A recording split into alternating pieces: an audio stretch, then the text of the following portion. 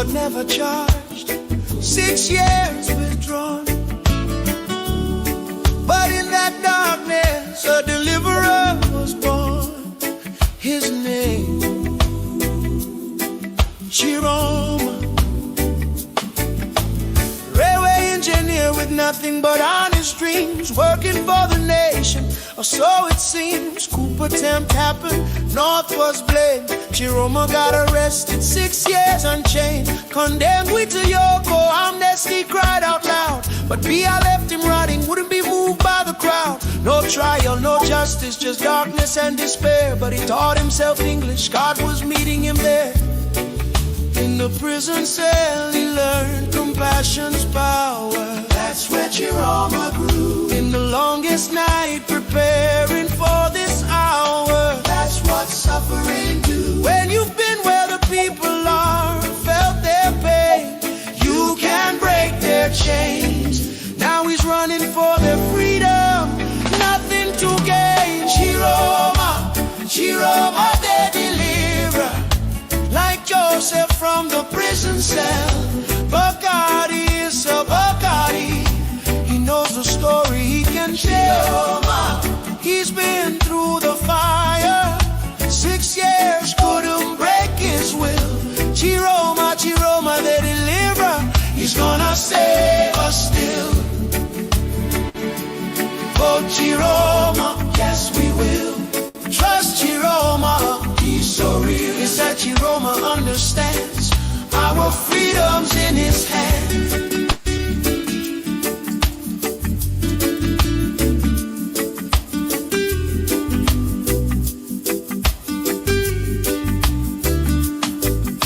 They try to break his spirit, thought 6 years was enough. But trials only make you stronger when you're made of tougher stuff. From prisoner to minister, then back to opposition, because he saw the suffering needed a new vision. June 24, 2025, he walked away from power. Said, I can't defend this system for one more hour. Left the government to fight for you and me. That's the kind of leader who will set our nation free. Joseph was forgotten in Pharaoh's darkest cell, but God was preparing him a story he would tell. From prison to prime minister, God's timing is divine, and Tchiroma's story echoes through the sands of time. 6 years in darkness prepared him for this day, to lead Cameroon forward in a brand new way. Not with bitterness or hatred, but with vision clear. Tchiroma's time is now, the moment's here. Tchiroma, Tchiroma the deliverer, he's been tested, he's been tried. Bacardi is a Bacardi, nothing left to hide. Tchiroma, from Condengui to the palace, watch what God will do. Tchiroma, Tchiroma the deliverer, he's delivering you. If you've ever felt imprisoned by the system, if you've ever felt forgotten in your struggle, if you've ever wondered if change could come, remember Tchiroma's name. 6 years in chains, now he's breaking yours. But October 12th,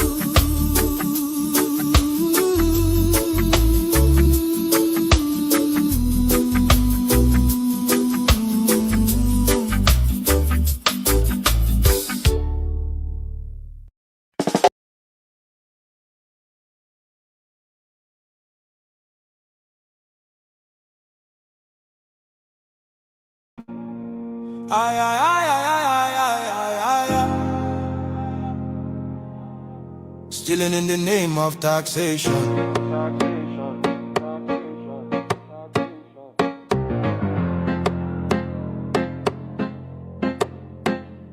Shine your eyes, smell the coffee. This no be reform, now robbery with grammar. Then call them tax reform, but we see deception. Stealing from the poor under policy protection. Broad daylight robbery, pen instead of gun. Sign paper, drain pocket, tell us suffer small endure. People they struggle just to stay alive. Food don't cost, fuel don't climb. Yeah, then still they tax the hungry man. No accountability, no evidence of plan. Tell us where the money where you not don't collect. Roads they cry, hospitals they beg, schools they decay, youth they roam, but tax money vanish, nobody knows the home. When hunger they shout, them add more load. When people they bleed, them still collect toll. Now suffering economy tax to death, and them call them leadership, God I beg. Stealing in the name of taxation, legal looting of the Nigerian nation. Stealing in the name of taxation, robbery with suit and documentation. Stealing in the name of taxation, no accounts, no explanation. Stealing in the name of taxation.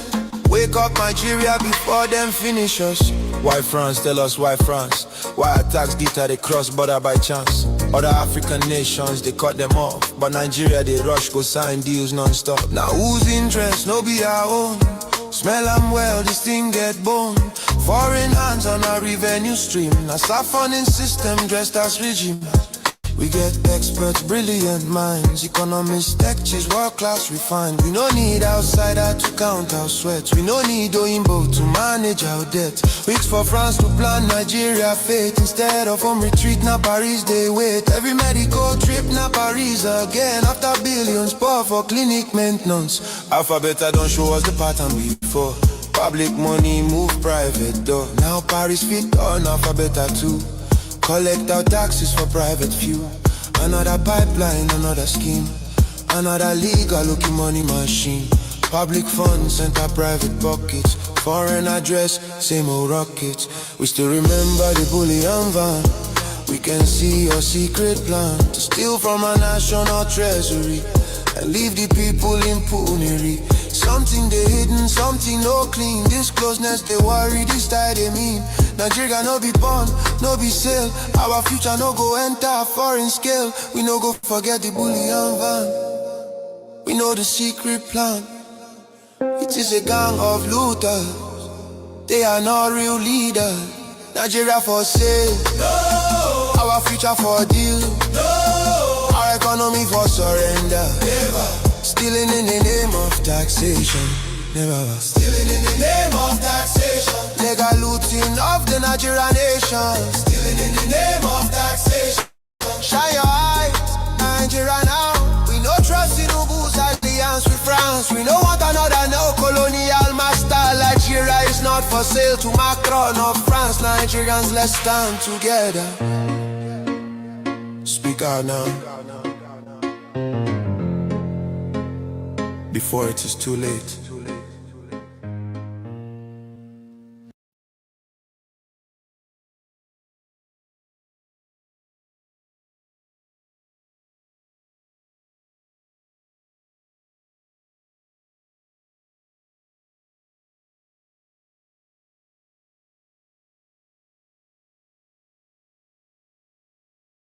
Where they have a governor and number 3 man is from this state. Same party.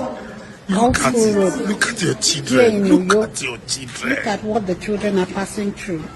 This is the childhood. The children in school. Look at them here. Look at your children. And our governor is busy telling us that he wants to go and build housing in Abuja. Look at your children. But here in they are the turning the country to one-party state. That he would have look at your children. See your life, and you are quiet. These people out. Look at the children here in school. Look at them. Look at what. See your life. You don't have any more life. The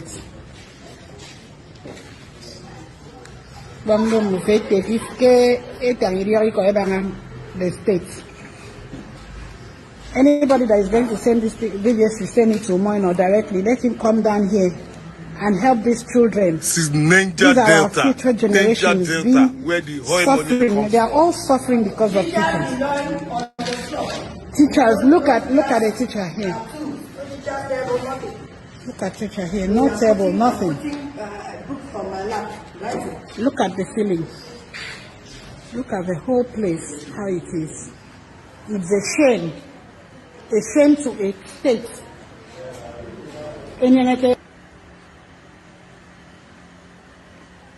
at where the oil comes from.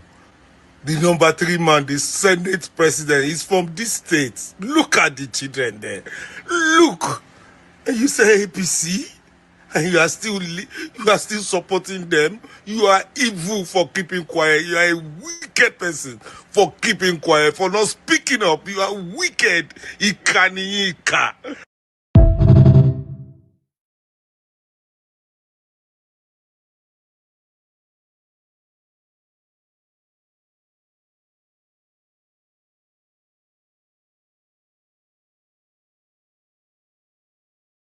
I'm an indigenous of Rivers State. I cannot be here where a bookkeeper will snap this piece from his place. Come and give my other visitors, make them to feel uncomfortable. Rivers State is not a problematic state. So I want the government to look into the situation and just ourselves out of Rivers State entirely because they are overdue. So all these people that are acting like an animals, barking like a dogs, you have to understand that we are all animals from kingdom Animalia. The only difference between we and you, it is we are Homo sapiens. But I don't know which species you belong to. So, whether you belong to Dakus species or whatsoever, you have to understand that we are ready for you. In as much as we are living in Nigeria, we are all Nigerians and Nigeria belongs to all of us. You are always trying to provoke our people. So our people here in the northern part of Nigeria are always being provoked by your attitude, by your stupidity. Whenever you exported their patience, wallahi, the consequences will not be easy. That is why I'm always trying to call the attention of government. You have to intervene in this trouble. You have to intervene in this problem because these are troublemakers. Are always trying to bring chaos. Are always trying to bring some bullshit between Muslims, Christians, between Hausa, Igbo, between all these kind of tribes. So whether you are from Igbo, whether you are from Anambra, or whether you are from Port Harcourt, or from Kano, or from Kebbi, or wherever you are, you have to understand. And Nigeria is belongs to all of us. There are a lot of your people looking for the goods, looking for business, having business, and we are always trying to make a settled arrangement of beautiful business between we and them. We are not mocking them. We are not harassing them. So we are always trying our best to see that we treat them in such a way that they will be happy, they will be comfortable, they will be admiring our attitudes. But you are always trying to push our people into the garbage of hatred. For goodness sake, wallahi, if our people started doing this bullshit as you have been doing, if they started doing this animality as you have been doing, wallahi, you will not find it easy.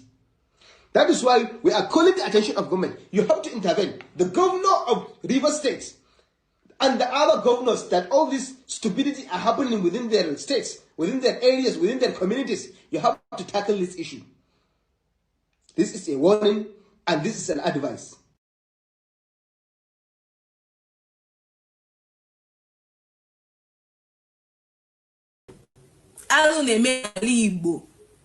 Unomakwana Fulani headsmen gburu mmadụ 5 n'ọgụ in Enugu State, and nobody is saying anything about it. God forbid. N'ala Igbo nke m mba.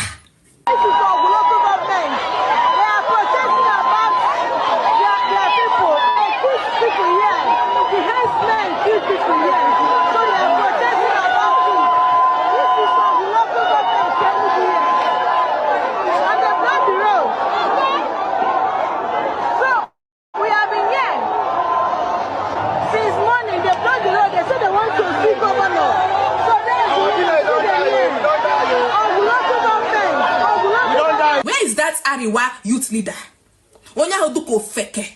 You can never see him condemn this kind of thing. You can never see him condemn the impunity his brothers are doing in other people's soil. You will never. Hypocrites. Just look at the impunity and atrocities his brothers are committing in other people's lands. But you will never see him condemn it. Never. Make Ali Igbo safe for Ndi Igbo. What is the job of the forest guard? Where was the forest guards when these Fulani headsmen attacked our people? Our southeast governors must do everything they can to resist these people. When we go to their own region, their own land, we go there in peace. We go there, build our business, live in peace. We don't go there attacking or harassing anybody. But when they come to our own region, they harass us, attack us. Is it good? Or this is not how a country should function. Mba. When you go to other people's region, you respect them.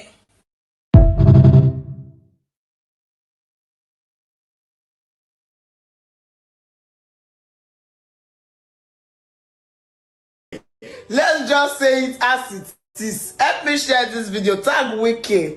Wiki, you want rig election. You know even say me you do one small. Make people not notice. You know when I say na fight go fit save this country. That's hey, she's inciting. I say na fight. Fight, like we fight. Hey. Everybody go to deck everybody. Now if we save Nigeria. Imagine AEDC, NEPA, coming out to say that they will off the lights tomorrow. There will be power outage. In America, everywhere would have been shut down. Maybe now. Network providers have been arranged to probably glitch. Network would glitch. I say it is fight. If you see me protesting, just know that she dey protest, make them not say she not come out. Deep down my heart, I know that it is fight that can save Nigeria. Imagine the APC, they get two candidates. They drop the stronger one and pick the weak one. For this AMAC election, there are two candidates. They drop the strong one, they pick the weak one. And then the PDP candidate is now meant to step down for APC. A joke on democracy. A joke, a disgrace. This is the worst regime ever. That's why you see people like Umahi go up and down and say, I'm stronger now. That's why you see idiots everywhere, because the president employs fools. That's why he needs to go. You see this AMAC election, everybody just they look like this. If you go, if they permit and not they vote for Abuja.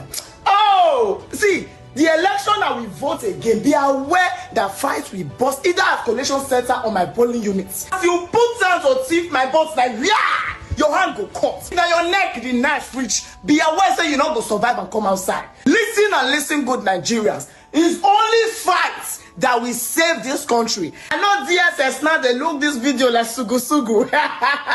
They want to show what me, but and God will punish you now. Now Google kill all of you now. Please, Abuja residents, come outside, come and vote. Come and show them that everybody here in Abuja is not similar to Fubara. That Abuja is not Port Harcourt or Abuja is not Lagos. That you people have a mind of your own and you do your own. Thank you very much for listening. Wiki, you say you are like a bird that has teeth. You're not there, you're not there. You just spoil everywhere. Don't worry. The God will go punish you. You see, they do press up. You they allocate lands they give your children. You they destroy everywhere. All because you say you they dry. I'm not cursing you. I'm not cursing you. That will come. You Wiki, you will beg for relevance. You will not see. Morphos. There will not be lights in the whole of tomorrow election. There will not be this, there will not be that. There is no movement. There's no this. I say now fight go fit save Nigeria. Oh! Not say na lie.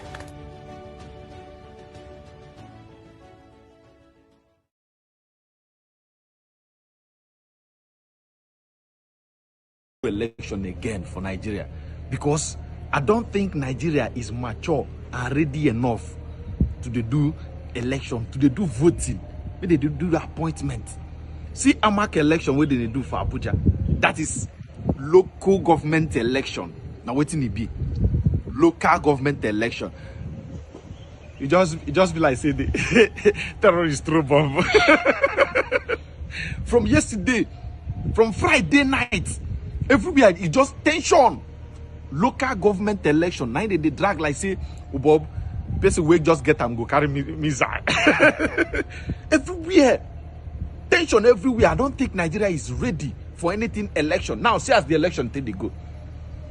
Since 2023, when they do election, 24, 25, 26, 3 years now. The last election where they do, general election where they do for Nigeria. 3 years. That is, INEC never improve anything. Still, same old story. Beef has no work. People go polling units, they don't see their name. Some people go, and only 40 people they there. Some people, they transfer where they supposed vote. They carry them, go another place. You know, go see your name at all. The same old story. Vote buying. You want to talk vote buying? Vote buying everywhere. You go see the people, they exchange power, money, they exchange. They go give you 1,000, you go vote. The only thing where 1,000 feet buy for Nigeria now na vote. Carry 1,000 now, say you won't go chop. You know if you chop better meal with 1K. But 1K go buy you votes. 1K. You go fit use 1K buy person 4 years. That's degree.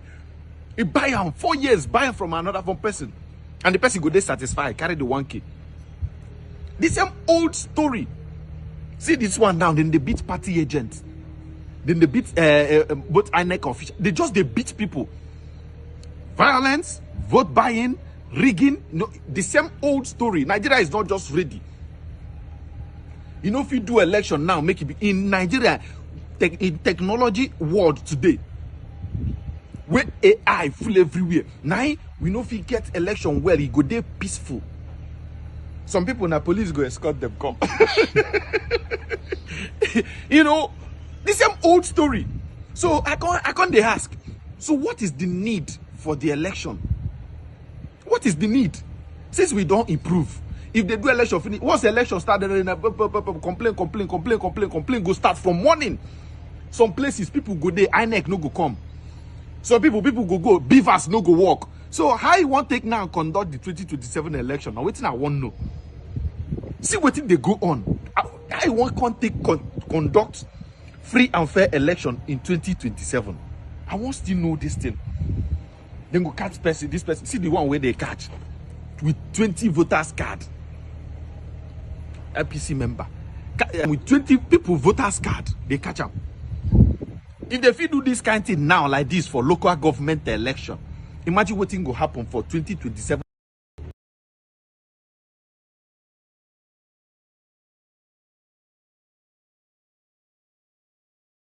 Fear before our enemies.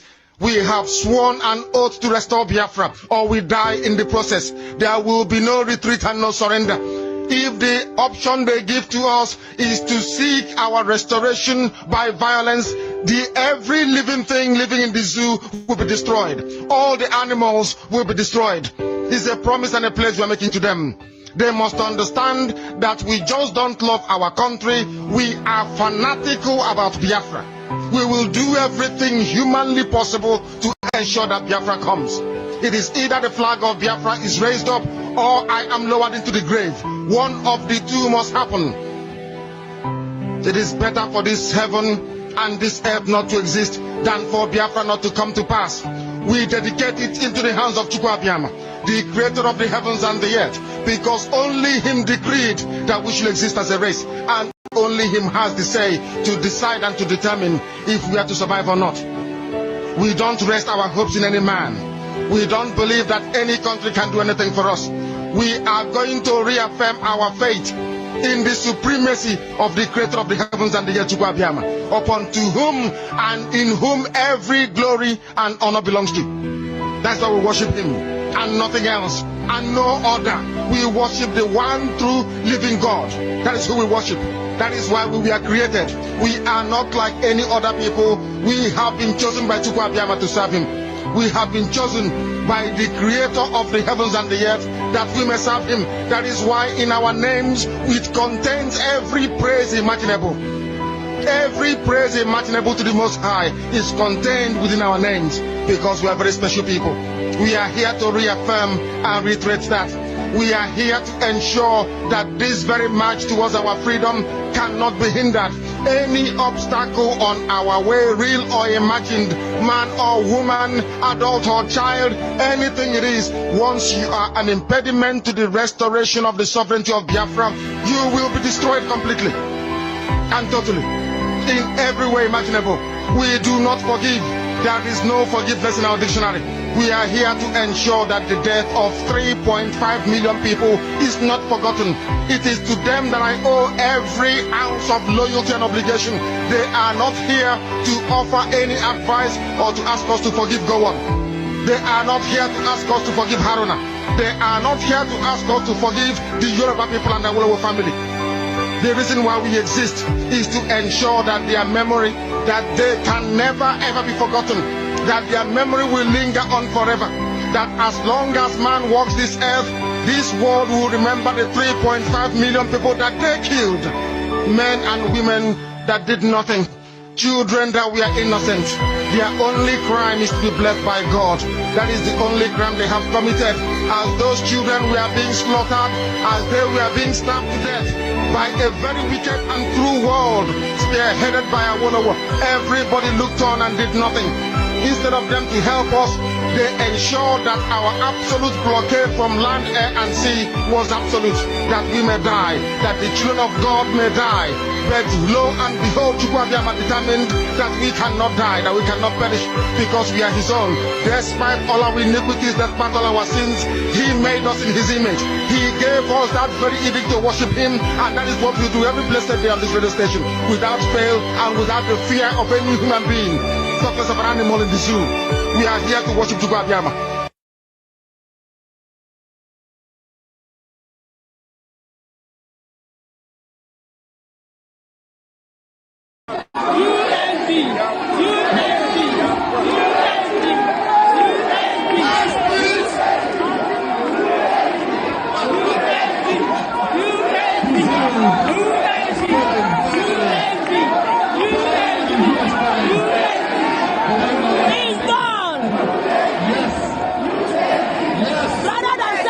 We declare it today.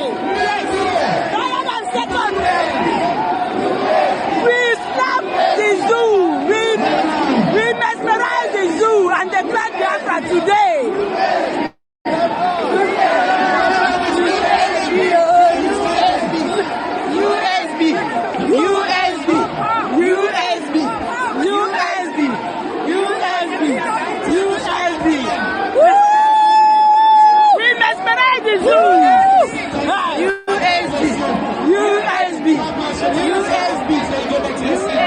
Please go back here.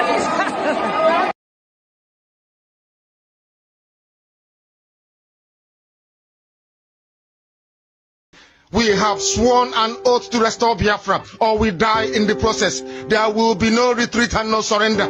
If the option they give to us is to seek our restoration by violence, every living thing living in the zoo will be destroyed. All the animals will be destroyed. It's a promise and a pledge we are making to them. They must understand that we just don't love our country. We are fanatical about Biafra. We will do everything humanly possible to ensure that Biafra comes. It is either the flag of Biafra is raised up or I am lowered into the grave. One of the two must happen. It is better for this heaven and this earth not to exist than for Biafra not to come to pass. We dedicate it into the hands of Chukwuabiama, the creator of the heavens and the earth, because only him decreed that we should exist as a race, and only him has the say to decide and to determine if we are to survive or not.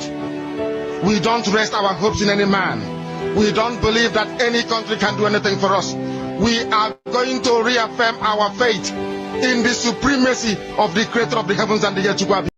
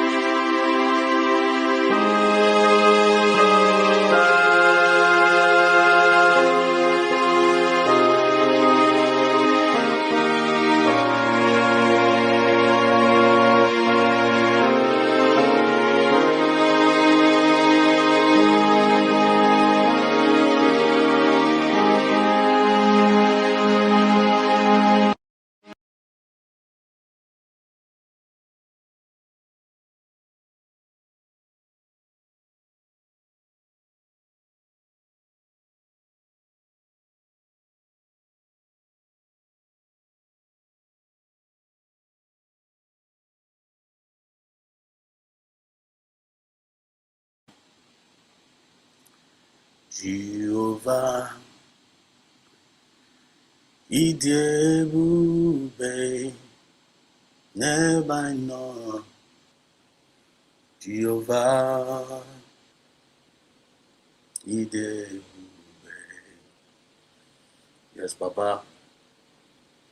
Jehovah. Idebube never know Jehovah. Idebube. Jehovah. Idebube never know Jehovah. Idebube. Anyway, God. Ibueze for real. Nelua Inachachi Papa Nalamo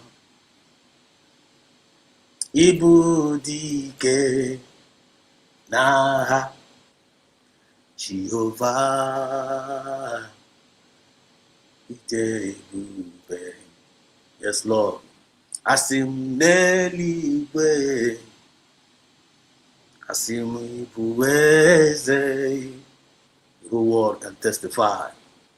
Nelua, you are the king. Nabaye, Asim Nalamo in hell. Ibudike Naha Asim Jehovah Idebube. Asim Ikedinelu and Ikedinala Ikedine Mankechuku Karifa Chai Ikedinelu Ikedinala Ikedine benine manke chuku kaifa. One more time. Ikedine Ikedinala Ikedine benine manke chuku kaifa.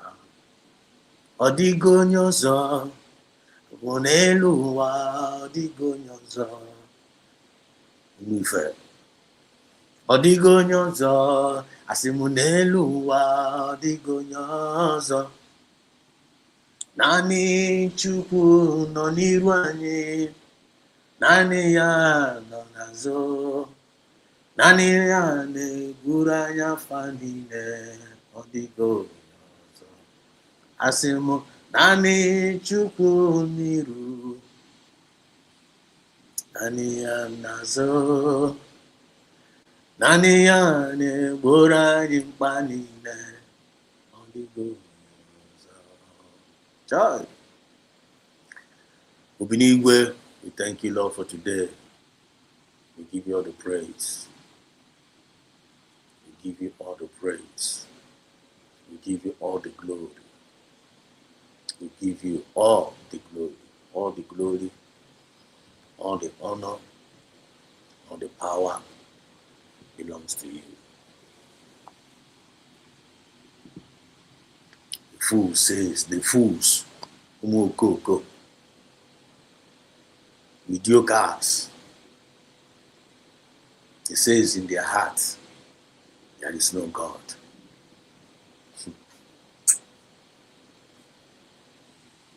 The fools says in their hearts, there is no you. Whenever they mention their name, mention your name, Anna Bosa. And I say, no, when you John, can I mention your name? Can never be our portion. It's not the portion of me. It's not going to be the portion of my family. It's not going to be the portion of the children of light. I got with the portion of Unife. And it's not going to be the portion of our community. It's not going to be the portion of our nation, USB. I got our portion.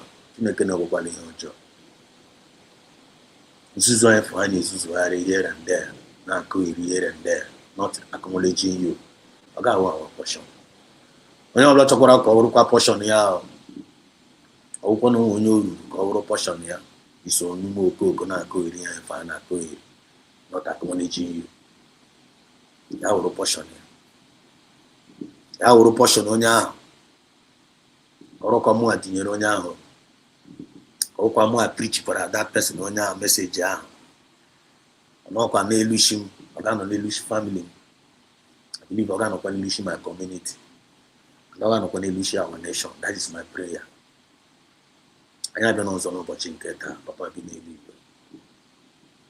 giving you praise, giving you all the honor, lifting up your name above every other name, above every other challenges, above every other demons, satans, here and there, principalities and power, I need lift up again, above every other name. So when you see that is one of the primary purposes you can. Down, I used to ask myself, where am I before? I bet I'm not before I'm done up to now. Am I maybe not before? And the one you're blind never and guy into my born not before. When you wiki check and you move be anime brain here, no may born not before you are tore down wa. I know got me pioneer one day, I found I don't know why. I found I won't mass, I be donate. I want to come, ye pampas. Be Gawije. If you guys in a school, and go primary school, go secondary, some people go university. Where a human being not by the lower. Some people only believe it, some people on their mind, some people on their lawyer, some people who didn't use their condition, some people who didn't use. It's not going to carry in.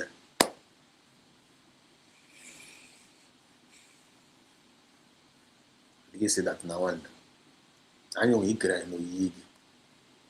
That is what he told us. He cry no yigi.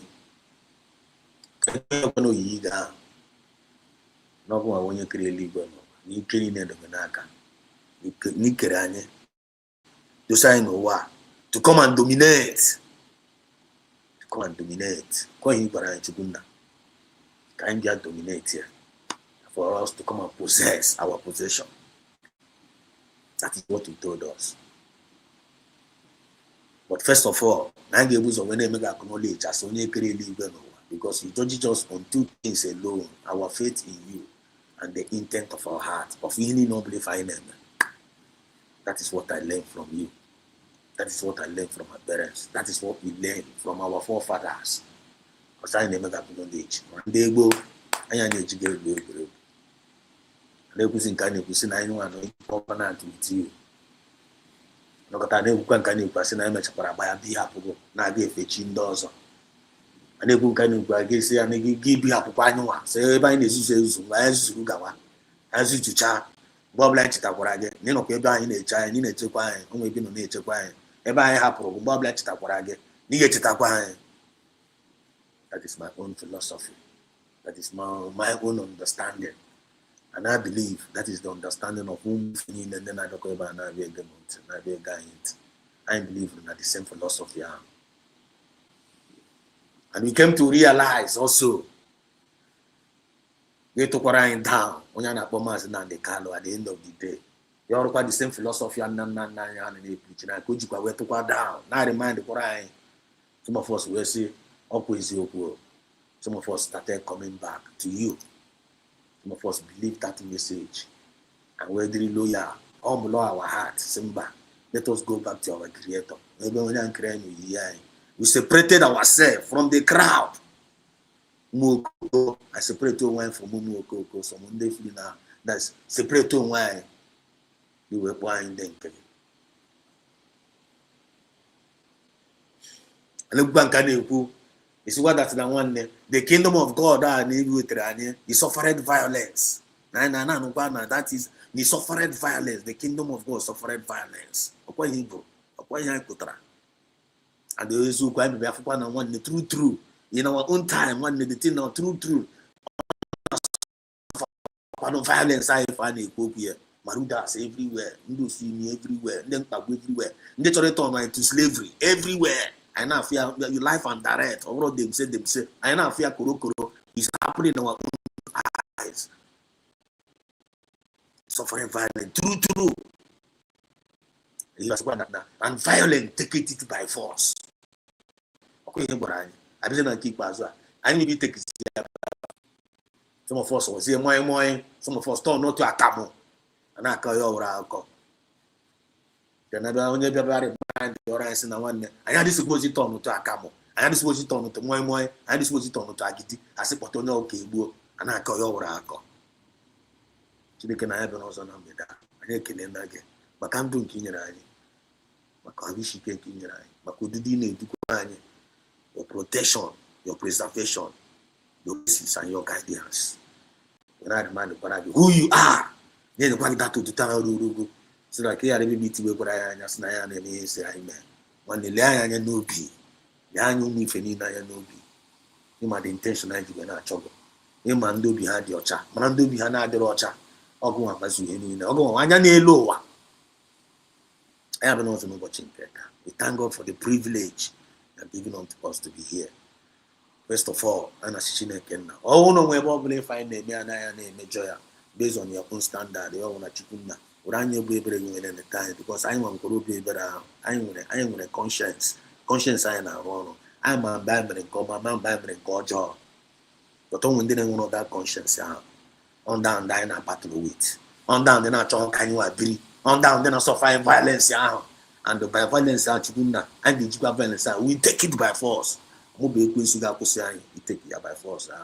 So long as we are breathing.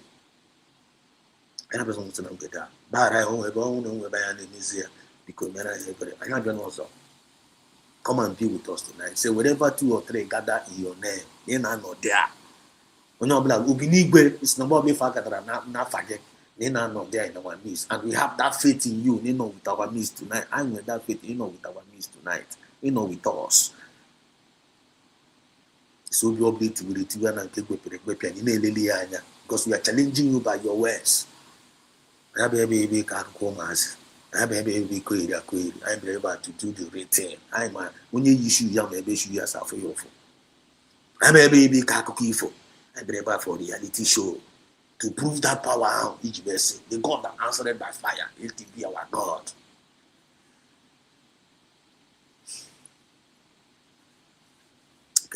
Because you never fail, and you have never failed us before. You are showing us sign after sign after sign, with us. And I have no sign and and when some of us they will unbelieve in them. When some of us they do weak in us. When some of us, then when some of us, then I get when some of us, then I boss. But they all go on one and then we thank you for that privilege. You don't believe I give discussion, I believe come and be with us. Let us inspire one another. Let us hear from one another. Let us encourage one another. Let us ginger one another. Let us take that our possession by fire, by force to your own glory.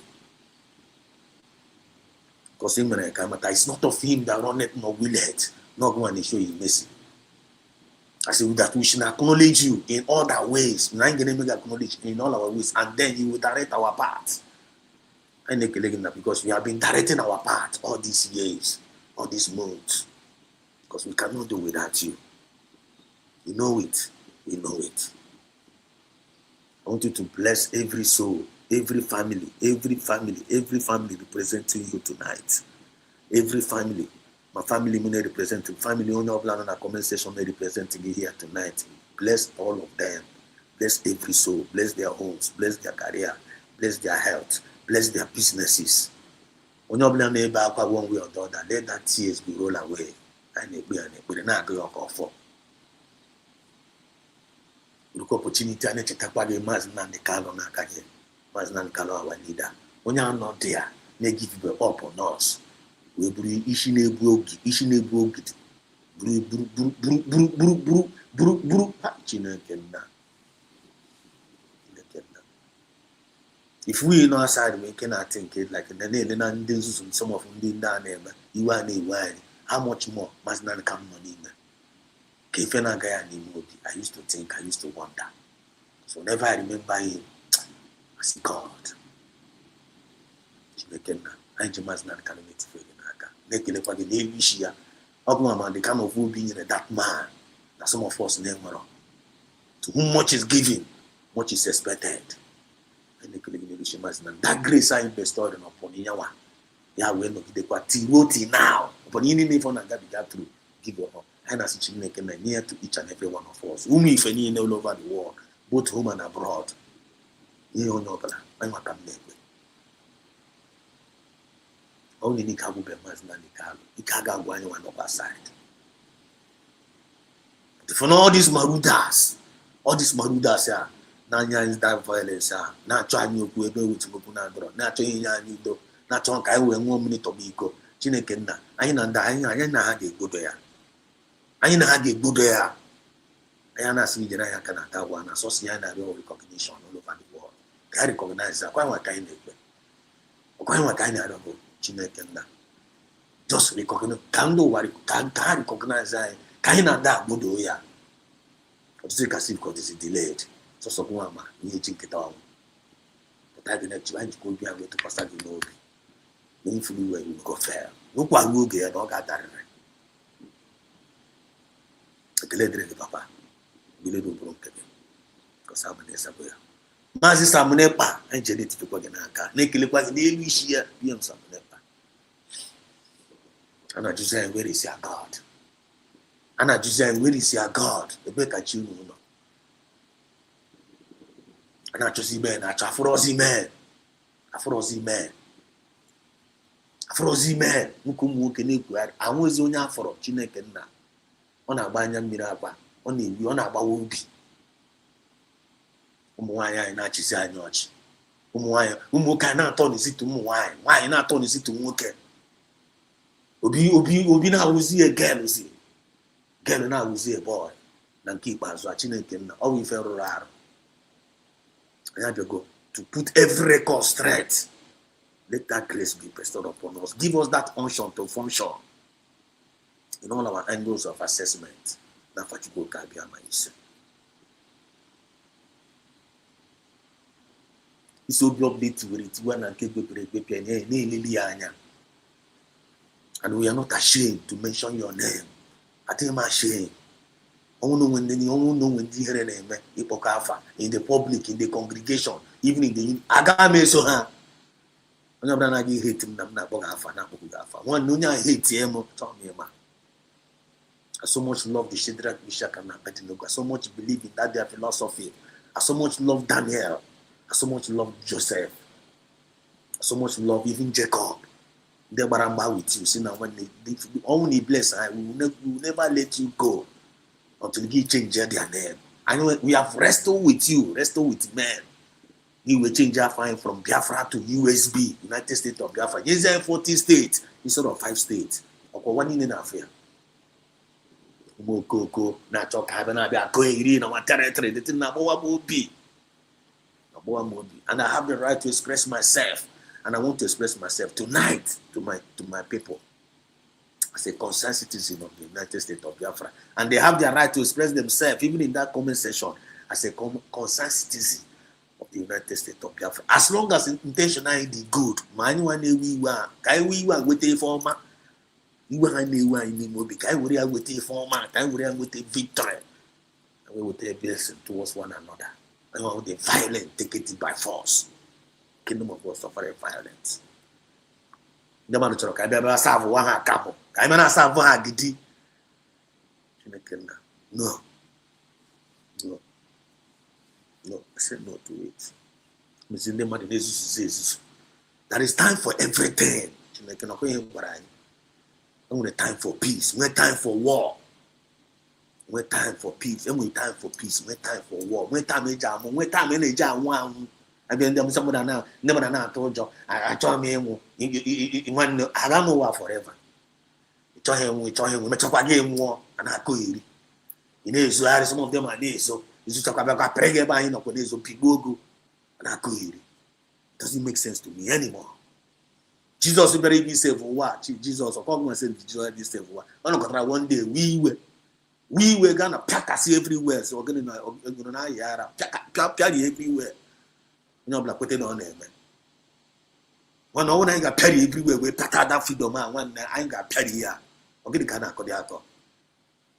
Sansim no mere again, no matter as one, nobody is too much. Can you know, I'm cotazier.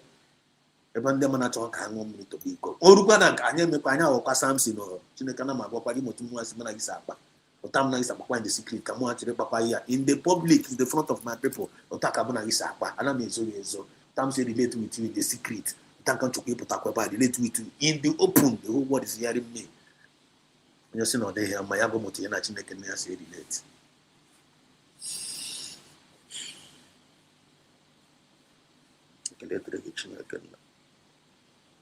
Little broken.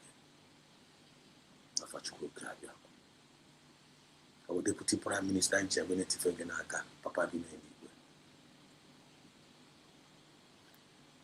That woman is trying her best. And we are making a strong heart in that woman, strong heart. Otherwise, now. I make a living all those cabinets, the cabinet and Pokoyanazo. When Diamaro. And I'm on grace and I'm the way on and I'm with the way by this time. On the midst of challenges in Nina, I make a living issue. I can't the judiciary because I'm for a right to one now. I'm going to write this in one that I forget to move go. No, I got face their career. That's slavery and I go by maybe slavery not to slavery not to I got slavery and I go and I got test for slavery. We put it on him. Because I found the reason why I want some people in our fighting for the in our if and our fighting can we save on them from slavery. I want to say now about speed kitty now about slavery. Even go and fighting for them and ask I don't get it. I don't get it. I don't get it. Kitana come remember say what I say the reason why Moses we carry the 10 commandments in the wilderness. Oh, can them mad. Can them mad. That reason. Kita come the reason why Jesus very be one which is when they live about to we sitting can no longer possible. Can't forget his mission now. Can that more just but let your will be done. Kita can water. Kita can with kita na can water the reason why man can ja ko ndi igbo yi na for the entire nation ndi igbo na for any na man kan na igbo. Kita can water. For me personally, Makoto so about you drum message na Chineke no ya kama you aka ibe dey onye aka ga na be be ko nokota have man challenging putama na be aka akụkọ every na ma putama na be etimpu ndị na-etiri mkpu self some of them ana hotara ihe na akọ ilu ha na aka ala only for ụmụ ife so ụmụ ife children of light na hota ife na akọ here so ụmụ ife na hota and had a few among us go and go see na those few ụmụ ife none that teacher use we change the world kwenye gbara. Those few are this no change the world, and I mind you no. I mind you no. Those few are with a hand or they are more than I know them, they know me. I be connected in the spirit.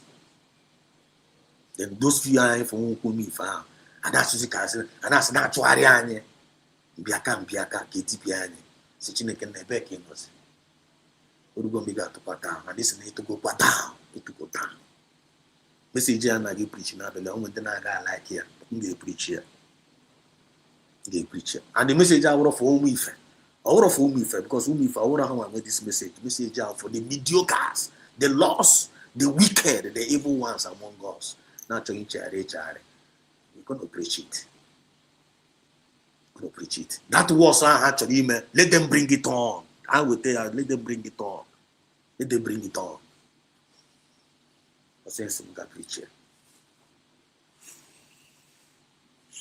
Thank you, Papa, because you're going to make a name for yourself to your own glory. That's what you go, Kabiama. He said. He said.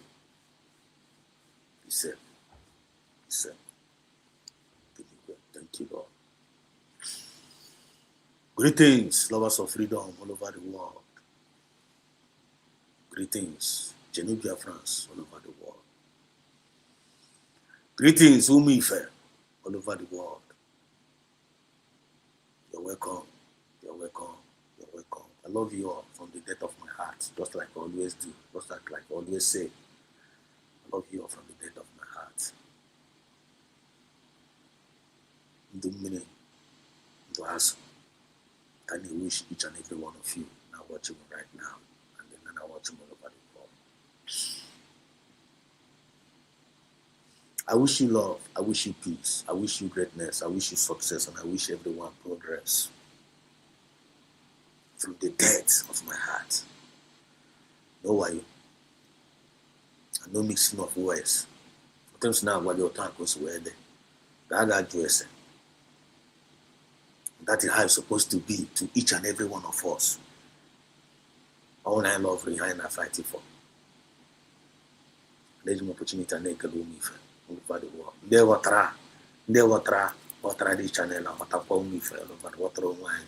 You won't go to I swear to God Almighty.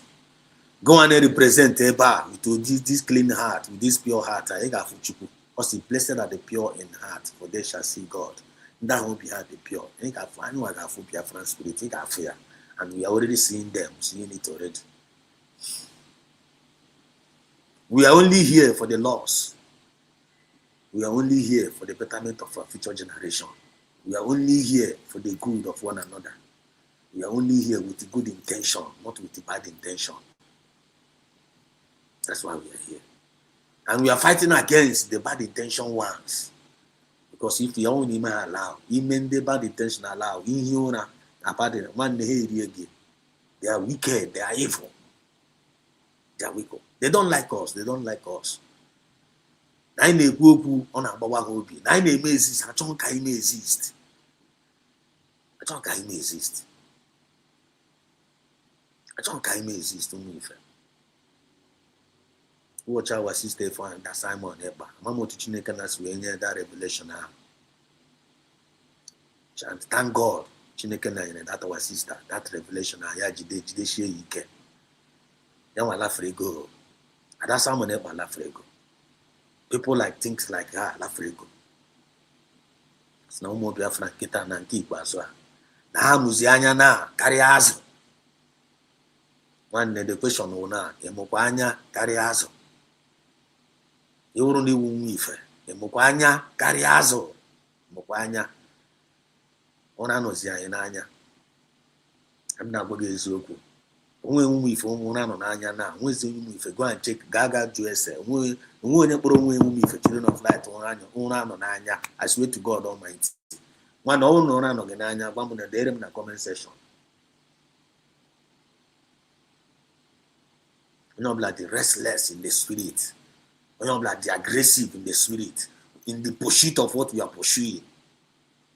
Sometimes you cannot join again. What is wrong with you? She man, they possess. I don't they possess with what we are fighting for. I want that violence. Violence, take it by force. Are you not experiencing it? Are you not experiencing it? Are you not experiencing it? You're restless in the spirit. And the only time I'll be like spirit telling I do you like kind of afford you until I ain't going to that thing I find a job before getting the rest of mine. Without them, you get the rest of mine. And we are not here alone. We are not here alone. Kitas now, the Biafrans kita now, but here carry our work. How am I here? Their senses here, they now carry their work. You can't trick them anymore. You can't trick them and deceive them anymore. And the violence in the spirit. Kita na hana chitonus, hana turns into a beast now. I'm on the level now. They are turning to become a beast. I turn a beast. That prophecy on a number. I turn to become a beast. This mood up now. Message change now. Message never change now. I want to argue from message of up from message of redemption. Message of redemption up Time of the message of the day, the liberation na achieve bazina message of fire. Message of fire now. Can achieve faces and get bazina message of fire. Okune or the very, very dangerous. Face and the very, very dangerous. Message of fire can achieve. Some of us are going to become fire. Mamu na fukwaya, una notice where. Mamu na notice the time and the season I know now. No matter the time and the season I know now. This may not sound sweet to many. This may not sound sweet to many, but all will be that truth. Meanwhile, I can make a hashtag USB to the world.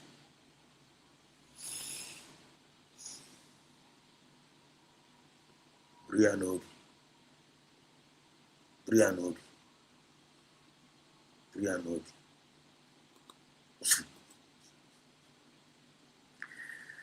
God bless United States of Biafra.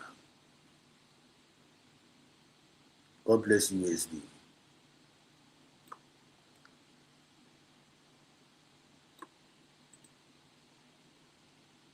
God bless USB.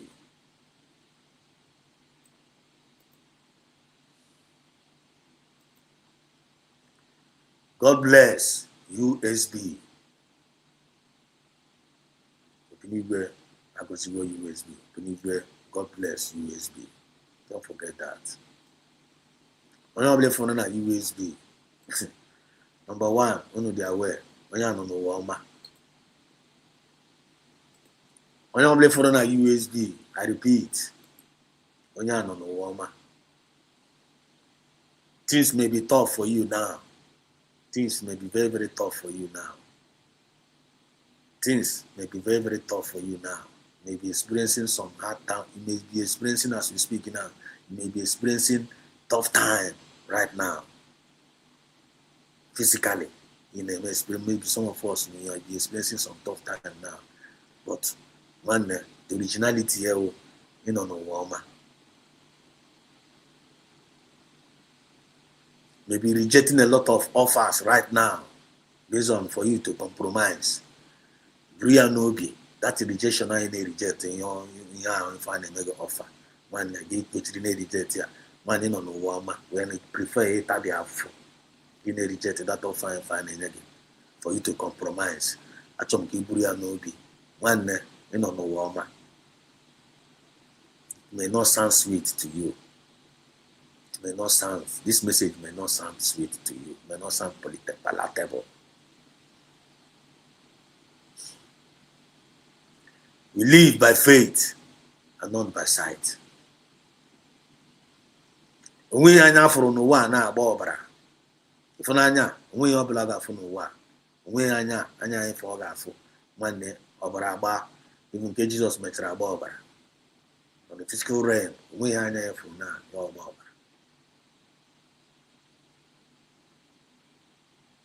When you have four play fine, I got to get through right now. And when you have four play fine, I got to get through right now. Now we know maybe in the past. When then I got to get here. As a matter of fact, when they kind of have fine attack it and I got attack career Job. One the story of Job, right? Job is a living example. History book.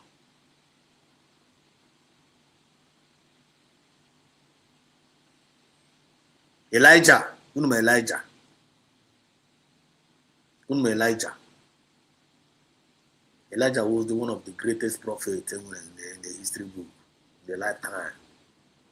When you know me, come to yourself, command the Oko see Ligwe, Raja. That challenge prophet Ndamumoa. Someone, Okagon, what you going to too much now? Gonna put there. No, I go to here when I want. As he call upon that God, Fulani Caliphate, you know, call upon him, you know, Poya. Poania, Kamana Kibe. Yana have a good day, Chineke Nazaya, they are finished here. Because I say that God they find a line and go for the works in a very, very mysterious way. He got my way to do that, do me. Or do me. Don't want to be patient. One of the patient. No more judge say fruit of the spirit. You're seeing resilience. One of the seeing endurance. But the music can have long suffering. Count in the man and age in town. More hate to man count. Can't find out long suffering. That one now. Okay, long suffering now.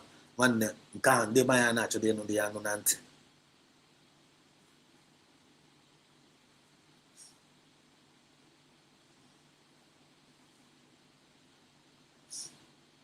But endurance. You can't get enough for now. You can't motivate when they express.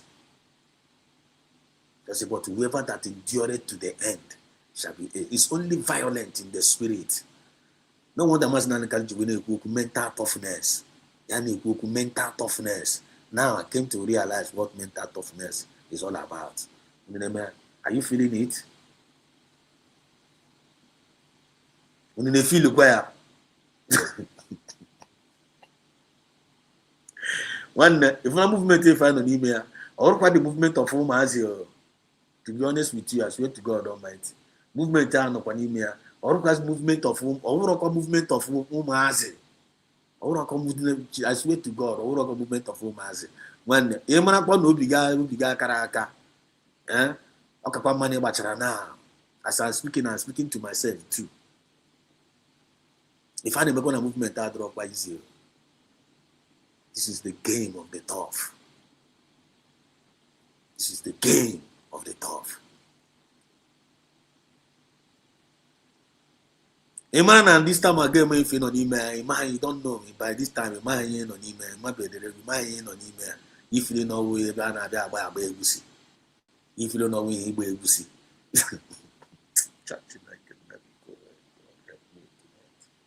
if you don't know where you're you only about join the movement, you already join the movie, but I got baby, but a cigar side, I got a cigar side there. You are a joker.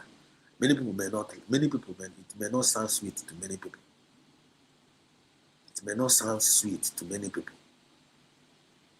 Feeling a movement of you baby, you baby, you won't kill, you won't why.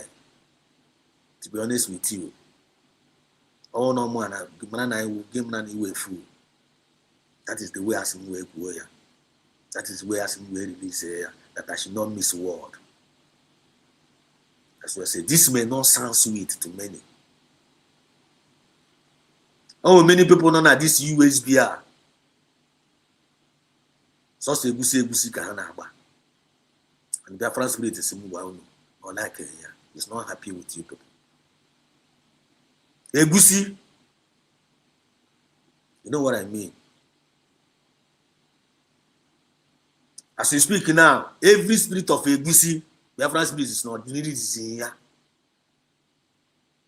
Egusi, I'm in a very, very critical hour. Our enemies are on us. How does it mean? No on us. Pastor Carlos said they are coming. Nahabia go, Nahanabia, and the Hametrabia, Abia, Hametrabia, Habiago, upon a fuga, Nahabia go. Even Habatago, I need me. I bagide egusi, our enemies, but I need me, but I need it virus, need it. Some of us can have egusi. This message may not sound sweet to you. The time of egusi had to go over. Not that it's supposed to be their work in the spirit now. You are gifted. You that you are actually gifted. You only the gift of make use of that gift. Go when they wanted the passionate, when the passion of they know how to consult God. They know how to intercede. Intercession. They know how to intercede. When they wanted that gift. Some of them now wanted that gift. I just give time to say one side. Now about Egusi. And about that Egusi, you're not talking to now. You're not talking to now. Chefudu Yamana Chukundanyere. I will do Yamana intercession. Remember, Abraham interceded.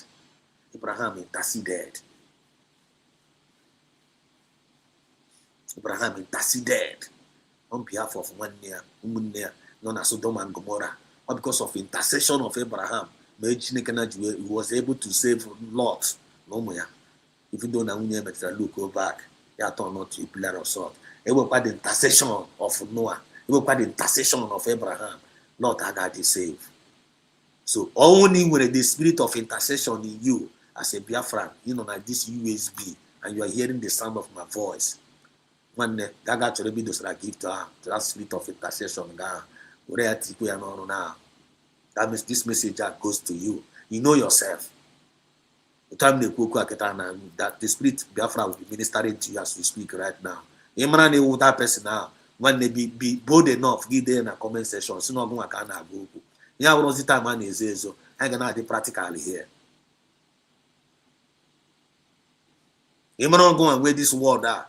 Give them a comment section. When we make a sure this signify or we're gonna but we got here. So not going at the end. Instead of not going, you are talking to me. I want your redemption. That is your own message of redemption goes to you. Because you are not using it to save the God's own people, Biafran people. Man, many souls, get millions of souls now. They are looking for justice. And when you are and you are not using it, he will begin to see. I'm getting my point now. This may not sound sweet to you as you are listening to me, but I want the bitter truth. And when they were warrior among us, when they took when they have the fearless, because Biafra we are not people have given us everything to possess our possession.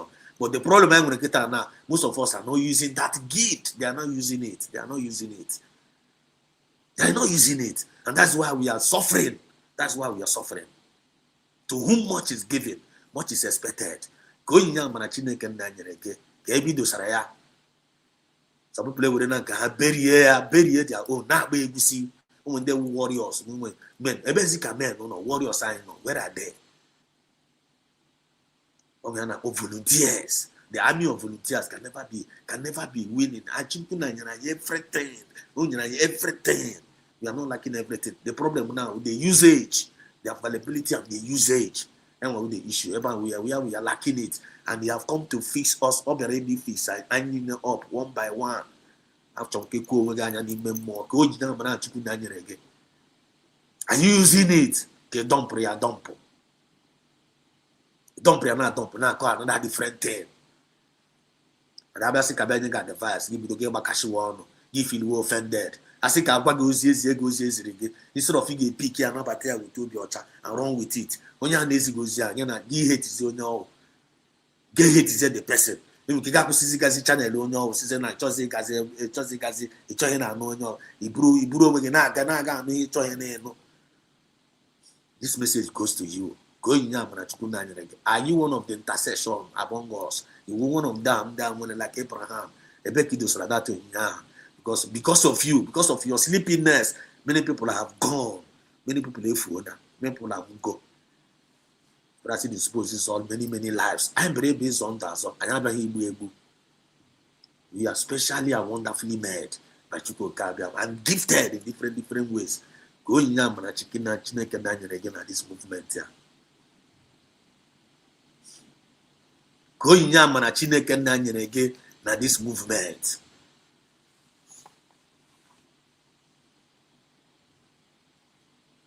Telling you.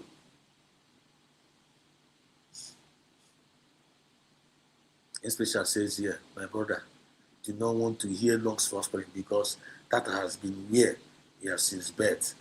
Chukwuka fasted this year, please, okay. Give them no rest until you find no rest. The reason why this long suffering attack out because we are not using that gift can we use it at this movement? Most of us are not using it, and that's why we are having that long suffering now.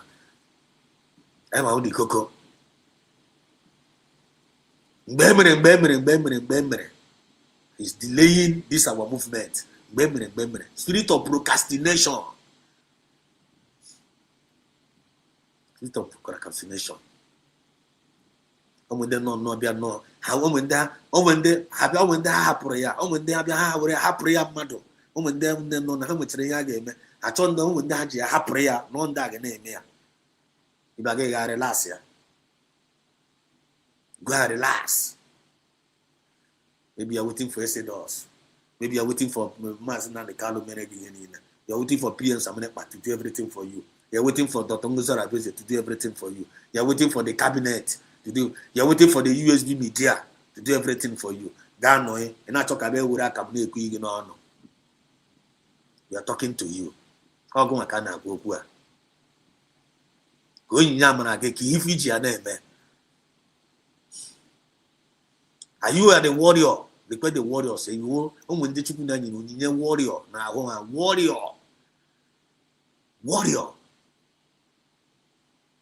I already. When they were in some of us when some of us know this Biafra. How will he kill Samson? One idea. When they know me, how will he kill Samson?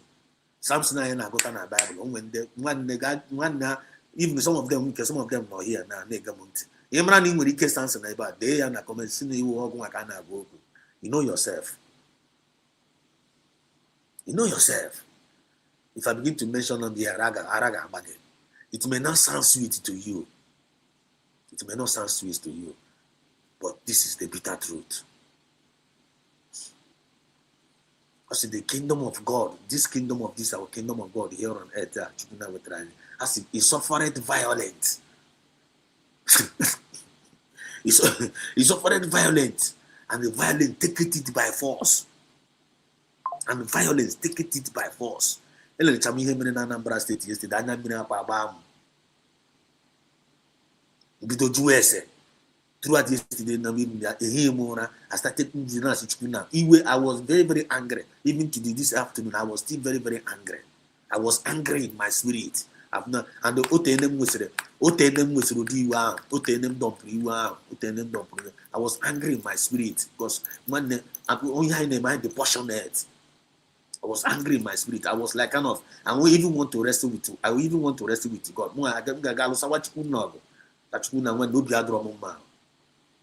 Because I don't like to hide my feeling.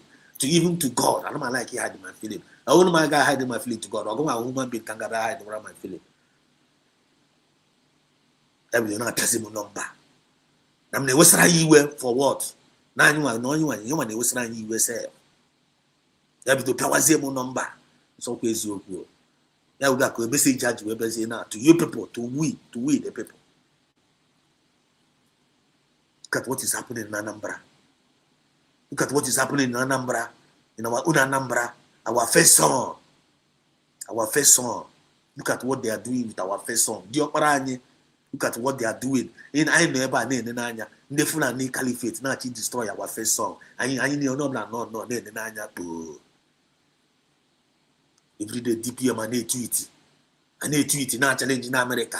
Then the people we are just there doing nothing. I never our territory. And we are going and I say going and I say going gone. The back our warriors, you know. Where is our warriors? Does it mean I am a back warriors? I know. I command the way who command the way of the Kewu Natanishikos, no matter where who Corona Tanishiko again. Okwaya cannot need to go tag this way on a meeting Chabayanya and that wine warriors. And the Igan that former old Anambra, Emu Dumebu, may the meaning of Dumebu. Or the Mubu Oro warrior they are. Ikemba Oro warrior they are. Jason, where is that name? Ebeka name mounted. Chinekananya, where is that name? Are you getting my point now? And never in the Fulani Caliphate, junior one of us was to destroy us, one person, one of Ufonye. Even in Mepon, we say, Imapona, Biafra has been redeclared. Biafra has been redeclared. Only comment about Rebam say, mad peace because no in spirit. You can talk comment here. It was the purpose of this. Regarding this particular program. I swear to God Almighty. If you now a program always. I'll talk my point. Because Bobatara, or just drop all this number, bacha. When we about para, and this is the message. The line about Liquidania na comment here. Nanya here, kind on the more here. I'm telling you. Also, Obatara just drop all this statement to bacha. We are this problem, and this is the message that I got. Men to Charese. Also, the only truth shall set us free. The only truth shall set us free. Also, we are no longer in Nigeria. We are no longer in Nigeria. Biafra has been redeclared. Biafra has been redeclared. I know what I got redeclared there. I have to go. Even though I lay our hand in our resources, I'm on that one. Even though I lay our hand in our resources, we are not wrong things in our land. But Biafra has been redeclared. We are no longer in Nigeria. That is a fact. That is a fact. Umuchuko Gabiama. Undi Kemba. Odumegu. Ebube. Name them. Finance. Why are we not representing that name? Okay, the problem, why are we not representing our name? Why are we not representing the name? That is the bitter truth. Why are we not representing that name? Is Ebube, behave okay, Ebube. Is Odumegu, behave okay, Odumegu. We are not go confess why I want to take from down as you and Anambra. Go and have a reminder in the Anambra state and one the young is ever Soludo and young is ever Ketana Soludo. When the power when I had to go party declared. I see you brave. I see you got good matter. I see you got good matter. One day we all go upon go and believe now go on to upon go. They came against us with their ammo, with their arrow. We are coming against them in the name of Chuku Kabiama. We all go back one no Soludo you have no ateba. When I had to go party declared, we are no longer in Nigeria. I know the message that Rokonola na appear. Amado then appear. Can I check? Kill your hand in the resources before giving the power number. Declare won't get here to the masses. Declare won't get to the nation. Declare won't get to that Nigeria. Reminding them every day. You want an idea and I had to go party declared. So Ludo. It aware that USB has been declared. We are no longer in Nigeria. Every Amambra people gonna appear Soludo. We even gonna state house or appear the number. As soon as Gabriel. As soon as Gabriel. Get writing when he gonna appear patchy our market. Koludo, get writing when he gonna appear patchy our market. First song. Get writing when onye do you negotiate Soludo. Onye di negozi na aga na nwa nnọkọ okwu ọnụ ka eji ekwu ya John Soludo onye di negozi anyị na-aga ọmọdụ na ajụ dị ajụjụ na Anambra steeti dị ana ebe a na-etimi a na-emeghị intimidate odumegwu gị na-aza odumegwu a na-emeghị intimidate gị na-aza ebube a na-emeghị intimidate gị na-aza Ikemba na nwanne. That is the spirit of cowardness. Onye nwa ya efu ndị a mekwara na Bible na nwanne na ha ruru di ya na ha fụrụ giant na ha fụrụ this one. They are not well able to possess their land. Ịnọ na bege Veda onye mbịarambịa na-abịa anaraga obeke and olekwanụ ka ha dị nwanne always very very shameful thing. Muchukwu Kabia ma to God who made me and you. Biafra State is not happy. It's not happy. This may not sound to it for you, but I am with the bitter truth. You are not behaving like Ebube. You are Ikemba. You are not behaving like Ikemba. You are not Dumegu. Ebeke your name one day. You are not representing. At the same time, you are sitting with citizen of United States of Biafra. No. Where is it? I say you got Burebe. No black Tom. Man, Ikemba, Ozi Okoko. Ikemba, Ozi Pussy. Nehezie. But you know, Ikemba. How come man is our no pussy now? How come man is our pussy? I'm not no pussy KO. Remind Orohan when you are being declared. You are no longer okay now. Feel like DPM every day. Deputy Prime Minister every day. On a queer tweet here. Not remind America. Not remind the attack him Nigeria. Not attack him Sahara reporter. Not attack here. That is what is expected for each and every one of us in a declare here. That sound why if I make all of them run away. You know that touchy on here. So DPM gonna here. So few people gonna here. Those of masses, the people. You feel that now power belongs to the people. The power belongs to the people. You know, I told you, individual name will not be intimidate. If I listen as Ikemba, if they gonna see na so the megu you ga never answer gide man na turn go to pussy cat anara ga ala ge nana ge bu onye obula no there yo na the name Chineke na nyina ya geji we warriors oburuzi efuru ohia Fulani na asa Fulani ababa urezi Fulani name nana ze go ogbe shame to each and every one of us. Shame to each and every one of us. I had this position as I say buba. You man they try na say one the position say buba. Chineke na on go Biafra spirit. If you know that you don't want to represent that none again that name it's going to take away that name from us. Fulani ga say buba. Oge megini you confirm on our name. Slave go anya go. I all got turned into that slave because I be very, very useless. Some of us be very, very useless mentally. Don't want to engage yourself mentally tough. In Azafi, don't want to act who you are. Ole kahade. Ndahana boroso. Ole kahade. Then opu declare who you are. You can't even declare who you are. Can't even declare who you are. Check this okoko. Check this okoko.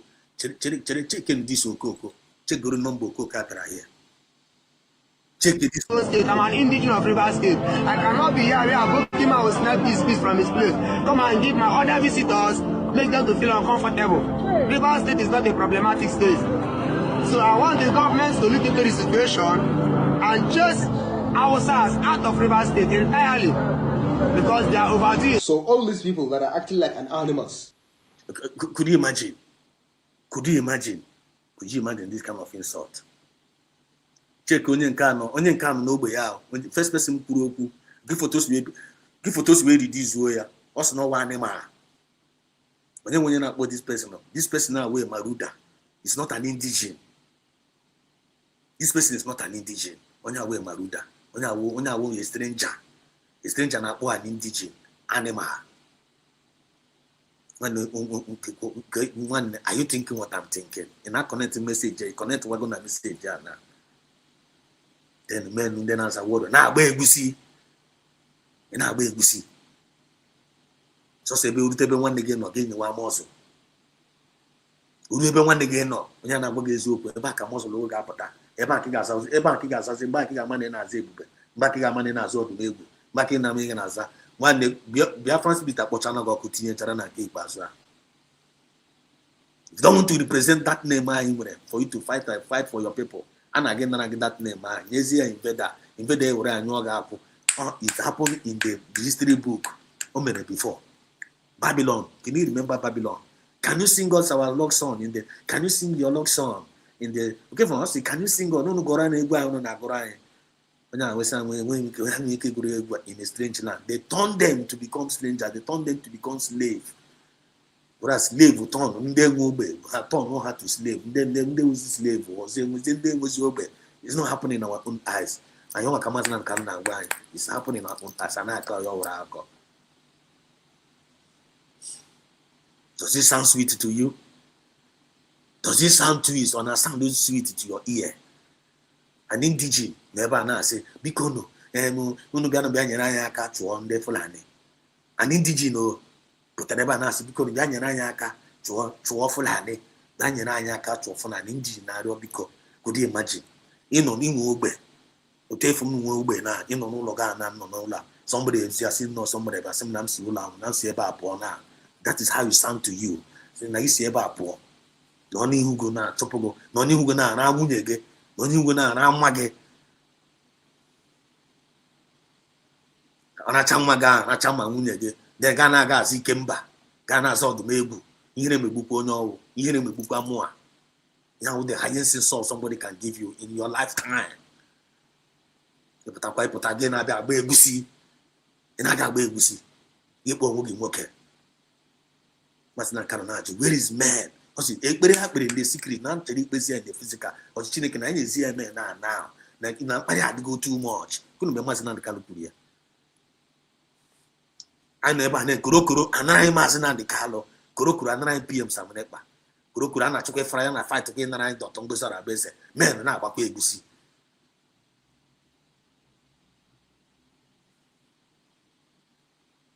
ọ na meseji a na-emetụ gị n'ahụ nwanne ọ na-emetụ m n'ahụ ọ na meseji a na-ewe gị iwe meseji a na-ewe m iwe All the message I not to make it aggressive in the spirit to be violence. That's the kingdom of God suffering violence, and violence take it by force. On the name of talking now, game man, was botonyara, game man, was botonyara, game man, we are even game man, I need ever. An indigene, not Robico, yeah. You can understand if you don't understand look at pussycat. Go to understand though. Hey, you can catch up on the house, Japan village. When you can say, look at this monkey. When you borrow a monkey, I will only dispose of monkey. This Okoka now with the monkey now was lion monkey. Monkey now was lion monkey. Because the indigene, when you will be, I am with the lion. Look at Masina the Carlo. Masina the Carlo, not where you face the whole Fulani. Never and preaching. As we speak in all rejected Tulumbu, warrior and Allah, lion of the tribe of Judah. Then anyone was a pussy. Chineke nepele your jaw. Chineke nepele your jaw. Or go get in Elisha and Hibiko. This is now with Butaro. I put a head to join internet. Now be busy. Not busy. Now I obey. Not busy. Now I'm not busy. Now no mind. Not busy. Ne grind. Not busy. Not converting them at the shala. I never now be busy. I check a mass na calopata. I need check a PM Samene Papata. I need check a mass na calopata. Ne check a PM pata. Shame to each and every one of us. I want to name money here.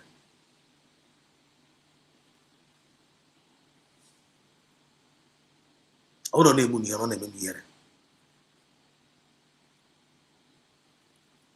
We saw this kind of spirit before. Only then we take this kind of intel and email mogo. Only then we take this kind of intel and email mogo. As we speak, you know, you we take this kind of intel from Biafra spirit in email mogo. Yeah, man, they know in email more. As a carnally minded man cannot understand the things of the spirit. As the children of Issachar know the times and the season and email. Get the time and the season and email now. In a check where I watch. These people are coming, eating you up like virus. And everybody go channel Nobala. Masinat Kalu said they are going to buy many people, even the let. Now they go. It's not happening, it's happening. But to God be all the glory. Masinat Kalu knows there are people that are born for this.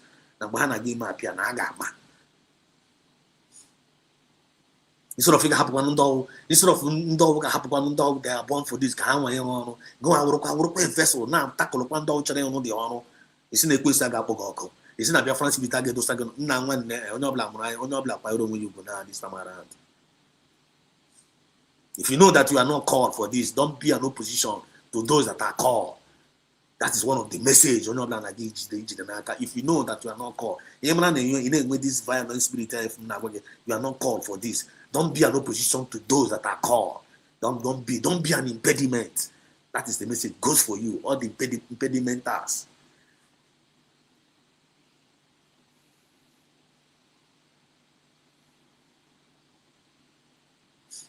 Some of them are Tajracha Kudene. Some of them are Tajracha also. Some of them are Tajracha Pusika. Some of them are Tajracha Koke. And Atagana Fugu Breeze. In the name of Anopan, inside this movement here. You don't even know what you are doing to yourself. The Biafra spirit is not happy. Look at this person, calling that person a monkey. Okohwana Rupa de Arwala. Okohwana Jibataga na Mamado. No bege. Okohwana Jibataga Magi. Agabe no bege. Wele Daga na Magi. Ma papa ge daga, ma nwunye ge daga, na nwunye gi n'ihu go. Then isi ka imepe ọnụ okwu ha kposie gị monkey. N'ekwe ebe a na-echikwa gị warning on top of it. N'ebe a na-echi ya Southeast governors warning. A na-akọ ya ọwụrụ akọ. Then ị ga-esi na ya bụ nwoke. Epụta ga-esi na ha ji egbe sọrọ ndị agha. You can't even mepe oh my God. Mepe ọnụ go declare you than declare you have been declared. Ground up now, you are no more with them. You are no more with them. They know see with them. No how wanna chogo opu. No how wanna chogo opu. Epu opu ge had ge only want touch on there. Then I want then up na bia gwazigi lekwe you those where they this not that who's your enemy na this people there they are the one that is inciting. Now down they incite. In my heart piage they incite violence. Whereas they are the one bringing violence to you. Ipuzo opu asigi they incite violence. Chineke na bogo. Ekwesu kpọkpuo n'ọnwa ọkụ. Amadioha will visit you. Amadioha will visit that person. Enough is enough. The violent take it by force. The kingdom of God suffering violence. The violent take it. Only they will violence. Also known as suffer violence. Are we not suffering violence now? Are we not suffering violence? And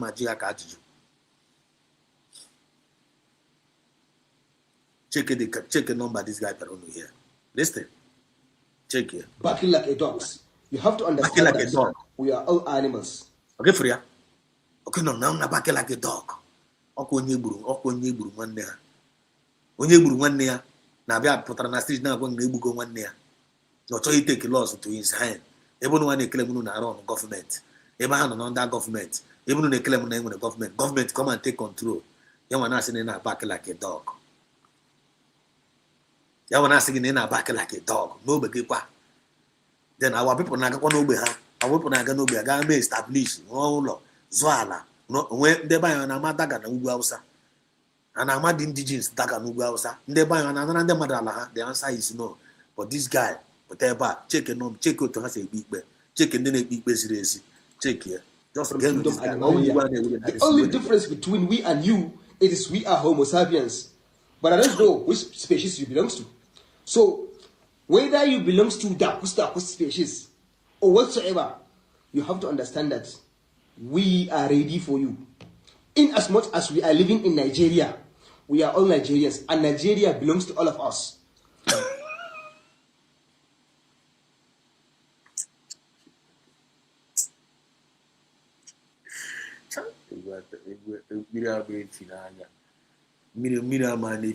No wonder. Hi. No wonder I had to go tired of broadcasting. I had to go tired. No, Kaga no, Kaga I need 100 men to go and march. No wonder you say that now I want to go. And I commit spirit here and some other faithful ones spirit here in your hands. Now Kaga meet their faith. No wonder. No wonder you must not come here continue this way. Kaga meet in that. No one had a book. No wonder Esther will say, if I want to perish, let me perish. No wonder Esther will say, if I want to perish in school, this is happening in our own time again. History is repeating itself. No wonder. Something you were saying, when they come here, I'm a mistake. The choice is ours. Are you are you one of the caterpillar? Are you one of the builders? This is the moment of truth. And nothing but the truth. This is no more the time to pretend. Because no agwa na akreka. And agwa no na akreka ki ha na eme de agwa. Ana mu yere oku na. Agwa no na akreka. Me ma hebi shi ya no. Ge woro oku mu ya na akreka ahụ. Nwa na agwa ha patazi gi igbo ya. Anyị nwa the season no n'ime ya na. O we bia gi si na agwa no na akreka. Ye na ebe a ge tajara atachara. Without doing nothing. Kita na ho nya si ya ga buru egbe. So say no kita now after our declaration. I just was in a banda. Otonya na korobi chef on a corner. And I remind this Okoko. Who are you talking to? Yana, who are you talking to? Do you know who you are talking to? You Fulani Janjaweed. Do you know who you are talking to? Are you crazy? Are you mad? Akupuano kojine threat na eba. Akupuano kojine threat na. Are you mad? Are you crazy? Who sent you? Who are you? Who you? Or who you? I'm a fire. I'm an epidemic. Onaba. I'm a lion. Don't you know that I'm being declared? Don't you know that USB have to go down? Don't you know that now I know in the nation? What are you doing in my land? When you're not if you will have the right to self-defend and the USB are passing as a law. How many people are they connected in even more? Many people they follow up. Get informed and get involved. You know, many times. You picture you say baba, you say baba people. Some people you say baba people. And deep. You put too much get potentials bro. But you can see go and say potentials bro. Go aga you got no know forever. You never be bro. Go be the before na egbu himself I'm become egbu ụzọ gbuo ogo. Legoro this Okoko, this guy now or Wutulumbu, the answer is no. This guy now when the office on hand, the answer is this guy is ordinary citizen. On that now, Eburu Munia, Umunia Bukuramado, Umunia is a webo mat. Umunia is a webo mat. The Bubura 1 or 2, their name may protest, you know, by nature, no, but 1 day. And because of that, now gives Bua, our people on Ugawasa, the Aka Diocha, then they made their normal business, no one Yabu. Because of Neburu, they Buru Mado na Potako. This guy had to boo our people. Then I want to say, our Bobo. Because that I know, but that was no Mazino, Nana Giwuno, because but I want to know. I'm a kind of now every day. Yeah, can I? Every year. Now, not turn to slave upon slave every day. Not turn to perpetual slavery. And I call your oracle. Then you expect Biafrans to be happy with you. After this, like all the whole I'm the warriors among us. They make our warriors, you know. And when they na-ekwu okwu ebe ka ndị na-ekwu okwu nọ enwe ndị na-aba mba ebe ka ndị na-aba mba nọ onwe ndị ọgọ mmụọ ebe ka ndị ọgọ mmụọ ahụ nọ ama my community ama m ihe ha mere during the war time ma fada kọrọ ya ememe sef onwe ndị na-aha aṅụ ha aṅụ nwe ndị na-apụta buru ndụ ha tụ nna nwanne isi jụọ ma kwakụgo ihe maka community ana m agwa ya many times you don't tolerate this kind of noise kama ya anya anwụ nkọta together mba jishi achụ isi. You can't intimidate us in our own native land. I'm to intimidate us in our own native land. Come on, I try Chineke na yini nega amukota. O de wanyi wana bo wanyi obi. Because I na chomado nya chakunani. Le munda mechoro. Onye wonya mechoro as ndi Igbo. Who do you offend? Then why did you turn from gozo okuko? Okuko wuzi okwa na egwu yesterday with the triple M na so okuko. Okuko wuzi onye na amuta nwa na be ebu. Na chi ochi. It's not a natural ordinary orch. Oko Putani Bangono, I put on my Bangono, and now be able to give a gum morning capital, will go talking, Oko Wayna Mutamwan, a webu. It can always be here. When you cause us all pass, okay, but it's like that. Copros and Cabba any more.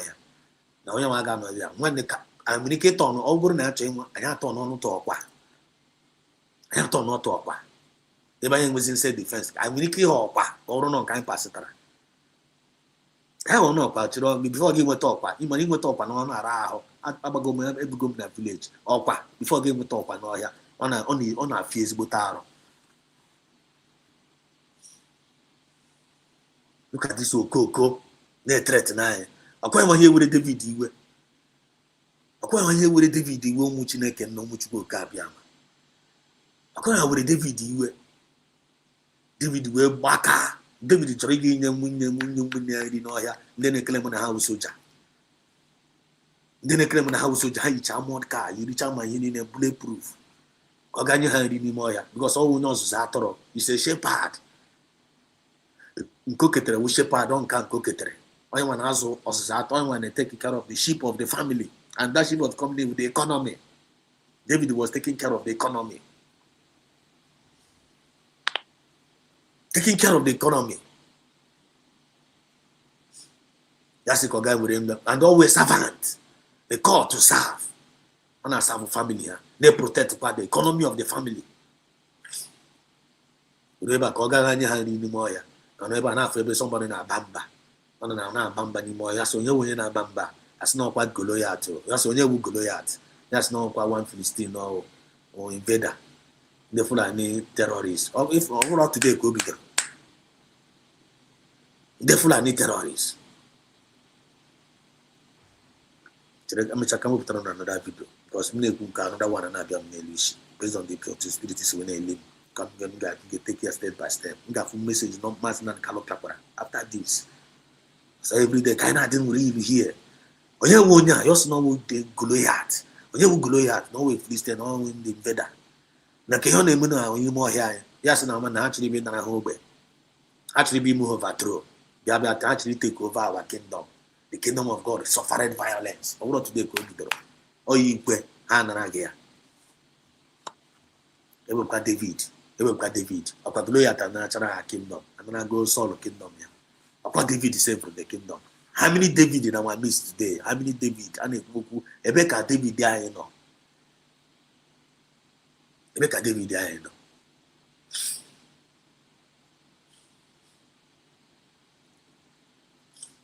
How many David can on? I beg our David, you know. That is the question. David was Simba. And when the Kuya went salt now, yeah, was with him party. I see David, now when the David never no could too small. The game in here than at this thing. David is again. Now, Guinea, when you be when you now. If you know this person, why did you know your name you and not be intimidated? I go look at this guy in a member. This guy in the Akitan, all David, all Goliath today now. When you're form good, the Okoka and a form rank Goliath.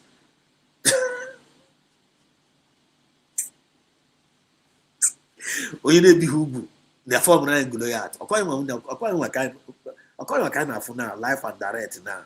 The Patani Kuku Bible now, he's talking about what is happening in our own eyes. It's happening on your Goliath today now. If Umbanaba, all Goliath today, upright monkey, Goliath for David, Goliath for David, or Anketa, or Anketa. Why do you want to serve me? Or when you're growing a dog, or the same person, or any dog here, I won't get that. Okay, about you go to first not buying Chihuahua. You go to first not buying Chihuahua. That's the language of the Janja weed. Language of the Janja weed, you could go to first use on us. Which means how the representative of the Janja weed. Number full and copyright. It's not the language of the Janja weed, language of Goliath. Can I use it? Criminal, like Gafu. It's not the language of the Janja weed. David well the king Israel well the Southeast governors well it's not happening in our own eyes. History is repeating himself. How many of us now want to form David? Where is that David of our time? Only one of the David of our time.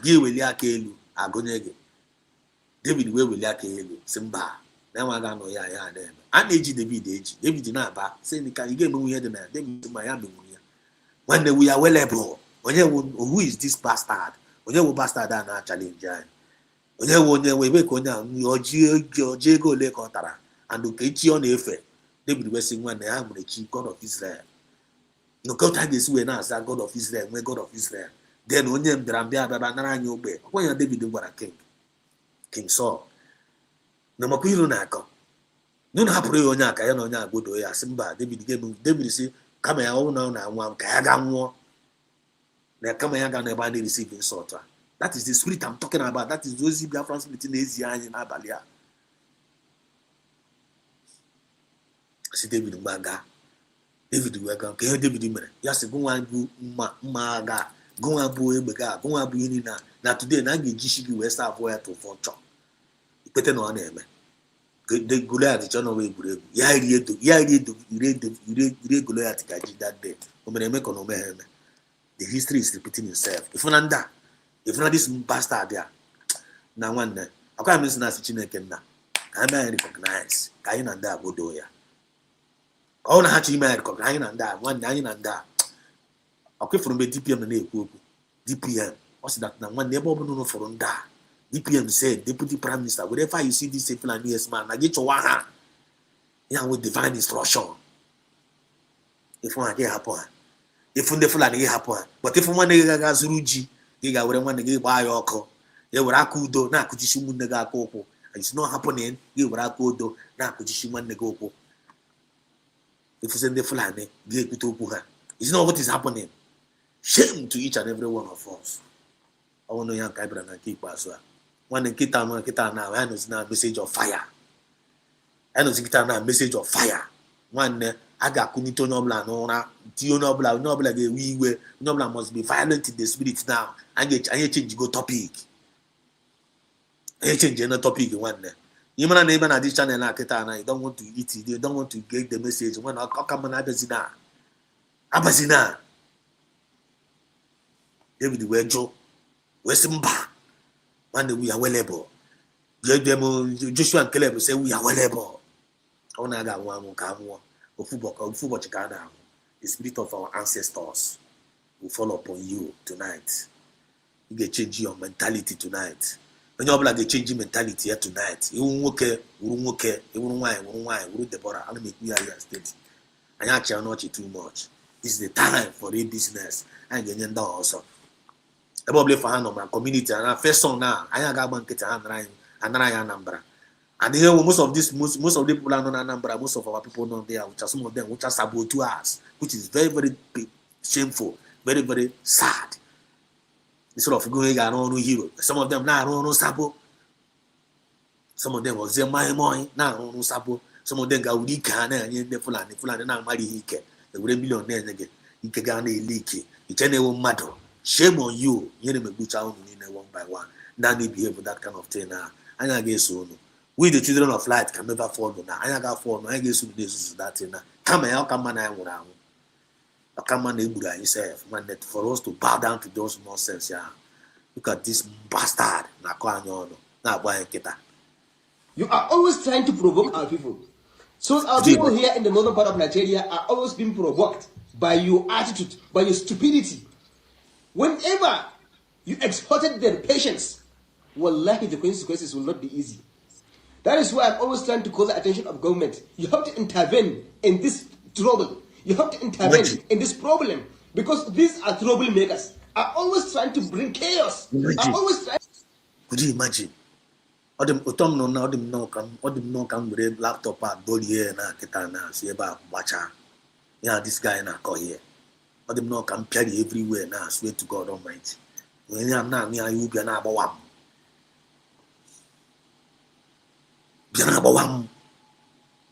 Yeah, na komira amefi na anya. This people gonna ebu. Could you imagine mad gonna ebu? No kweba na baragamba. Mad gonna ebu no kweba na the thing very, very provoking. How I wish more mado, how na woman be, how I go to Biafra state gonna feel about us. Because here how they buribu, damn they buribu, febura in me, Obia don't have ma, Obia, millions of people are Obia don't have money buying most of us now. Because all the spirit are in the disturb by now. Even they were, here you find them, we are not doing enough. They're not doing enough. They are now. Look at the way these guys are harassing everybody. But the only truth shall set us free. We are no longer in Nigeria. We're not that prayer no. I am using car with the one good weapon I executed. One weapon our weapon of car warfare is not carnal. It is mighty. And when that's the good remind the good we are no longer in Nigeria. I remind you, Goka. 1 year in our call in a group, we have this one that this country belong to us. We are not together with them. Or the go official. We are no more together with this bastard. I am not together with them. We are now a nation. And we are now a sovereign nation. Come on, come on, PCT Treba. Biafra says, wake up. Wake up. Only the Hura, and that's someone was again. Na nwanne na onye ehi ụra eburu egbe ya ọdasamazigite na kịta na ụmụ Biafra n'izu na onye ọbụla mụzi anya karịzie azụ. Are you one of those people na-amụ anya karịa azụ? Ọ na-ịmụ anya karịa azụ, meseji na ị ga na-aghọta ya ọfụma. Ọ na one of those Biafrans asụ na onye amazi ihe karịzie agbọ, meseji ị ga na-aghọta ya ọfụma. Ọ na-eme anyị ihe karịa agbọ kịta na meseji ma na-epreach na ị ga-aghọta ya. Even ọ ga na-agbakasị gị ahụ. Meseji a ga-ewe gị iwe. Ọ ga-adịghị sweet na ntị. Ọ ga-that is ọ ga even not make yourself give up. To be honest with you, and I can't money give up than to be a deceiver, being among us, or more being a deceiver, being among us, or go and being a deceiver, being among us. I cannot go my years old.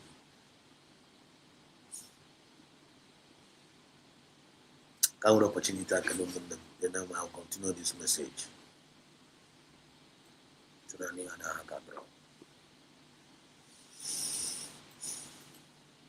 Mazi Frank, Chineke na-agọzie gị. Frank ndewo. Frank, God bless you. Chineke na-agọzie gị, Frank. Chukwu na-agọzie gị. Ezigbote nwa ife. One of the warriors. At this, speaking up every night and our chalk. We need more Frank. We need more Frank. We need more Frank Okoye in this movement. It's a warrior. Onye eziokwu, and always weapon. Nobody feel like eziokwu na this movement here. You are a warrior. Biafra spirit says you are a warrior. I swear to God Almighty. Frank is one of the warriors. How a warrior go? Chineke na-agba agụ ume.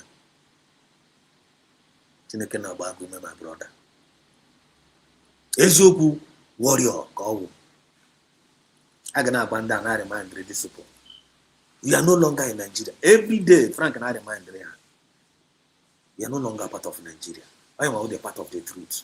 I can know every day. Soludo, we are no longer in Nigeria. Soludo, you don't have any right to close our shop. We are no longer in Nigeria, Soludo. You don't have any right to close our shop. And by the reason of fact, you are the legitimized governor. Come look at DPM every day.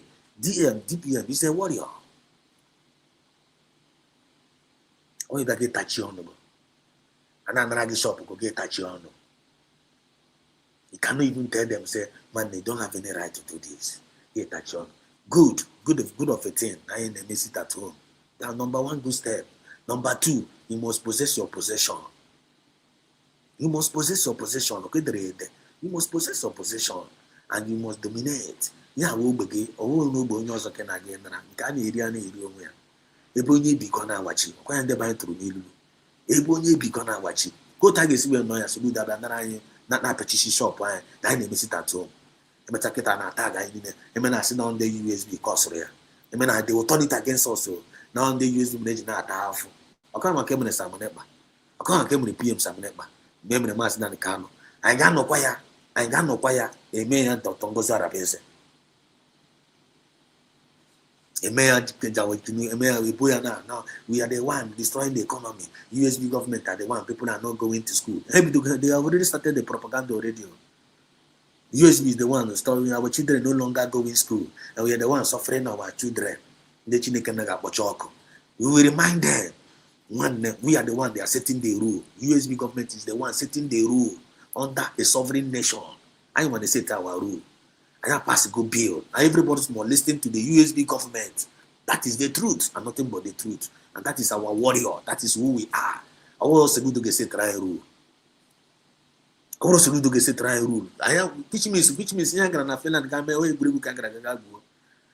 if Soludo can set rule for us, which means, that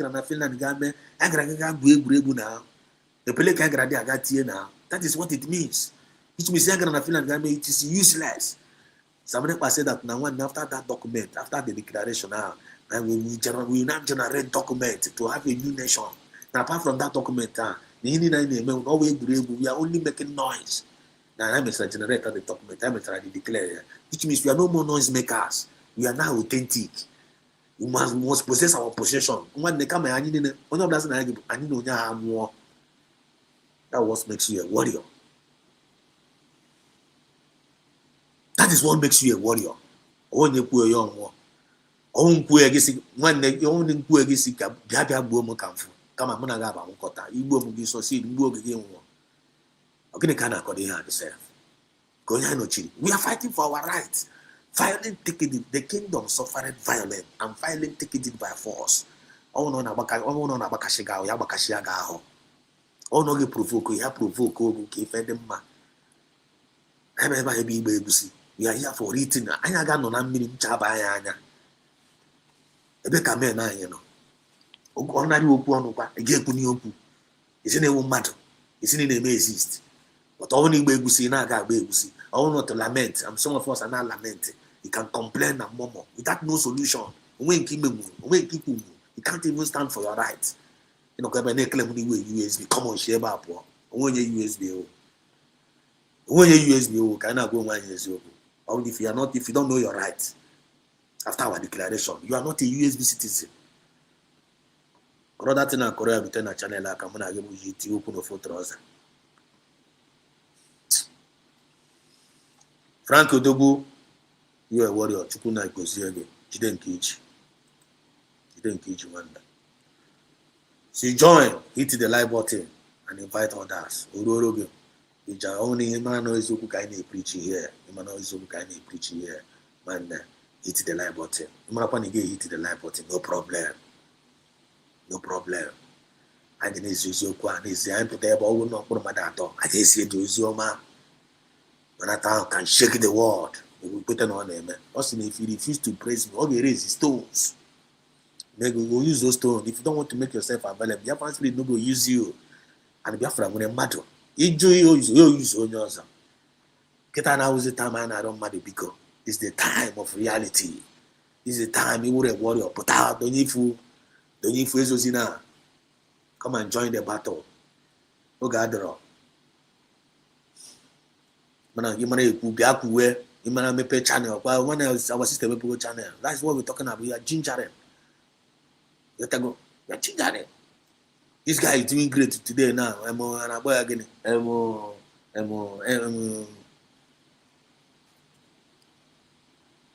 Biafran TV. Before this guy, one with the talent, he can talk. And on a humble line on the bar. You know, some bambering. Piasue one day, go and ask him. Go and ask him at Biafran TV. Piasue and humble line. They say, when they can't be a police station, God itself. Can't be a pair. And my friend are gonna could one nice use your men and their hours. You want an one. You have what it takes. Yes, but no, you eyes. You someone no ten with a phone go. With your phone. Start with phone. The was young when no time wait for no man. With a phone gun, won't be each with each. Go phone way we do. Acquire my kitten and ton of things around. They made researches. Always great blessing now to we Biafrans. Always warrior. At Biafran TV. He's a warrior. I am Shapuletayo. I am Putanga woman nation more. Away Putafun on yours on a mare, when you for yours on a go and a mare, a chunk on yours opota. A gachok on yours opota. Or here we make a spirit, we make on us, we make that kind of spirit, which means the spirit on our barrow. The harvest is many, but the laborers are few. The kingdom suffering violence and violence, take it by force. I am a kind of email. I got on a mini chabaya. This bastard, I get dealing with them. I get no also. A woman from a Biafra land. You also, when the Kenka young Ligana.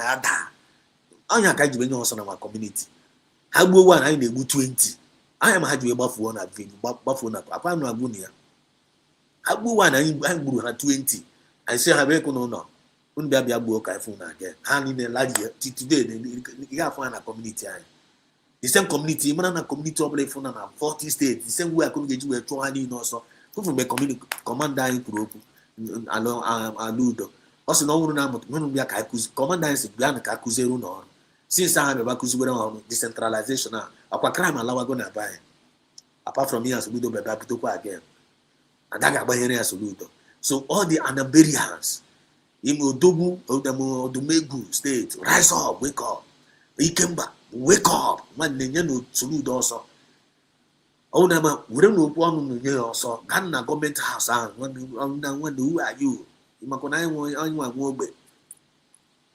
it's on her good. I don't have on a bottom around now, and they are taking it upon themselves. That's not one.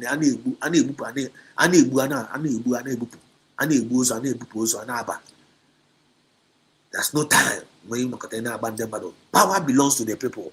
Oh, for real. If people keep quiet, man, I don't go to perpetual slavery. I don't go Yoruba. Yoruba Fuona. I will say if you go, I am not talking on. I need Lion Kuru, I check on anyone with the Soluda, with the Dedica Opus. I know like banket. Then cause and that's now no more and claim now to Yahoo. Buremen him up to now. Honoru Udele. They cannot even capture Udele. That guy had a Udele. I wouldn't do Udele. They be the Nabia Baranya born. Honoru Udele, I wouldn't do Udele. Say I would do Udele. Udele, but I know Udele, threat nine Udele. That guy na Udele, and they threat nine. There's now men on the ground. I wouldn't do Udele. They be the natural and I throw a go. And I call over Alco. The warrior. Triple general, 4 general. And I call over Alco. They only know how to Ibu Munna, but I'm going to say good their enemy. Bad people everywhere. This may not sound sweet to many, but all bitter truth. onye na-ewe ya wee iwe bonne ya njọkụ. Good evening, ndewo. Chukwu gọzie gị. Good evening, sir. God bless you, sir. God bless you. One united family. Ndewo, my brother, you're welcome. Chukwu gọzie gị, my brother. Frank Okoye says, as you hit the like button, invite others. Hit the like button. Then also to you, there you hit one. Already done, I don't know that you hit the like button. Come on, hit the like button. I got one of that because I don't have a like button. I only hit there. I got one of them. I would that. I want to have to the like button. I got one on that. Got one on that. No hit the like button. Nigeria is one of the most corrupt and a country of a particular concern. This is a corrupt country. This is wicked. This is wicked. And all we listen, people on there. Okay, the deputy prime minister. Also, some of them will be calling President Trump, come and help us. President Trump, come and do this one for us. President Trump. Even if you give that message, kind of, you know, the kind of man with something to say about or something up. You must have to connect in the thought, not be real. Let us be real. Kind of proactive.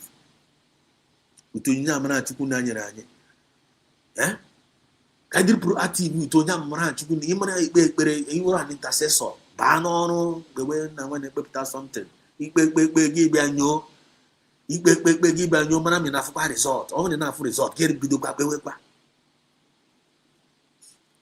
Yemana ne wo worry me kuoku mama ne ga me pe channel and get promote through there. You know you can give there. Don't need to carry out. Some people can talk more than me. Some people can even talk more than Kai. Some people can even talk more than Kelena. Some people can even talk more than me pe channel. You don't need to wait for anybody. You need with that passion. You are because one year you run yamanaga and don't you run one. When you can nature. Onye wunye na prayer for donye ihu dị nwanne ọ na mapụta ga epụta ọ na onye ọzọ apụta onye ọzọ apụta ikoro ọrụ eke donye ihu don't just hold your hand na ebe anya enyo ike na-eche ka mmadụ na kalapụta ka ọ bịa nye gị freedom ihere megbu oge dị a ike na-eche ka PM pụta ka ọ bịa nye gị freedom ihere megbu oge dị a you were a coward. I put it to you, you are useless. In short, can't put it that way. You the useless. I want to be one of those people now. I don't know when you're black, you can join Jia when I don't know this movement. They were one of the most useless human beings ever.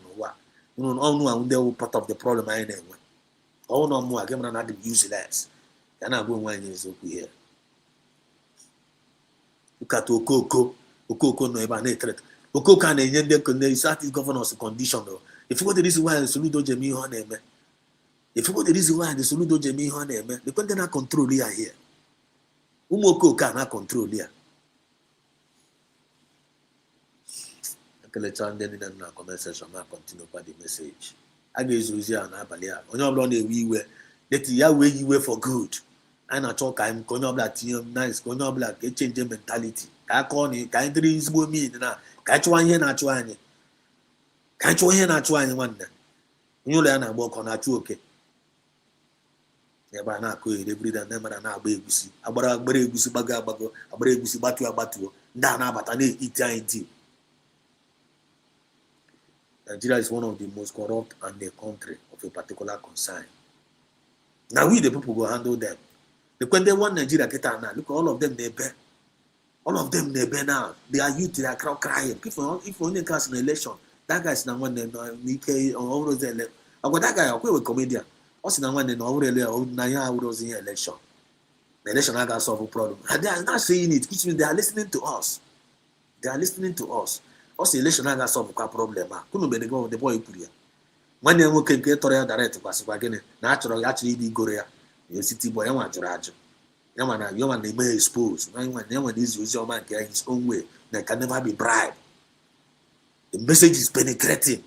When they get on I get you tell more pia, if you didn't know on side piece, I get you channel we pia no bla pia no blo tale. No bla wake up by fire by force. No bla wake up. In short, you know we get name make it get message, you know we get name make it. Ile lecture we get na biro. You can to go and dey happy with you. You man ni we my man no go and check get turn over get to you. I got one mad nation more. Go tag is in a disciples of mass man, can they behave like a pussy cat? Whereas our leader is a lion. I know I was a pussy. You never book there. Only I wow. The disciples of mass and the can. Goro they behave like a pussy cat. Mamua, all no man, they behave like that. Man, they give man a pussy cat. That go one is open. Instead of Zoka, they will see you to go Zegi. One of us, they Zoku. After by an person. Janani, Chinamu, Moana, Higuanora, Umifani, Yona. I never did desperate and easy to so not chalk 247. The Moko never now worry po, and I see Kagiru, and with a rope, not to get back. So she had the good hearing at Dutch, and I see you and with a rope, not to go back. He must come back. He must go back to Egypt. He must become a slave. Man, I get buggy show. I get babe with him, caught for that area, man. Go out there where I can get that bono quiet and tell you that boy. Why you get so with that boy quiet? You can't in your job. I ain't got to pay them down. And community to one on that. The our major enemy. To one on that. That they don't even want to. Anadi united in a crime. There is what united. For us, I guide you. Why can't we learn from them? Fulani can guide themselves. They are so united. Now, okay. The Fulani got attack in the Yoruba. Chwandibo. Igbo is your enemy. Go and fight for Igbo, your enemy. The Yoruba is Zoro. Igbo. Look at the way they have useless the whole nation. Fulani, they look at us, we turn not to noble. These people turn not to you. Even the professors in Nigeria, when doctors, when engineers, when airport, when you need professionals. But to these people, turn everybody to you in our own eyes. And I call you turn on. It's a very, very shameful something. These people are in Anagwagaya. They will come and tell you, Yoruba, Igbo is your problem. The Yoruba is Zuru. Igbo is our problem. Igbo is our problem. Kita now, what 2 days ago. Are they still saying Igbo is their problem? So many people, very few people when they can watch it. And I thank God. When you have the opportunity to watch it, I watch it. I use a good and preach it here. Are they still saying that we are their problem? I keep finding change you go. Some of them are no, Igbo is no more our problem. They are not confessing. The Igbo is no more our problem. Even the Yorubas are not saying it. Please, Omo Igbo, Omo Yoruba, stop fighting Igbo. Igbo is not our problem. Oh. They are the one that is building our nation. Oh. Omo Igbo, they are the one that they are not confessing. The things are changing. Then I have through using Soludo to destroy our face on which are Anambra. It no go happen. It no go happen, man. I get your hustle. One day. But I be not be Apache shop go. When you put that in now, I want you to get you a MP shop. I want you to get you a MP shop. Does it mean that Nanda and Billionaires and Abasi Sulubo boy, which means with your own money, with your own shop, with your own time? Only Uzi boy to salute the government. We're going to man and call something to Sagodi one side. We're going to this our movement to Sagodi one side. Get right, Maddy, when he's back in big appetite and Benaga appetite. Isn't a gap appetite on a bachi shop? Mr. Maggie Sulomap, Tamari gave a bachi Lomona go there. Landor by Bachi Dolo, Ponogo and Medolo. Mr. Mag Puchago Golo. Mr. Maga Putuiro, that the next day. Gave a go out landlord about Bachulo, one of my Pataro the next day, Gaga. You know, I am a Kakaka number state, then I call you over Akako. When I'm like Michionia, I say, no, because of Lina Messi tattoo. Chai Chineke put in your job. Our poor Bogerio. Oh, no, no, Matarata. Tom, no, blood, Hannah, Luciano. One knock at one blood, Duke enough for work and Lucy. No enough work and no more Bulgarian illusion. Our Bulgarian in our family, our Bulgarian in our community, our Bulgarian in our discrimination. Your job. Violent, take it by force. The kingdom of God suffering violence. Not to handle with violence. I give with violence, now our freedom. I give with violence, now back our land. I give with violence, now from us. The devil came to steal, to kill, and to destroy. But we have come to give life and life more abundantly. Bitter truth and nothing but the truth. ihe ọ na-eburu egbe gị. Very, very wicked country, Stella. Eze Nwife, I see you, Chukwu gozie gị. Chukwu na-gozie gị Eze Nwife. Great warrior. Onye nke a ji eziokwu ya na-ezikwa ezi. Na ndị niile na-ezi eziokwu Eze Nwife. Ịpụta ya na-awere ha ọnụ, si n'ụziri ezi ọma ga n'iru. Doing a great job. All one of the warrior. All one of the warrior. Na-atụkwa number. Dịrịkwa consistent. May God bless you Eze Nwife. You and your generation. Biafra spirit is marking each and every one of us. So, Biafra spirit is marking each and every ọlụ ọbụla onye ọbụla na-arụ ya, a na-edekọrọ ya onye ọbụla. A na-edekọrọ ya onye ọbụla. Afilikwara na dị smart. Ebiekwana bịa fili na dị smart na nwanne ka ịtajara one side ya na nke ha nụtụwagodi. Emecha gị ebe join or in later. You are very, very stupid. Iwu ezigbote egwu. Ọnwụrụ na-erisi that way. Don't worry, never and you wake a mass than Galopota. Come on, just a minute, but that can continue. There are. Let me first say Biafra and day one. So this comment here now with the main comment on that piece. Also, only truth shall set us free. And we are no longer in Nigeria. I am with the main key point. We are no longer in Nigeria. Official, or by theory. We are no longer, officially, we are no longer in Nigeria. I want to say nation now. I can remind this Ludo, day in, day out. Remind on the Fulani Caliphate, day in, day out. Remind on the CRUC, GGCR, HIV. Now remind them. Ilaya na Kiba, so if you wanna, Sona Parawana, Ekuguna, Sona Parawana. Go and check out. Ekuguna, and Biafra has been declared. I join the world the queue. Akuego. Biafra has been declared.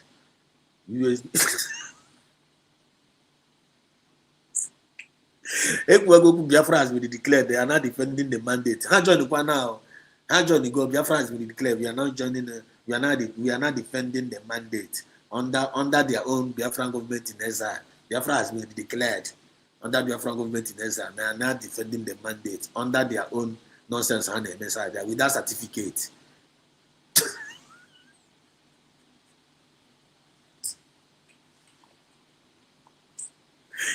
They are slowly coming back home because ana okrikri kana buku ose ana arielu. We are not ignoring them, and we are not focusing on this men. Lekwende na sponsor. All this okoka nenye hoda ya ifa na eme.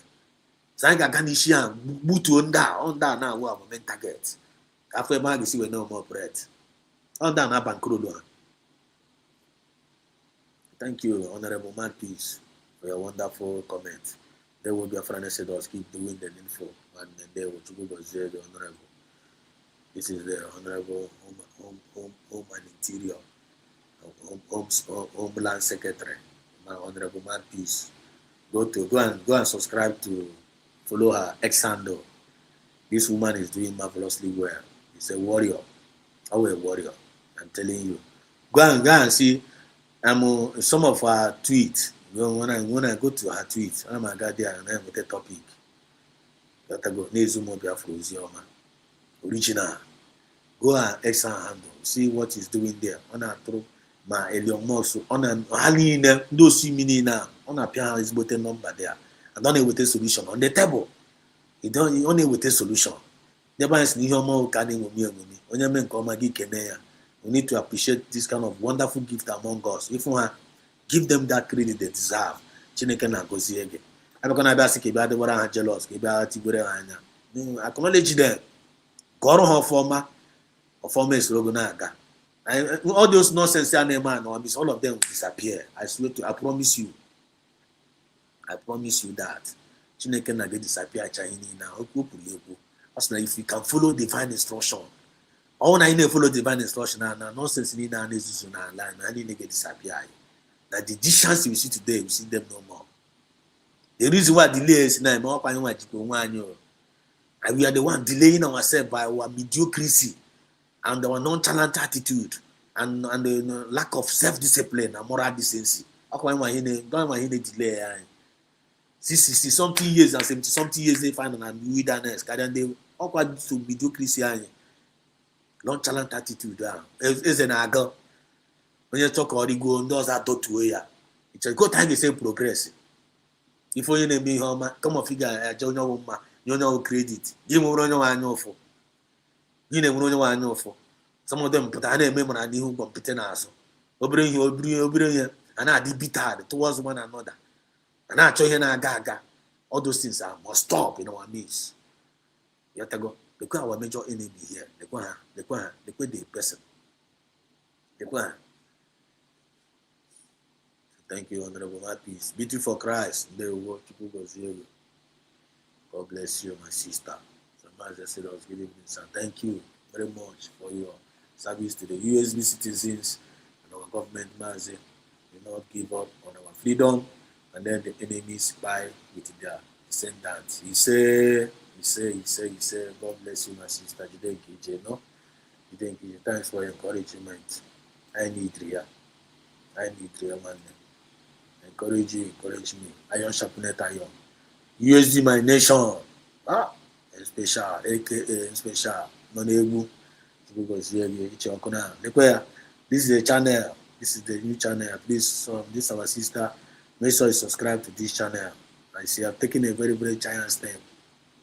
I'm a family woman, quite all right. Tchiroma at the Otago. You want to eat here, or Yam and a chicken 9 years, and I want to eat Java and on Biafra, and they have already started doing it. We make that giant step on our voice. Answer to that call. I want to be a minister. You have to go. So let's encourage her. Let's support her. Go and subscribe to that. You eat 100 now, 100 subscribers now. You have our life. You have a program. You have no area. You guys and they have the vibe, the message, and the Obi are the genuine, only a very genuine heart. Blair and Obi, they're only a good intent. God na Georgia and Biafra Spirit na Georgia and two things alone. Our faith in Him, and the intention of our heart. These two things here, it go okay. Biafra Spirit, they are good. You all need with a faith in this Biafra Spirit. You with a faith in the begin, we are well able. Only with a faith in the begin that we are well able. You with a faith in the Biafran Spirit, believe in Biafran Spirit, and Biafran Spirit is well able to give us this victory. Man, in on the ego, it is highly blessed. And your own intention of the good in this Biafran movement, no matter how little, no matter how big, your own intention of any movement, intention of good, the okay, intention of the good between God and man need 100% good to go. When you go, it doesn't matter the name of the family again. When you are good to go, carry go, man. Carry go. Forget about what they say, don't think about you. Forget about what you want, carry go. As long as intention go the man. I'm going to go myself with good intention. I will love you. And Abraham with good intention. I will love you. Equal my accounting and movement with good intention. One name. I want to down about Takashiri Gaze, will be about Rabag. One and down, those see me. Don't forget about them. What about them? I need to see one. As you could choose, good evening, Master from here. There we are. Choose one more. So please, we want to subscribe to this our channel. Don't forget, if you want to Gemma, sign here with Gemma, USD my nation. A Gemma must be there. This logo. You may type another thing and you appear. The make sure the jam man appear. You man know you go and subscribe and hit the notification bell. Double for now. You got man on. No, mommy, what my point now. You know, mommy, what my point. Yeah. Your magical choose, honorable could choose. It's going mad, it's going watching original. Sabiti one. As you could choose one them. One more, as you could choose to go say, you know. Good evening, Mazi from here. As you could choose his family, his baby, and Mamma will be okay. She can protect again a buy on his own of an Afachico Kabiama. He said, Gadiki Chichiana and Wab. You have to go. No weapon fashioned against you will prosper. Pity for Christ, one of us.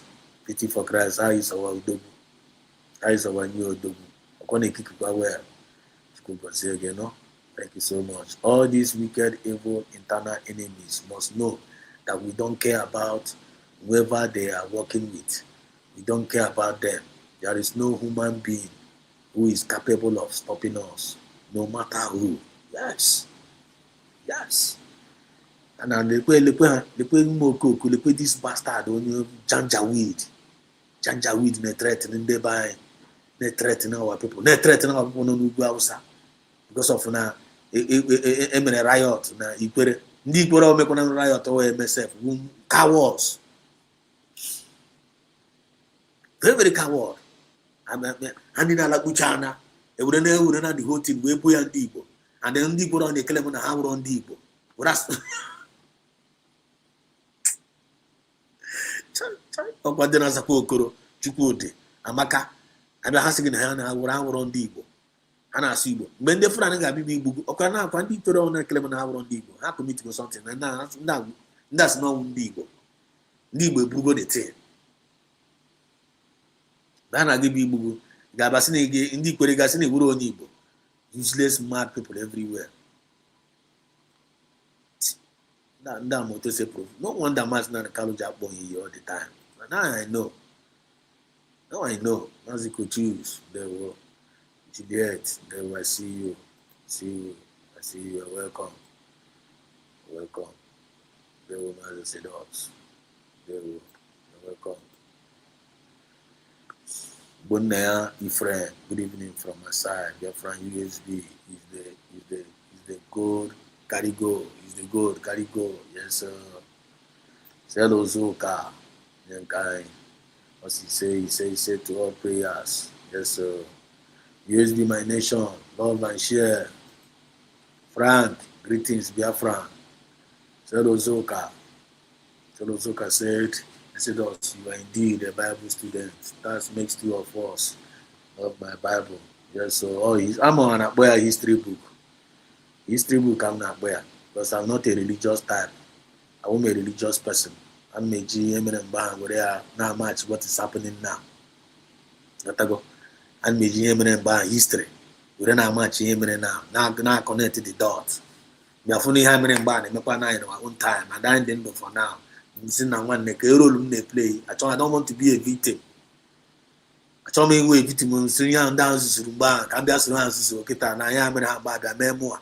So for never more Sabia. So I run down and go Bible, I go to Bible. Check in and I buy now. Check in and no pito, I must know where we could be in a Bacana. If I go, then I make Christianity. When you're free behind Anya, the Christianity, when you none of them free behind Anya, the Roman Catholic hate Anglican hate Roman Catholic. Cherubim and Savarin, I fight against Pentecostal, even Roman Catholic versus Roman Catholic. And one God though. But I'm not a competition here and there. If not, I'm sorry, I'm a religious person. I don't know that I hate religion. One on air, woman, my connect, grow from here, my grow here, my connect, I to humanity. We will be got the water, never money begin, or I will be coming and tell me not a religion. I'm saying, but if I'm not a composition, I'm not a but one thing I believe in God. I'm not people that they may exist. I know that is God. There is God. So one in Chukuna direct now as mama as a fool is saying in his heart that is no God. So only man you know what. The man I'm the Chine can back you won't believe it. I'm back I confirm you when overall religion will save you. So you wouldn't have afraid that now and then up with sponsor. Wouldn't compare your name now on a make on name. Give man again man rule. You have to go know when this is that time. It's going to have this. It's going to have this. You know when they're not query, it's going to have query. You know when this swim me, not that time. I'm going to be swimming now. Because you swim me, get on. I have make one go on. I want wisdom. I can't check. Because in all thy ways, acknowledge you. We need to fetch naked and aka. Overall religion, all reality, they know it.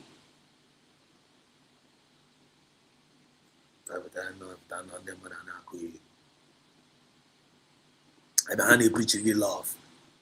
And they preach again love. I be look, I preach again love. I'm not doing practice love, but to be an USB, no USB they preach again love. They can have love and USB original. USB they preach again pity. It can fake pity na USB. Na USB can get take pity. na USB ka ga-enweta love ahụ, na USB ka ga-enweta that justice saying fa na-ekwu okwu ya, na USB ka ga-enweta patient, na USB ka ga-enweta long suffering, na USB ga-enweta love like care. Ọkwa na USB ka na-enweta ihe niile anyị gụtara n'akwụkwọ na history. Ọkwa na USB ka anyị na-enweta ya na ị na-enweta ya na church. The answer is no. Na USB ka ga-enweta ya justice, na USB ka ga-enweta ya na ikpeazụ a kingdom of God. All USB dey ya na, and us in suffered violence, and violence take it by force. Onye ọbụla ife anyị nyere udo, ọ na-eme appreciate udo anyị ife anyị nyere, anyị anarakwa udo a tinye na akpakashi ike. Gị na anyị na-aga aba ga-enwe, anyị na-aga enwekwa aka eso. Anyị gị respect, respect e nyere gị gị filo na otiri ọga, anarakwa gị respect a tinye na akpakashi ike. Anyị na-aga aba ga-akọkwa ọnụ because you didn't value the respect e nyere gị. Ewere tinye na akpakashi ike. Nke ahụ ma gị mara ya. Enye gị advice, ifile na advice e nyere gị na ọ na-agbakashi gị ahụ. Ewerekwa advice a tinye na akpakashi ike. But inye anyị advice anyị ga-anarakwa ahụ. Inye anyị advice anyị ga-ekele gị. Were tinye na nke anyị ma ama. Akọ na uche. So you take advice, this na advice nke anyị na ọ dịrọ mma. No problem. Advice anyị adịrọ mma. Ngwa no problem. Mara nke mara ka mara nke mma. Two cannot work together except they agree. There must be an agreement. There must be respect. Is a reciprocal. Nkwari ugwu gị kwari m ugwu. Ọ nkwari ugwu gị si na ị ga-akwari m ugwu. Nwa ngeji akwari ugwu. Na nwa maka ọrụ ọgụ na the same thing anyị na-eme ndị Nigeria na. You know what we are doing to Nigeria? USB. Akwari Nigeria ugwu. Nigeria si ugwu akwari ha dịrọ mma. Anyị werekwa ugwu anyị tinye na akpa since a na-asa mba na nwa ebe anyị na-aga na anyị na-aga. Ọ ka mbụ na gị na ọka ịkparịwa m. No. It's about draw.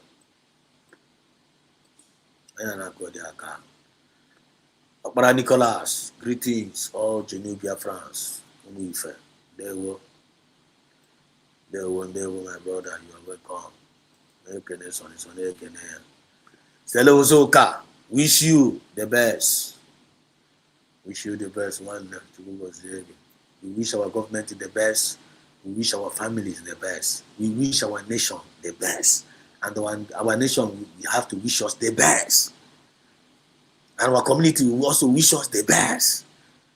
We wish our family the best. Then our family need to wish us the best. That's why I'm with the cocoa. I'm with the mathematics. Definitely, I want how I wish, how much I end. And I want to put handle.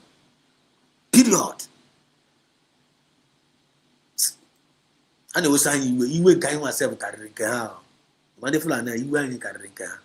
After now, you were in carrying car. I want community by and I put it on them. I found you were kind of myself for him. And in also, I can't do a also. The Monday for Hania. So, see, Honey, Jabby, how much I get? How much I get like this tea go now? How much is it tea money now? Once you bite that fear, hey, you nugget. Hey, I can need easy catch. And they know how to intimidate. Definitely. You about one give about 27, one give one backup also. If what has been in the Yoruba, the Yoruba to brew one not a bohalan, and I want only and I want to every day, and even the Fulani and Ibusi Yoruba every day. You cannot see them in the news. They cannot even get one because of Inhaku against us. Here get upon a news because of Inhaku against us, anyone will be. They can't say it because that John have a lot of things against us. That John, just like some of them down in Syria, honey, but him, how we are, how they pretend, but they are one honey, very soon I give to very soon, man, the Yoruba, I give it. Omo Igbo, because we cannot forgive us. So very soon, Fulani get mentioned 18. Omo Igbo, because okay, go and make it somewhere. But we must take our stand. We are possessing our possession. And you go. There's no going back to any nonsense. So, Ludo, our nation, I know in our nation, they must leave our land. Army, you must leave our land, or we will make you leave. What like a PM, DPM say here. And then I send around America, they send around Europe. I want to go about men on the ground. I am not trying. You want to fly in a bush, you get one. Every day when I come push you, no, like I'm one castle. Oh, but again, I got baby. I'm a young Still, also, I spoke with our brother Humble Lion. Okay, that's good. That's good. So I hope I can have a papa of my still also. I'm a former. okay. True talk. True talk. True talk, one. So we are more awake than the fish. I'm Zaya Ketana Karias. I'm Ketana Karias. They will correct the fire can no longer. In special says here. They correct the fire can no longer be a smoke, but has brought the flame to be true fire that cannot be eaten. Yes, so in special one in a machine. Exactly, every all of type of suffering have been in existence, but joy ends it for those that says good. Yes, so in special. And also said here, in special said here, my brother, we do not want to hear long suffering because that has been there since my birth. My people can be fasting. Now when I'm more like long suffering now, I don't know what you do. I have to go for too much. I better way after. I got some what I can she piano war. I know my piano not band steady. I know my church make a non band steady. When long suffering the man, when long suffering the man now. But in the band was no I don't want I don't want to that talk about something like never to put a deal. So sometimes you can my own name. So as whoever that endureth to the end shall be saved. Whoever that endureth to the end shall be saved. Sebe kwelu mala. Aga never kwe endure. Na push back. Because what me. Penny said what? It's okay, isn't jar. Baby, passion. Yeah, that's whatever. Penny is not again. So not again here, man. What time here, some here, because I want interpretation here. Especially as a true talk, we contributed to long suffering. Mexico came and help us to become one. Made us to be fearless in the front of those and made us their enemies. He said. Especially also said here, I saw it yesterday in you because you close the program. That is the way you go. There are times to wrestle with the demons, with ourselves, our Chico Kabiama. Chico Kabiama do big help us. He say, what a bright they were, what a bright, what you go now. Chico was my brother, good evening. There were one of rights. You're welcome to the program. Especially say the strongest weapon is the weapon of air of the world. Telling you, remind them that now we are no more in Nigeria. I am a nation now. So look, you don't have no right to do this. Nigeria government don't have no right. Now pay the number. I remind them our declaration. That is your weapon. And Martins, there were Martins in Kem. So go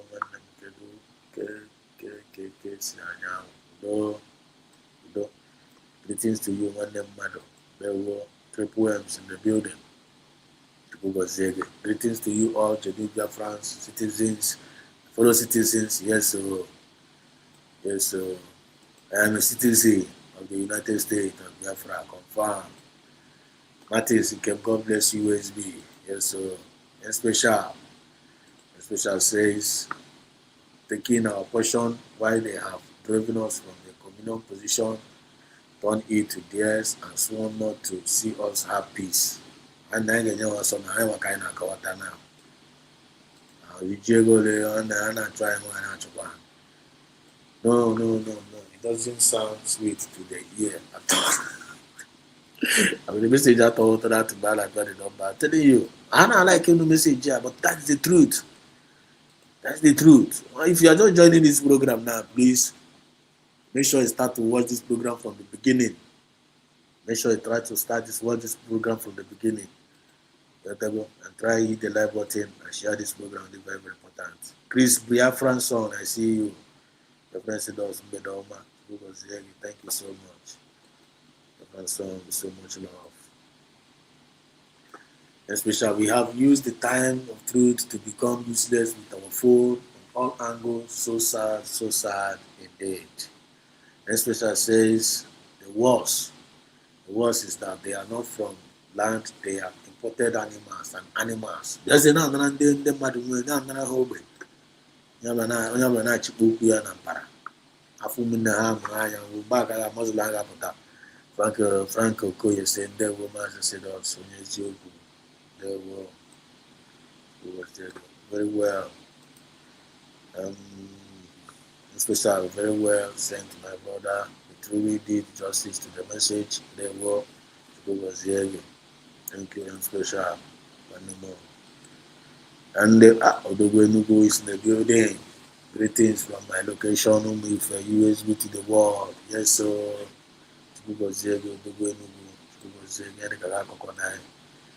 one of our warriors. And that's why we're trying this declaration. And that's one of them, life and direct. You're absolutely right, 100%. Thank you. The woman just said, I came in late today. Candy Chiozo, one more. You better late, one. Better late. I'm going to give you when you should watch the program. Give you the message. But my point. Biafra is the divine and the circumstance. God bless. Benny Woo, there were one and there were one and there were. One and there was a continue link case.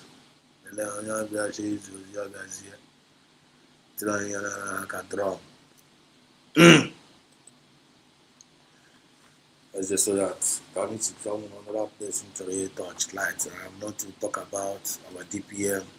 I got it all day today. I will tell that in a PM. I used to go see Biafra Spirit is easier. I go to General. You have to go and General very soon now.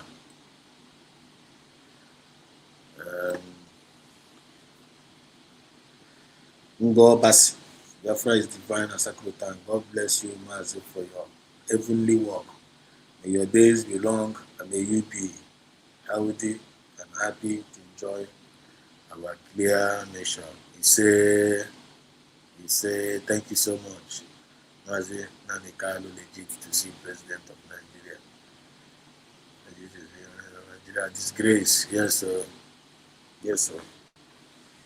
There will Muchukoka Etigo Molek. When you in regards to this topic, because the link is there. Please hop in. Let's hear from you. And Mechukoka as you do so. So let me read this press release. This is from our Deputy Prime Minister. And don't forget, I am proud the USB government and channel, YouTube channel. USB, United States of Biafra government YouTube channel. Go there and subscribe. And with many ways now, you can have your vital information. Anything in regards to USB government, they follow up, they will your information. Or the very important. So breaking press release February 24, 2026. Yes, so much do got to go down. Much can go charge this thing now. Then I'll give you mic.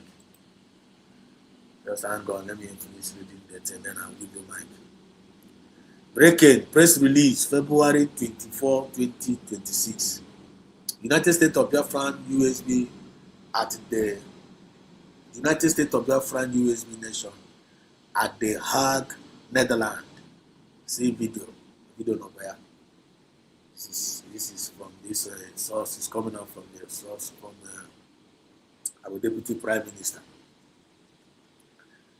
Also, United States of Biafra USB nation at the Hague, Netherlands. See the video. Today marks a defining moment in the peaceful and lawful restoration process of our nation and the Hague Kingdom of the Netherlands. The United States of Biafra, head of mission in the Netherlands, Honorable Benjamin Idolfo Machie, accompanied by the Deputy Director, Department of the Religious Freedom and the Monitoring Apostle, Dr. Steve Ajubi, formally submitted as the series of sovereign instruments, extending to the framework of the Hague Convention on the Pacific Settlement of the International Dispute. This historic step represents the United States of Biafra unwavering commitment to the peaceful settlement of the dispute under the international law, formally ascending to the Hague Convention on the Pacific Settlement. The USB has demonstrated before the international community its presence for lawful arbitration, judicial engagement, and the diplomatic resolution over conflict. Among the key documents submitted here, the United States of Biafra official ascension to the Hague Convention on the Pacific Settlement, notice of the sovereign refusal and declaration of the legal non-existence, formally terminating judicial claim and refusing impose Nigerian nationality as a legal fiction in the line with the UN colonization mandate resolution ARSBD 106.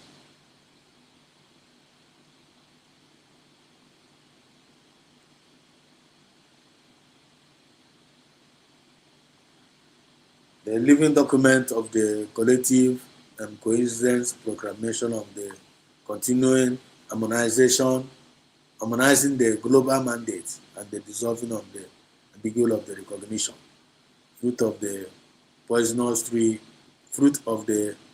poisonous tree doctrine, grounded in the principle of ex individual just on the non-law does not arise from the injustice. This submission of collective established a clear legal and moral position that the restoration of the United States of Biafra is anchored in international law, the colonization principles, and the peaceful settlement of disputes. This step of its profound importance is signal to the world that the United States of Biafra is engaging the international legal order responsible, transparently, and peacefully, and strengthen our diplomatic posture, protect our nationals, and reinforces our lawful claim to sovereignty and the territorial integrity. Similar steps will continue to be taken through appropriate international mechanisms to ensure the protection of the United States of Biafra territorial integrity and to bring an end to Nigerian illegal military occupation of our nation. Thank you for your attention to this matter. The Deputy Prime Minister, United States of Biafra. Powerful. This particular Twitter account for the highly learned. They're gonna extend the for full information. So all target for all the whole international communities, about the local communities and the middle communities, the whole world is the receipt. Based on the normal art here, EAU, all of them, name them, France, American government, European government, and in age Twitter. And probably for tag for this kind of tweet. Probably for DPM tag, I'm running Twitter and that viral. So go there and get the full information there. And God bless you as you do so. So Honorable Mappy was also there. It's a good job, Honorable. You don't form a chair and go. Keep doing the needful, our wonderful cabinet members. Then Drake said the LPK is in charge. Well done, USB. Then Jackson said we are moving higher. Biafrans are also moving higher. And this person also said here, all hail Biafra. Biafra will forever hail all of your good people across the beautiful globe. Christian genocide, sovereignty, the only formidable solution. Dr. Walid first.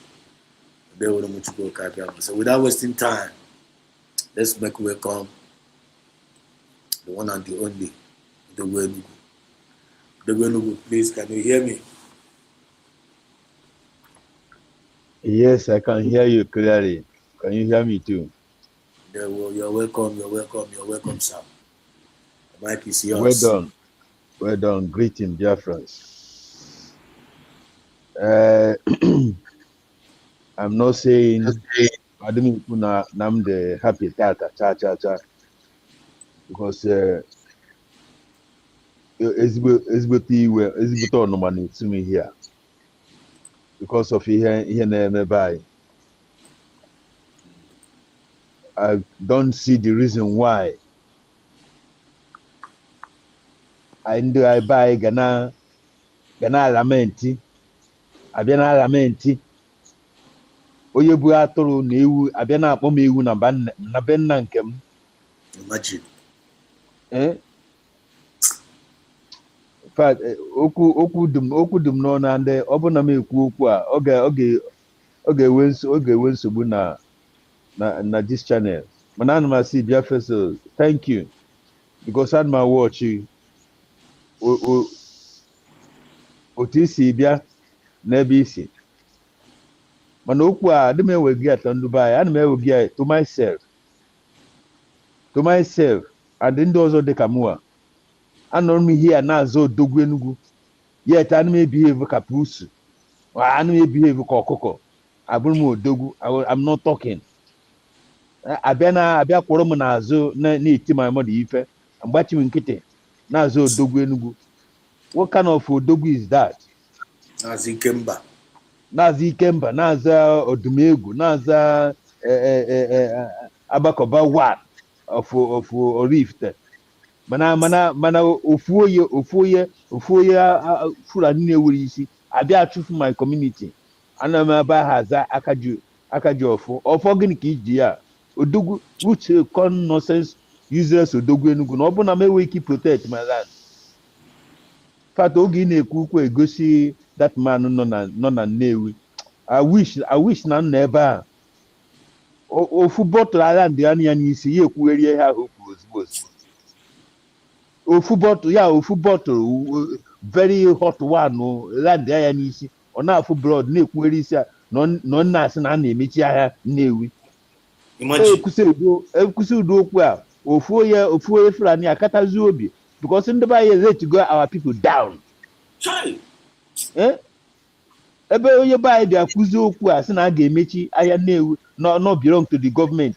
Kedu otu o si belong to government? Where is the presence of government in that area? Where is the presence of government?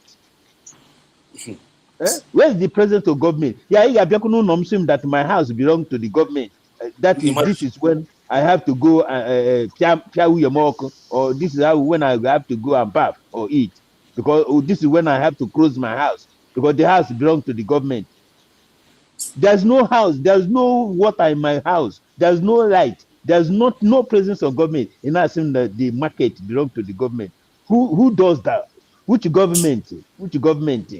I want to say which government? Anambra government. Where is the Anambra government there? Watch the place and azụ that area. Watch ya negeri otiro there bad. Can the present government or whatever terete or even ụfọdụ mmiri na mahadi ya. Yet ekwere na mmadụ na-ekwu okwu sị ya bịara ebe a. Look at it. In fact, anyị kwuru kịta ya. I wish na mma akpọpe that television ka m wụba dị ya. Kama ọ bụrụ na nna awụ ka awụọ, ọ bụrụ na ebe onye ji ebe dị ya, ebe adị nonsense. Now this na go too much. Iwe na-ewe m here. Kedu ụdị nke a bịa na-akpa ya anyị na-aracha nsị? But ihe na-ekwu ya bụ ndị dị like me nọ here na-aza odogwu Enugu, na-aza nke a, na-aza citizen. Yet we cannot talk. Or can jayo the other time. If you know what you are going to do, you know what you know how to do. If you know how to talk more than me, odogwu Enugu, come out and talk. If you know how to na-ekwugheri otu a nsi ekwugheri na-eme aghịrị otu odu ọgwụsa ihe mpasta mebe data aghịrị ya ka afọ na ị na-eme aghịrị ya. Ọ bụ na ọchị ka ị ma achị bịa chịba data ọchị. But the major thing ka anyị gwa ndị a na ya abụghọzi Nigeria, ka anyị gwa na ya abụghọzi Nigeria, ka anyị gwa na ya abụghọzi Nigeria. Kedu ihe na-abịa akọ ihe na-asị we are one? Which one? Who made us one? What make us one? Answer me. What make us one? Who made us one? We are in Nigeria. Which Nigeria? Do we belong to the same place? Are we in the same place? Do we eat the same food? Do we eat the same food? Do you eat the same food? Do we speak the same language? Do we have the same culture? Why? What make us one? What make us one? If you were one, have I killed any of your people? But you have been killing my people since. You say you are one. Which nonsense one? Amamu. Which nonsense one? Where did the one come? By which? Why are we one? Say why? Why are we one? Is America one? Can you see one America? Can you see one Africa, one France? Can you see one Germany? Can you see one Ghana? Do you see one Somalia, or one Nigeria, or one Tunisia, or one Egypt, or one Morocco? Why are we one? Why? Who made us one? Nigeria. Ihe nke a karịgo. But I'm happy. I'm grateful. I have to use my mouth now to proclaim that we are united. I am United States of Biafra. I am not Nigeria. I am not. So let them get it. Let them get it. Don't call me. Let them get out of our land. Imagine. Let them get out of our land. It's not the same mother that born me and you. It's not the same father that born me and you. It's not even the same God that created me and you. You are saying we are one. Who made us one? I want to ask you, who made us one? Do you know me before? I don't know you. You say we are one. We are one. Where are we one? Nah, everybody. Could you imagine what that guys were no nime titiaya? No na ochishi shop onye obala. Onye obala na then this okoko no nime so no lekonya no na scream eba. Never na echi warning no. Na ga ga na Southeast governors ni na ga chi onye obala warning. Gbande na akpo anyi animal. Eh? Now how about homophobians? I no, look at who is saying Maro Yamua, Mao Dogwin, Mo Yambo.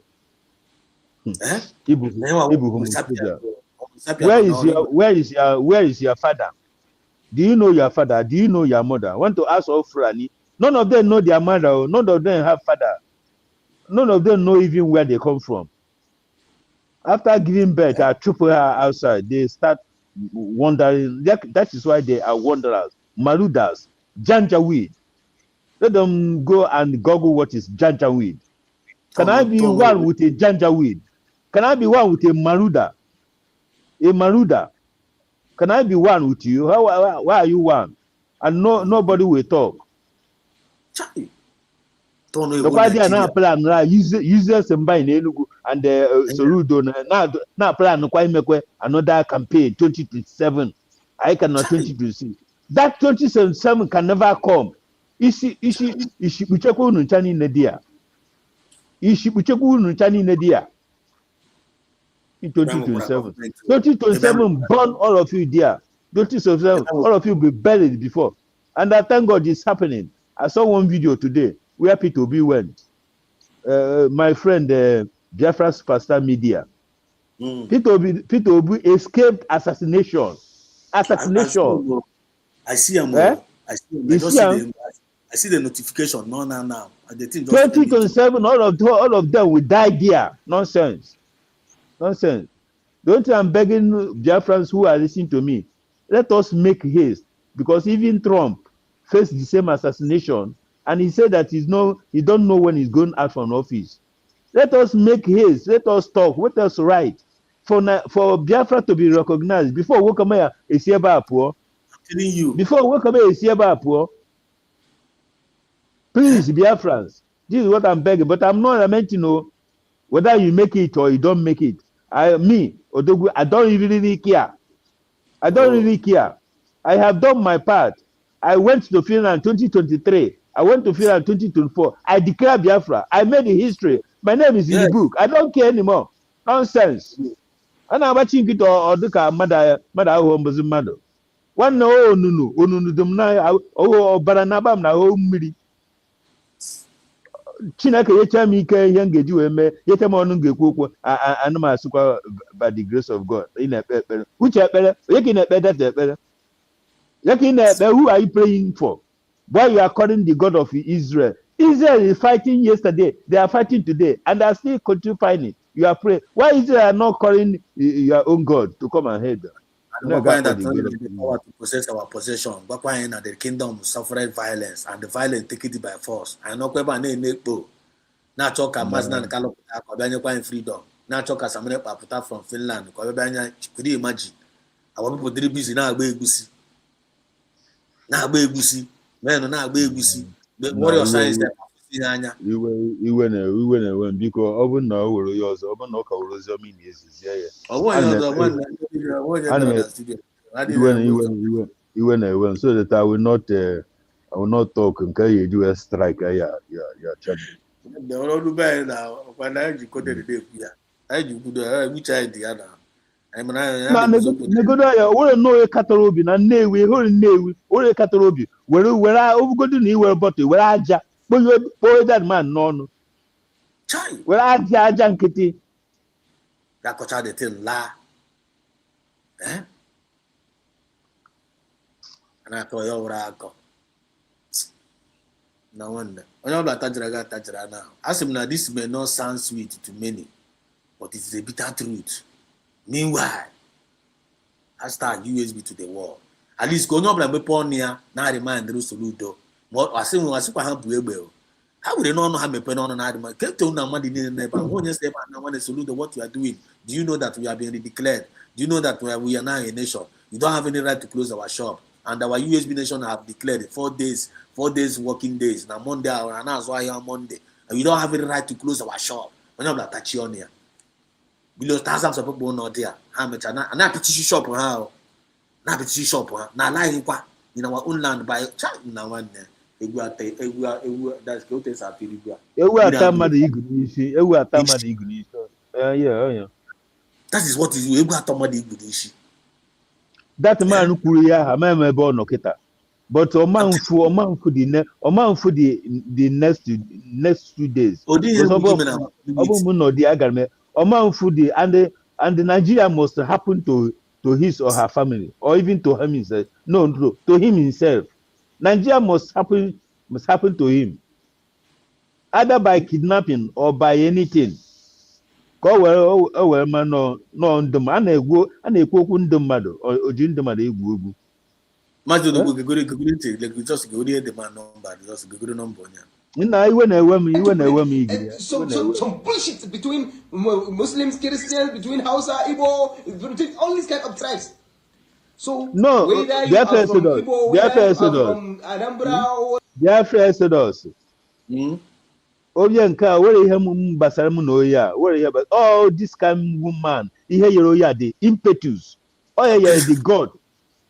Oh yeah, you men and Yoroya, Kiki, we all neku. Oh, no, ikike under na control governor anya. You're not still no one ikike. Under na control soludo now. You're not still no ikike. Under na control soludo. You have soludo na emeti depende na lekwe okoka. Onya anụmanụ forever na control soludo. Kedu ihe onye aja control soludo? Kedu ihe o ja control ya? Don't know what the master now. Kedu ihe o ji huru master soludo? Why? How? Jonumo, onye maka anyị na-ajụ Jonumo. Nsi na ọ bụ na soludo abịa hụ n'Ọnịsha kpochie ahịa, ọ bịa onye nke a ga na Nnewi. Na this man now ama mpụta kwuo okwu. Na ọ ga-atụwa ụjọ.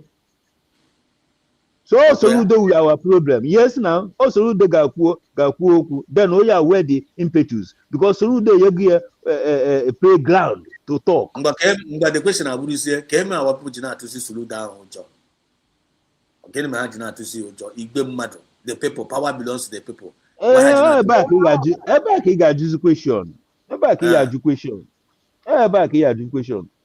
I'll give him a ihe mere na ha aba ebe ụta nsi banye n'iwe n'ọnụma ọ bụ na nnọdị a mụ ama ntụ da Soludo ụjọ maka abaghịgo m n'iwe n'ọnụma ọnụma na-esuzu m ihe a so ya ka njere anyị ka ihe anyị na-ekwu ka ọnụma na-ekwu ihe dada ka ọnụma suo ya ọbụla iwe n'ọnụma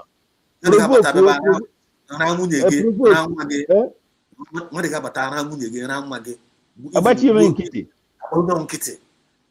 because ma aba ebe n'iwe n'ọnụ maka ndị hapụ ya ma aba ebe m iwe ihe ọ na-eme m ewu be m iwe achọrọ ka ị na-ekwu ya dada ka ihe a na-emewu ka o wee anyị iwe ka onye ọbụla bilite Go away where you see ya n'ikuku ya shut up. Oh. Ha shut up ya n'ikuku. Ọma nkuzi ya. Ọ bụ na ọ kwuo ozi ya like that. Then onye nke a anyị na-egosi m ama m pụta make statement because ọ ga-ama na akụ akarịgo ọka.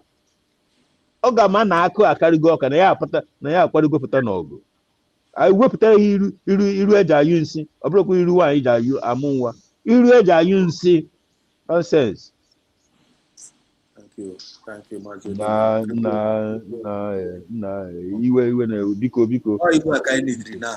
The violent take it by force. I have a say by now, but I want to never banquet. Our first song. We want to do no mess on your black. Game na ini na wuzi. Game na mu awukume. I need Biafra bia na element mando kwụchara amụ na abụ ana element ụmụnwaanyị a na-anụziri ya ọgụ. Tongo zoro beze. Mouthpiece ha. Famdia ụmụnwaanyị nọza n'iru ọgụ. Ọ na-eburu ụzọ ụmụnwaanyị anọzi n'ụọ aya achịkọwa ụkwụ. Ha kpatacha bịa ya erie. Nọkwa n'ime ya na-akparịkwa ha na ha na-etukwu ayụmamịrị. Nana wow. You're not getting the point. No. You ezibeti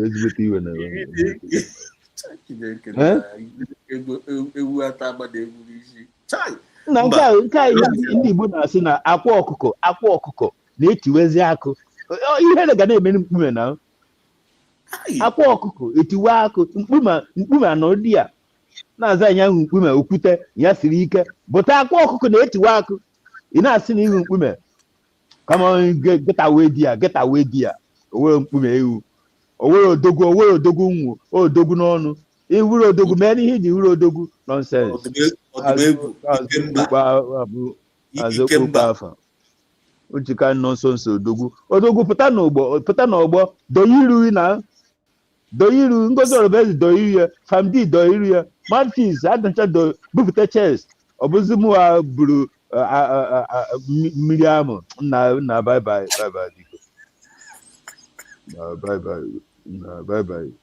ka Chineke gozie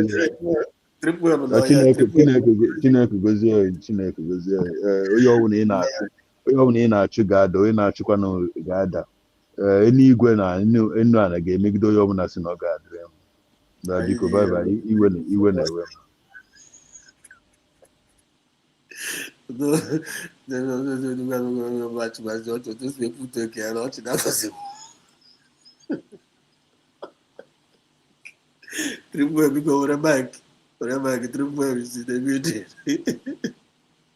All right, thank you so much, my brother. Is it us? Udo dragon ne mado. Taka zere go boshita maro gemma. Dalo ne nozoma.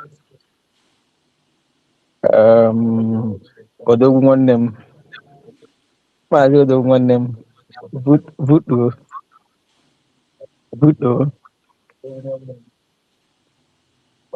Are you aware that if onye mmadụ deprived something that belongs to onye mmadụ and take it to himself, you know it is arụ ala? Triple M biko asịna m butuo I want to be provoked mo asịna m butuo kwuo nke gị ka m ga-eke isi nọ na mmadụ na-esi mmụọ asịna m butuo I don't want to hear butuo ị ga-ebutu listen agwazira m ka butuo on what na akpọ m n'azụ ala my mother na-asị m butuo na-abịara napụ m ihe mkpụ n'ọnụ butuo on what ka agụ na-agụ ka m gbachi nkịtị a na-continue.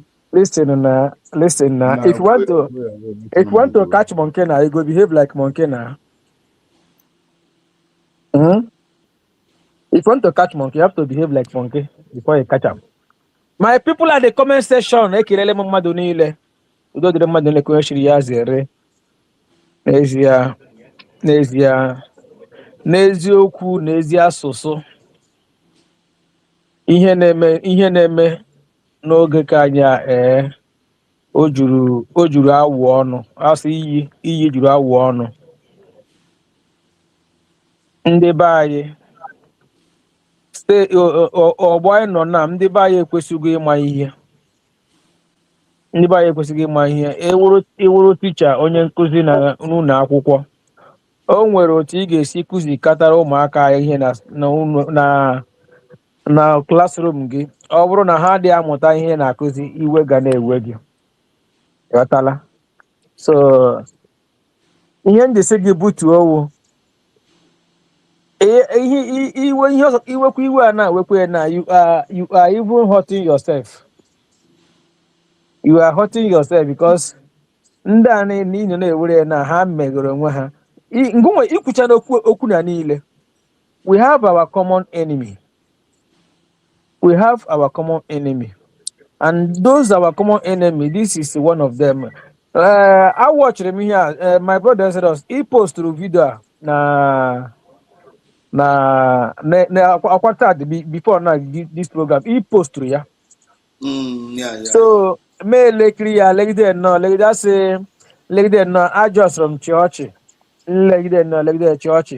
I won't blame mosquito because I opened my window. So I got me blame mosquito on the window. Ihe ha na-akụ gwagodi me bọọlụ na ala na ndị ihe awụ ndị kwesịrị ịdị na-agbara ya odibo. Ha nweziri the gods ịbịa na-akụ erizi ebe anyị nọ. Ha na-abịazi akọ eri ebe anyị nọ gị na-ele ndị na-enwe ihe ha pụrụ ihe ha na-ezuzigharị. Mana mgbe ọ na-ara ahụ ka ọ na-ebi. Ọ wụ Chukwu mara nke ka mma. Mana na nke ikpeazụ a ha ga-eme ihe ha ga-eme. Ha girichakwa ihe ha na-egiri. Ịma ihe ha na-aghọtabeghị bụ na ha chere na anyị na ha ka nọdụ n'obodo ahụ.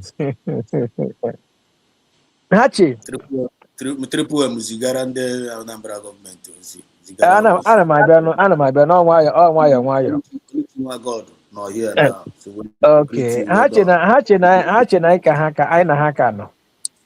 Then abịazie ịma ndị ọjọọ na-aka ihe ha olu ha na-aka arị elu. Asị gị empty vessels, empty drum makes a loudest noise.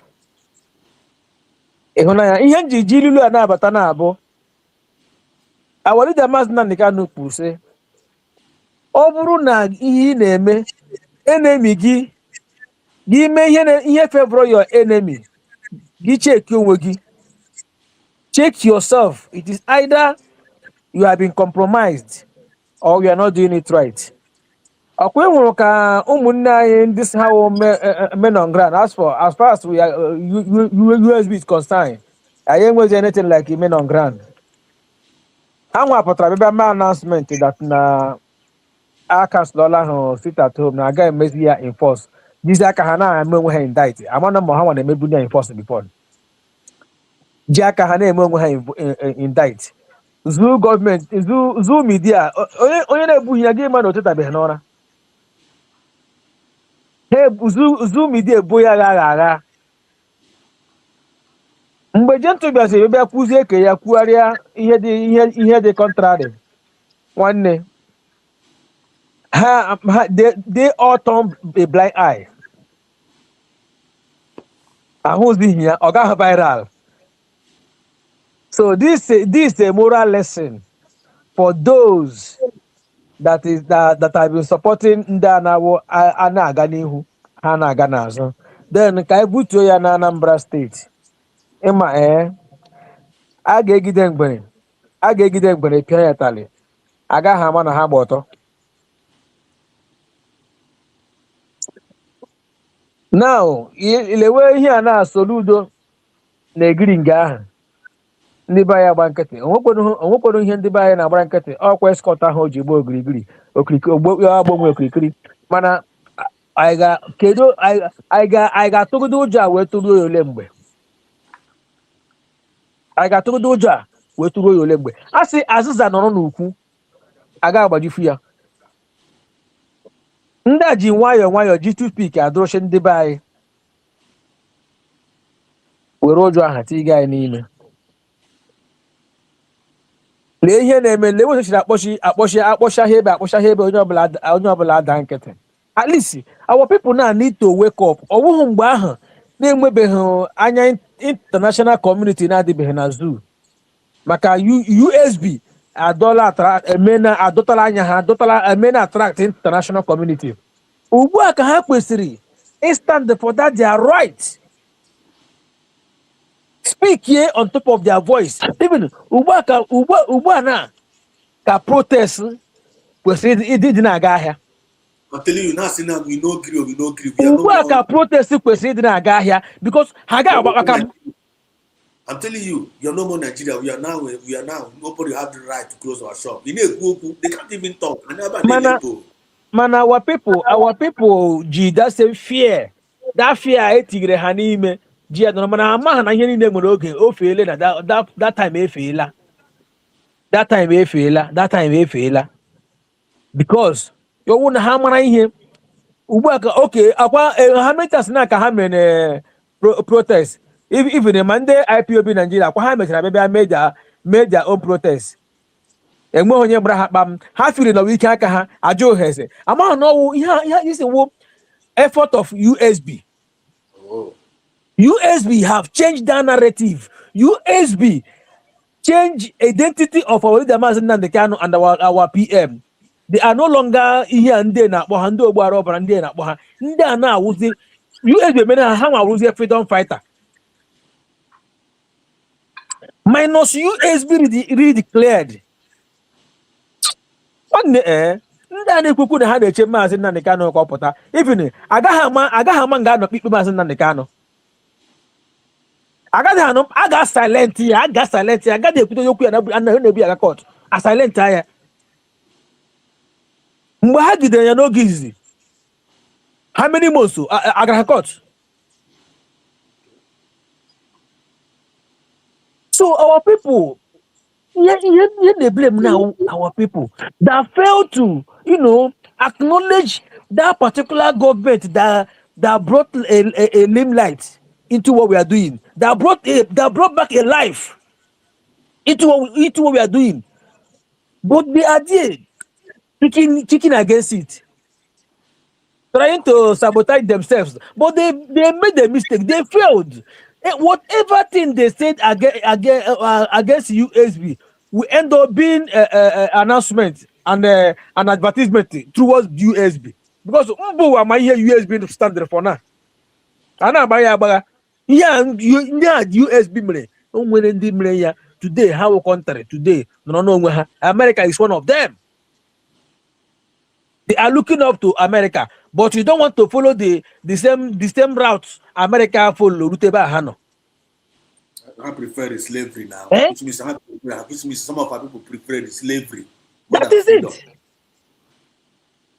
Today, agala internet check ma account BLU magene.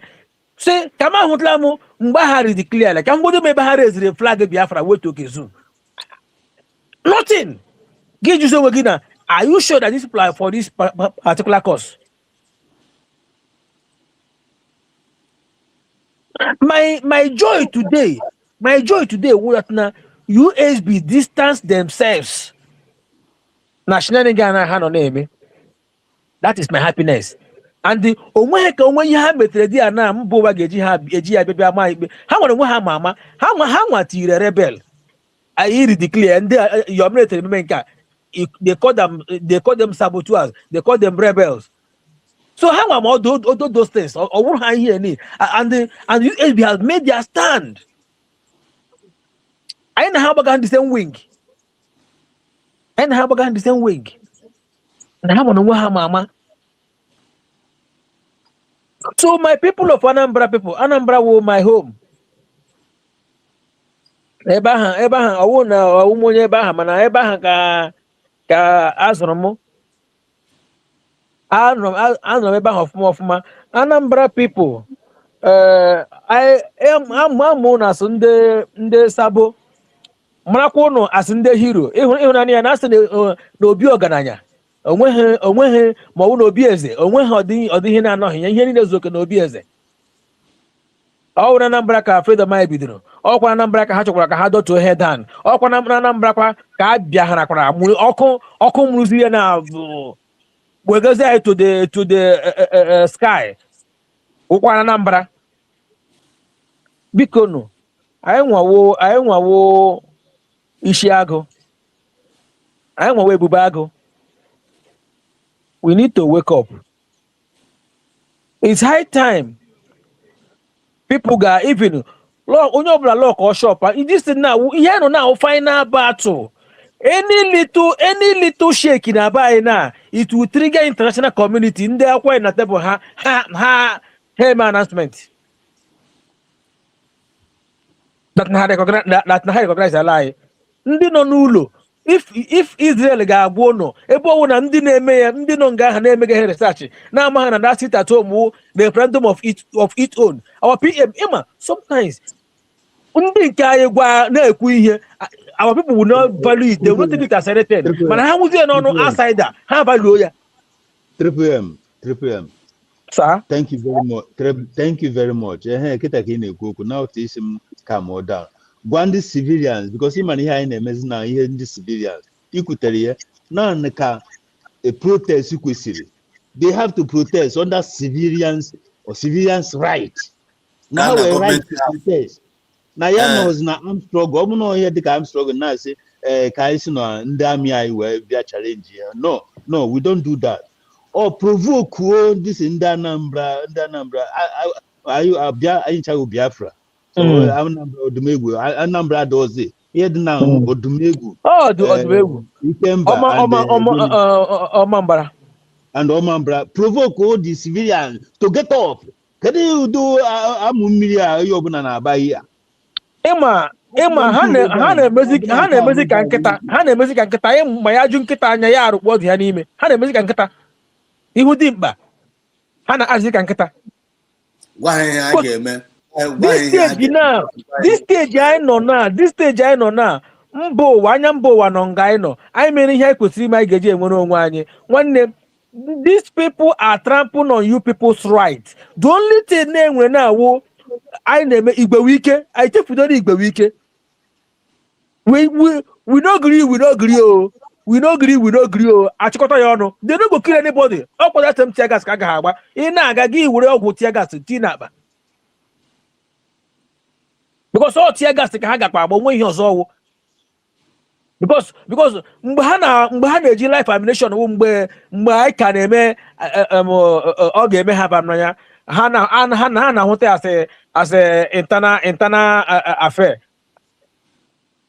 I got Jojo, Minister of Information, Minister of Internal Affairs, Minister of Foreign Affairs, on Dagaju. Mankana, USB Mewaya na Uzi, Mihanos na Uzi international affair. A new bettered country. A new bettered country in the zoo. And we have come to stay. One name, Mezenu civil protest. Civil protest. By Nigerian government. Meanwhile, Nigerian government now they may occupy illegal illegally. Because we are no longer in Nigeria, we are Biafra. We have already declared. Even the kind document IG as indigenous tomorrow zoo amalgamation a any country stand today I saw amalgamation document Kahaji. Which country? Tell me. Which country today on this planet Earth? Maniki stand today name exist as they are together as amalgamation.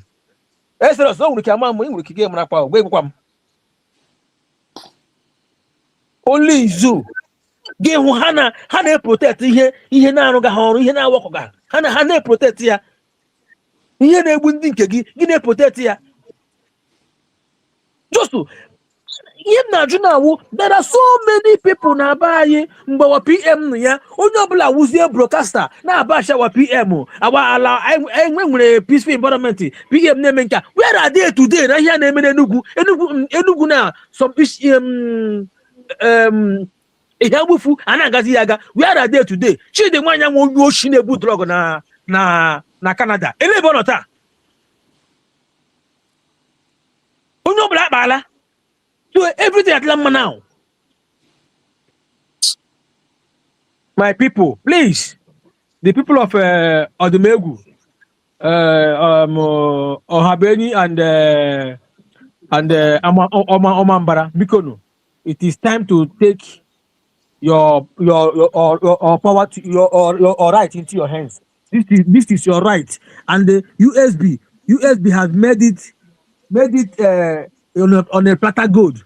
The aga bakam when no Ghana here no you win that was so was share niile onye obula ga our government house gaga block or government house ya bushi everybody. I'm telling you. Onye obula ga n'ụka gaga wure park ya n'ụka nga ahụ ya after say bia bushi everybody. Ebe ọsọ onye obula azụla ka short ụka dan onye obula no ze nga na-enwe nwe anyị n'anya. One in it is your honor. What kind of rubbish is that one? Now you're talking. Onye shinaga kpọta onye ga-abịa ya ejiri Biafra and IPOB jiri kpute ya rikpute ya wụọ taiga tụwe ihe ndị ahụ ọsọ nọ ihe ọ bụla protect eme ha asaghị if you want your freedom you have to vote people in Senate vote ole ndị ga-evotu ndị esu Chineke na-ehepụghị onwe ha. And the triple M the thing now I know Fuma, I know in our right. Nkana 100% I know. Nkana we on our right. Our people you talk to how am I in the level USB no. I'm all the on your hand you will phone ha me research no maka research no jogo do maka USB mo ko be USB no now. Today na report I know with na wo umunna na Netherlands na. If you therefore Netherlands na has submitted some document now for recognition. Enwezi ndị na-achọ ya cha ọwụ mgbe ha bịa asịghị nwebe the requirement nwanne anyị enwecha na anyị nwanne anyị ji ihe niile anyị ga-eji nweta admission anyị ji ihe niile anyị ji na admission and they had to go to declared I know in our homeland. But I'm telling you, because you joga had now America now no na buy now. Zoo cannot do that kind of thing now. Only protest, peaceful protest. Ha abawonya. Illegitimate governor now match on you. Illegitimate for that much. Delegitimize governor. And Owugin ha ga-eme ihe asa enwe onye ga-ekwuru anyị enwe ga-ekwuru anyị ọha ga-egbu anyị ọha ma ga-ekwu ya na anyị nwere gọọmenti na-ekwu on our behalf. No bombo wa niile I nwere gọọmenti ihe ọ bụla ime ime na no na right gị nwanne iwe nwere gọọmenti ga-ekwuru gị amamihe ọzọ ha nke ọzọ ihe na-atụziri ụjọ. Why are we afraid? Why are we afraid, my people? Let's wake up. No go gree. This is our time. This is Biafran time. This is Biafran time. Oh, God, here Biafran o'clock. 100%, even more than 100%. One day I do overripe. Biafra USB the overripe. I chapela. USB a chapela. Don't know everyone here chacha. I chapela. I swear to God, I'm telling you. I'm from the reason why they enough is enough. We need to wake up. We need to wake up. Ndị na-ekwesị ihe gba ya okwu na agbazi ya okwu. Iso na agwa ọnụ. Ihe na-ebezi kwedo ọnụ. Okoko nọ na screen here na-akụ eri ihe na. Eledi post ọ ga-efit na Biafra land na Asia na Bedana. Legodi nọ ndị niile na-ezuzari ihe nọ. Can you tell me achievement ha n'ime obodo a ha sọ ha mgbe ọha nwere Nigeria? Gbagodi m achievement ha ihe ha mere event asị lekwe ebe ha nọ lekwe ọha nwawo na nke a na-aga aga. Just tell me one thing. 160 something years old, nothing. No. Ya no nga focus on oil. Ebu ego ibu. Emu ihe ntị a na-eme invest. Ohe obodo jo na aga. Mgbe were ihe ga nyonye. Every day I say this country belong to all of us. This country belong to all of us. I need Bugu. Look on my people. You guys have to wake up. Ihe da wan to ya aka. Enough is enough. Thank you so much, my brother. My brother. Good to ka nwere ka ị ga-esi chọọ ihe n'ike gị mere onwe gị ahụ mgbe onye na-achọ na amatala nwanne anyị ga na-ezi ozi a na nke ikpeazụ a anyị ga na-afat gode enemi anyị outside maka na ọwụ ịhụ ndị nọ n'ime ịma ọwụ na ọhịa pm nọ ya ama ebido na-adụ ndị nọcha underground anyị aka n'ọnụ ama ebido na-adụ ha aka n'ọnụ mana ha butuo a na-aga n'ubi ka ji n'aka akwa ndị na-efuri na ha nwere ndị na-ekwuru ha ndị efuri na ha nwere ha gain ground thinking that na otu ọ dị na mbụ ka ọ ga-adịgide time shall come ha ga-agbacha ọsọ time shall come they go run ha ga-achọzi data face aha chọọ pisi aha agaghị ha ahụ ya ọkwanye ha gịrịgịrị ọ dị ka ihe a udere na-egiri dị ya ka onye a na-ajụ aka nri onye nọ na nga na-ezuzogharị onwe ebe anyị ga akwa obere oge ya nwụọ iwu ka ọ na nga ha ba gị iche na mmadụ nwee na one on one na nkọpụ ya nwụọ ebekwa ka nwa obere nwa n'owe ala anyị nọ ya na nke ikpeazụ a continue lee n'anya na onwe nchere gbara iru ya because there is time for everything message change na message anyị change go because onye ọbụla the children of Isaka a na-efulo time and season ọwụ ebido ya atọ na-akọ ofe akụkọ ife ya na ebe na-ebe a sị na anụ mụta ịgba ajọ ọsọ dinta mụta ịgba iri aja egbe anyị nwawo ya making progress enough is enough lee na anya ebe a na nwunye nchere wepụtara unu ebe a na let's connect on the dot maazị Nnamdi Kanu pịara nọmba unu ofu ihe onye na-eme. Let me share the screen. No, I cannot download it now. I share it with the screen now.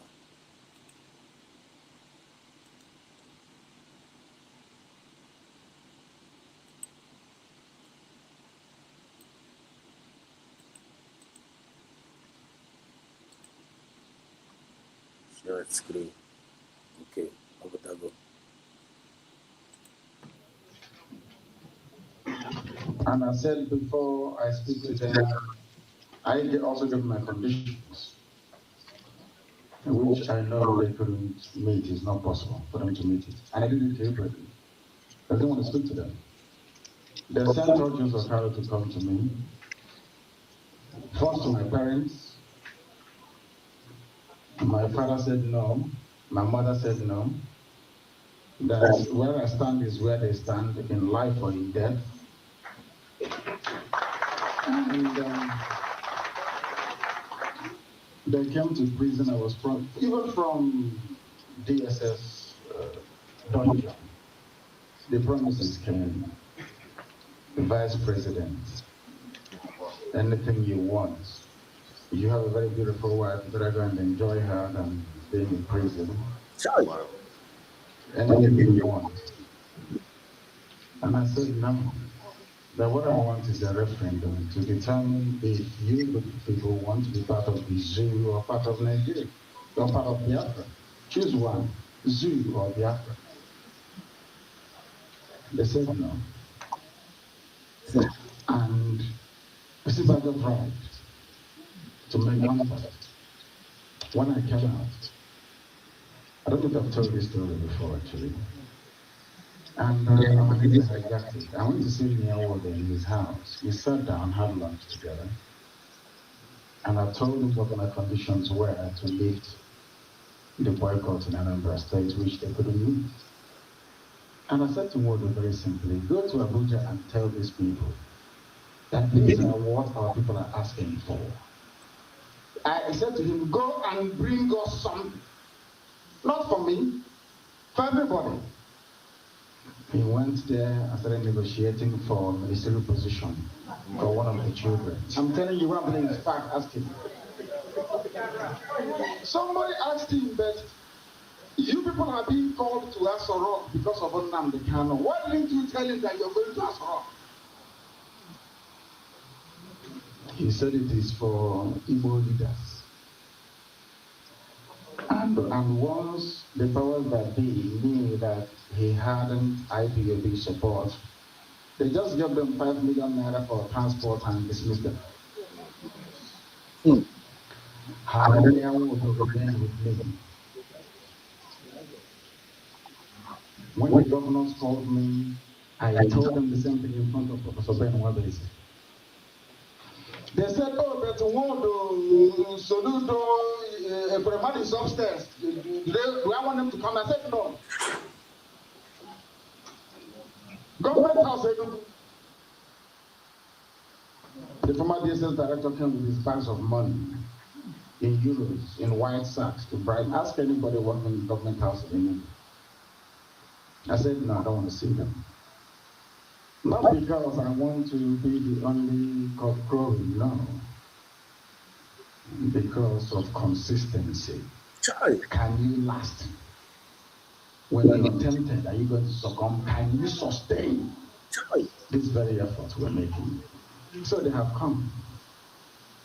And I gave them my conditions which they can never meet. Open Warri Seaport, open East Water Seaport, open Calabar Seaport. Make Enugu an international airport where we can fly to US and come in at will. Build the Water Enugu Onitsha Enugu Express Road. Complete second Niger Bridge. Are these things difficult? No. As I'm telling you this, go and ask them in answer of the government there. They have a piece of paper I gave to them. They ran away. Because some Igbo men were busy gossiping. Saying if you allow him, when he finishes fighting Nigeria, he will come here and fight us and kill all of us. That's what they said. And you know one other thing they said? They told every Igbo billionaire around the world that nobody should give me one dime. Ask them that if you give Nnamdi Kanu money, he will go and buy weapons. That nobody should give me anything.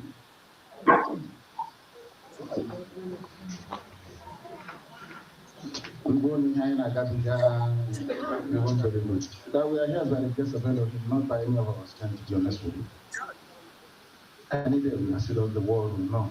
How do you want Canada to regard the Biafra referendum or even USA? The people that the ambassador knows are the governors or maybe Anese. Did you people not hear that British government went to Biafra land when I was in prison? Oh my goodness. The British High Commissioner was touring everywhere. When they wanted to kill me, went to Obi of Onitsha and asked him, what do we do to Nnamdi Kanu? That one said you can kill him if you want. They went to Atusia. Atusia told them you can never touch him. If you touch him, this person will burn.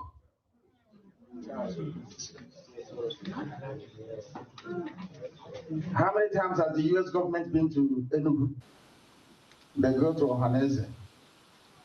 I don't want to say. They went to Ohaneze and the governor. They asked them, what do you want? Oh, leave those rascals, leave them. Miscreants. We want restructuring. What they're asking for is untenable. But the same man said if there is no restructuring, they'll join IPOB to do Biafra, isn't it? Did he complete what he said? No. Is he doing what he said he's going to do? And you want me to work with these people? Sure. It's not going to work. I say and I'm know me. Everything I do, I say it in the open. Not gossip. And those that spoke to Uche, I am going to Chicago to broadcast live to the whole world and tell them they're in trouble. I've told them every time they contributed to IPOB will be announced for the world to hear. Tell them there will be no hiding place for gossipers, even as far as I'm concerned, because I know what I've committed to this very movement. Not that I'll become Biafra president, no, so that I can take Nnemeka and Nnamdi back to the land of his ancestors. To that same land that Chukwuka said you people must be here. And then my wife, Mariano. I'm fighting for Biafra that we will be free. Thank you. Joy. Madam Origin, you're welcome. Madam Origin, you are welcome. Can you hear me? Madam Origin, are you there? Oh, yes, I'm here. You're welcome. You're highly welcome. There. Yeah, this particular clip, this particular video, every Biafran should archive it. Charlie. Should archive it and save it and play it. If you at some point, oh, my manners, please, please. I greet everybody. Odogwenugu, I'm loyal. I'm loyal, sir. Triple M is Triple also here. M. Ndewo. I greet everybody. Umu Biafra, ndị ihe ọma dị mma. I greet everybody. There are men and there are men. Sorry. There are leaders and there are rabble-rousers. Ndị ihe nrite. You are right, Madam Origin. If we good evening to you. Ndewo. Sorry. Our leaders are held in dungeon. Ndị ihe nrite. The sons of the warrant chiefs are perambulating, gallivanting, disgracing themselves all over the place, calling themselves men. There are men. Boys are not men. The Bible said it. When you are a son, you remain a son. When you subjugate yourself, sublet yourself to be a slave, you may look like a giant, but you are a slave.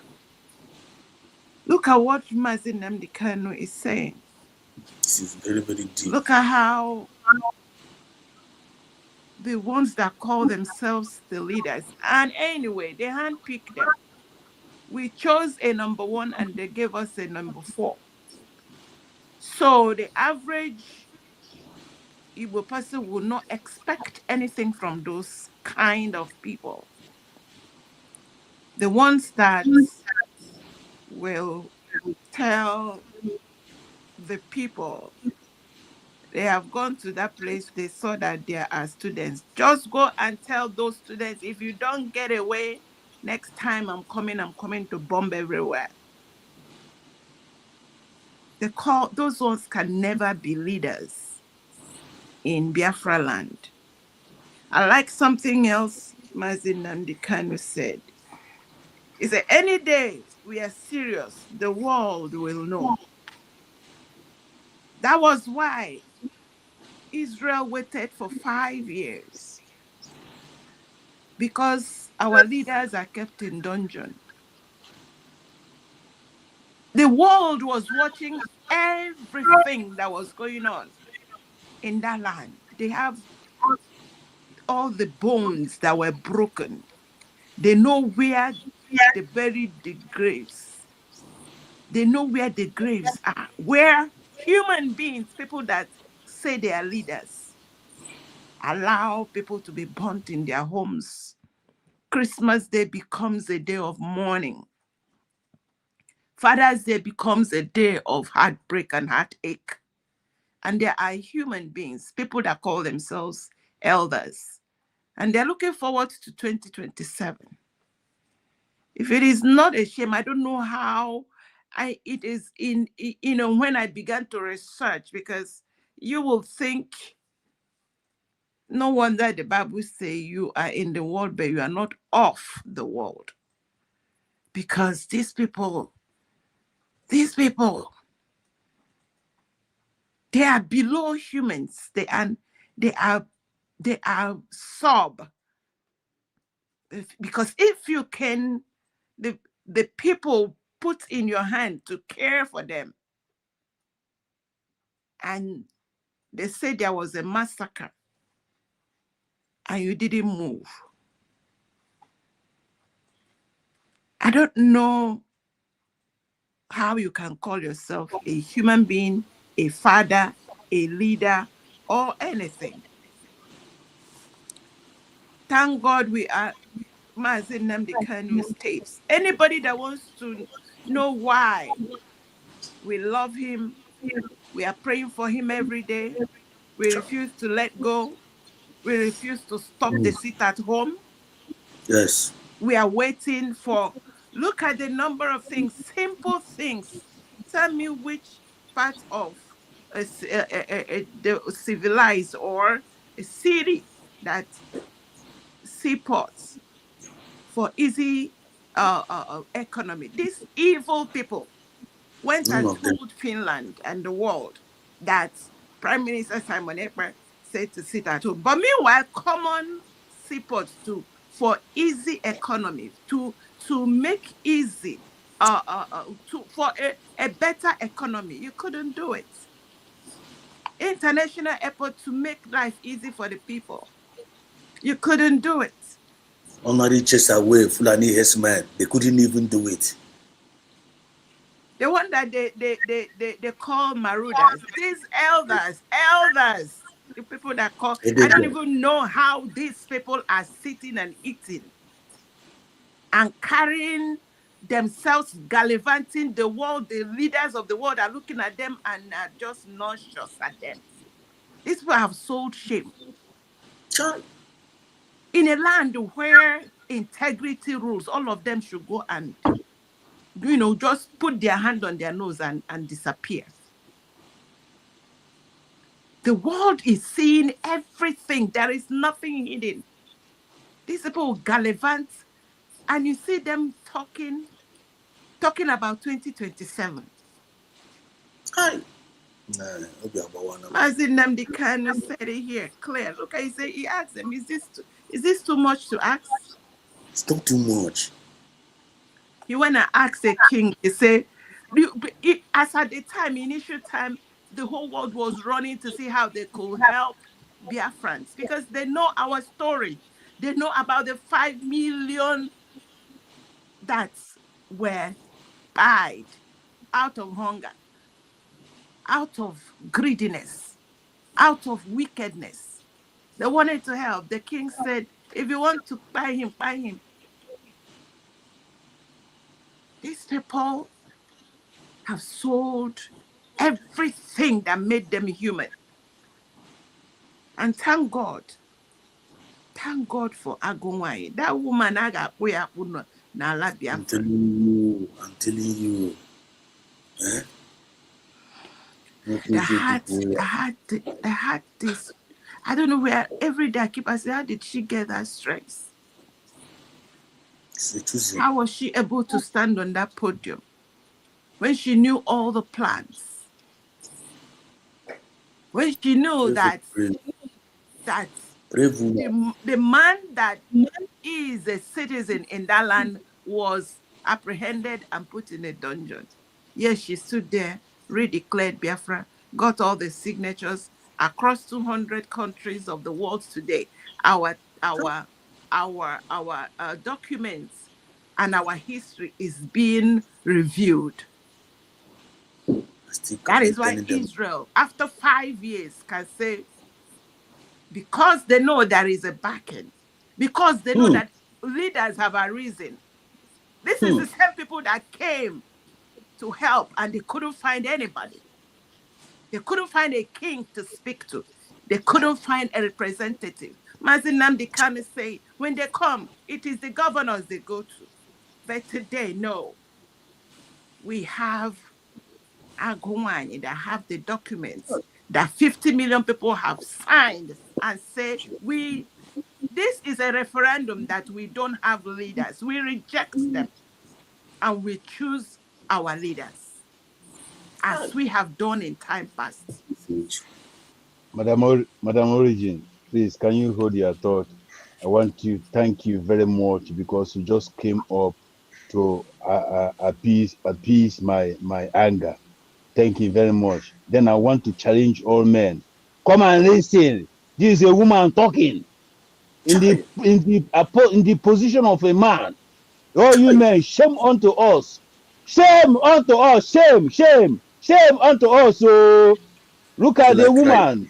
woman I feel roaring like, like a lion, and we I are feel like here just sleeping under the mat. Madam Origin, oh thank you. You came now to appease my no wonder anger. what people are saying. No Thank wonder you what so people much. I appreciate. are A duty cause. I want to tell you people, I'm with you anywhere. I'm going to work now. Thank you very Although much. Continue. once again, thank you so much because you are one. I said there are men and there are men. Biafra nwere mmadụ. People like you, people like Mazi Exodus that come out here every day. Now Biafrans, so it's like ihe chegidere anyị have wiped they wiped off in a place called Egypt. What is in Egypt today are Arabs. Where are the Africans?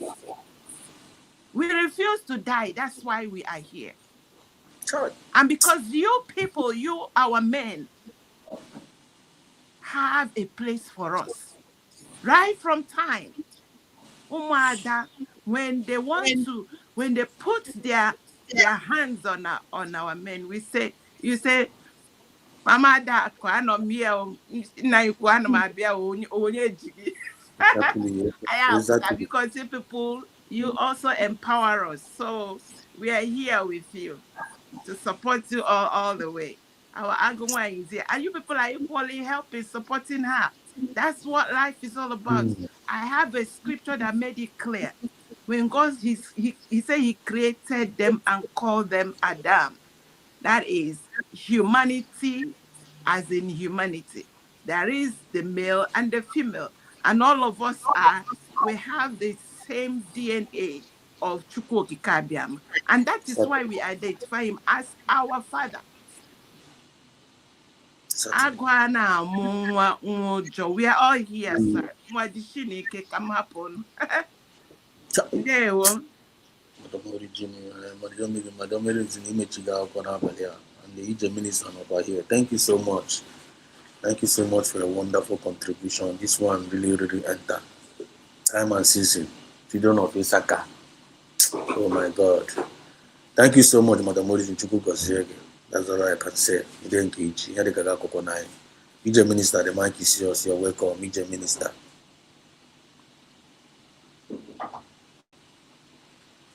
Ije minister, are you there? Ije minister, mic is yours. No? Unmute your mic. Hello.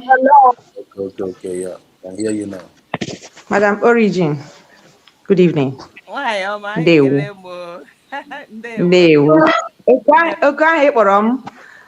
ahụ ịkpọrọ m last 2 years. Azala m you. I hope you have seen it. Now, ekelela m onye ọbụla nọ na studio. Kelee ndị na-ege ege.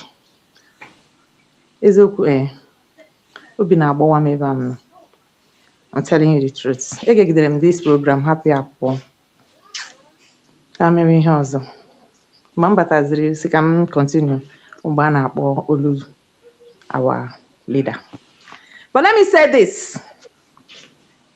The nation of the United States of Biafra has been redeclared. We are a nation. A nation, and Nigeria has never been a nation. Go and check it. The history of Nigeria is online. The problem of a black man is that they lie to themselves. They refuse to study themselves, and they are studying everything that happens in the planet Earth. Nigeria was leased with a price of 865,000 pounds. It's online. Nigeria, when I call it supermarket, I call it with every right because that is what it is. It's a supermarket for British. But that leasing expired in 2014.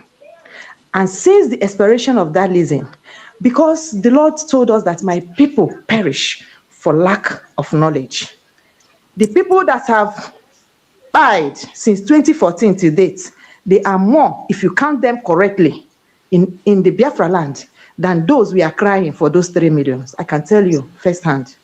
And you know what the worst part of it is, that we don't even see many of their corpses. And many died in the hands of those that are supposed to protect them, that were imposed on us as leaders, governors. They penetrated us and they used fear and death. But do you know what? They did not conquer us. That was why the nation of the United States of Biafra is here and we are talking. Let me say this to men. When you go to marry, know who you marry. If you know who you are, look for your type. Do not marry because of the skirt. Do not marry because he's tall. Do not marry because he's fat. Don't marry because the father has money. Do not marry because he's going to get something. You are going to get something out of it. When you do that, you mess up your blood lineage. Why did I say this?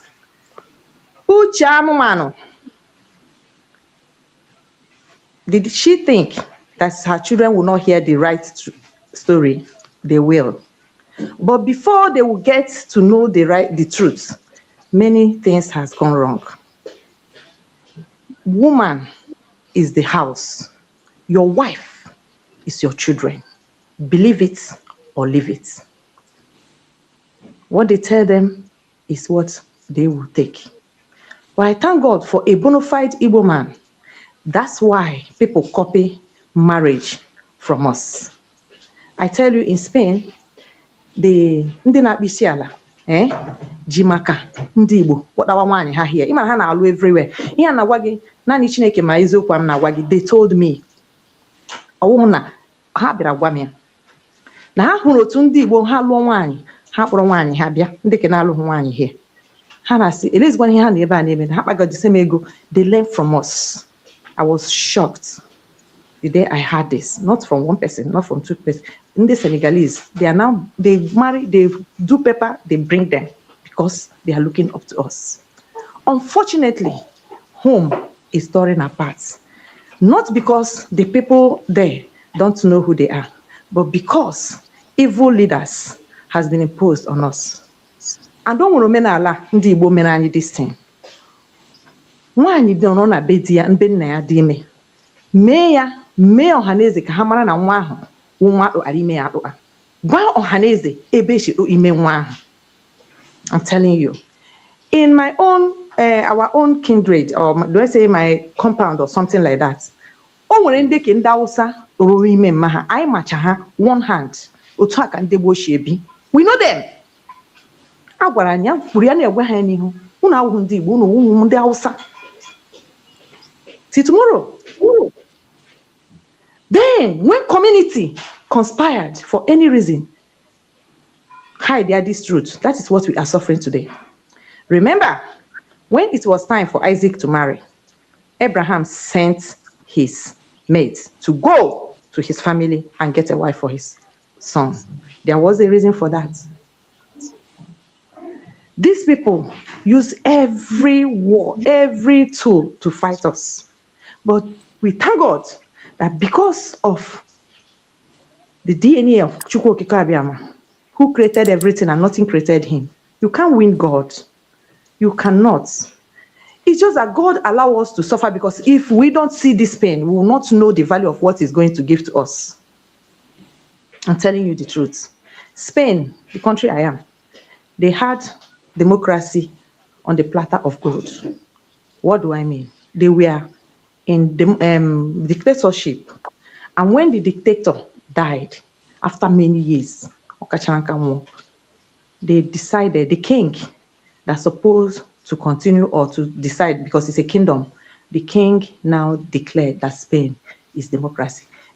Spain fought war, but they fought this civil war within themselves, because the dictator fought against communists with the church non aside the dictator. So how these communists are not fighting dictator na communists. Here I'm gonna get opera losara nna ya ogu. Olopara lụsara nwanne ya nwaanyị ọgụ. It was a brutal civil war. And ọkanọkwa till today in their midst, in their families. Now, Nwunye Ojukwu, we know her own history. Are you telling me now that nwaanyị ahụ mụrụ ụmụ abụọ, ụmụ ejima, boys? I'm Bianca one-on-one. I won't one-on-one, I'm going to but I have come across right from Enugu campus, born at good school, school, my auntie now na library, Enugu campus. I remember the first night I saw her with her sports car. Very beautiful, listen. Then in Spain here, by many invite Obiala. Even when picture, I name my doctor go for delete and my distance. You know, I answered in one. Bianca, when all these things are happening after the death of their father, they're supposed to call their mother in order because they are no longer children. That's why I tell you that it takes a strong man and a bona fide Igbo man to train up the children. You see, us in my own family, we are more of girls, but we are our father. I'm telling you, even the husband Naloma, we are our father. In our village, they know. They will say, Felix never die. Ihanacho is still alive. You don't mess my marriage. I'm be the safe. I'm be the magia forget. No matter your age. If you mess up, we let you know that you have messed up big time. So,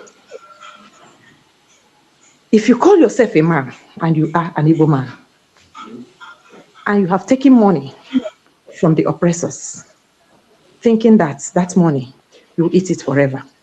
I want to assure you one thing. Your children will not inherit that money. That is number one.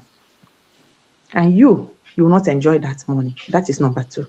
And peradventure, you stayed alive because this very fight we are fighting, this fight of darkness and light, is surely going to conclude soonest, except God is no longer God. You're gonna meet us. All of you, from Soludo to Onyawo, including P2B. Every evil you people committed, I assure you that, except one woman or Hondo, then know how to write. Except we don't know where you are. Me change because many people's know Second World War from the Hitler side, they change name. Except me change Raha. That's why no gathering easy like that because of what's Alanya. So, Soludo, Sebibo, you came and you told an Umbrarians, can you vote Torogi? Nige facilitates the release of our president, Mazen Nnamdi Kanu. Scammer, you think you scammed us. Today, presently, you are locking the markets, fighting those that are standing for him. And you think that heaven and earth, that bed you will go and sleep this night is happy with you. You are lying to yourself. There is something called law of nature. Allah is made the campaign. Alanambra would surely chase you back in debt to Sokoto. You can never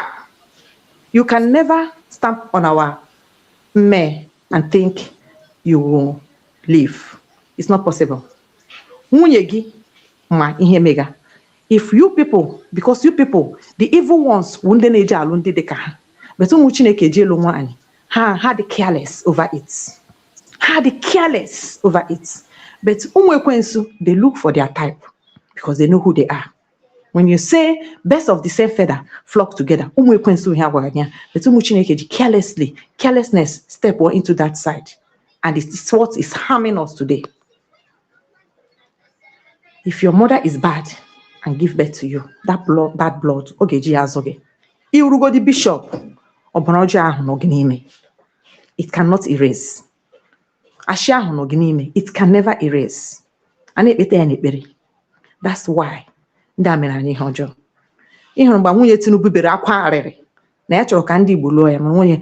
her age.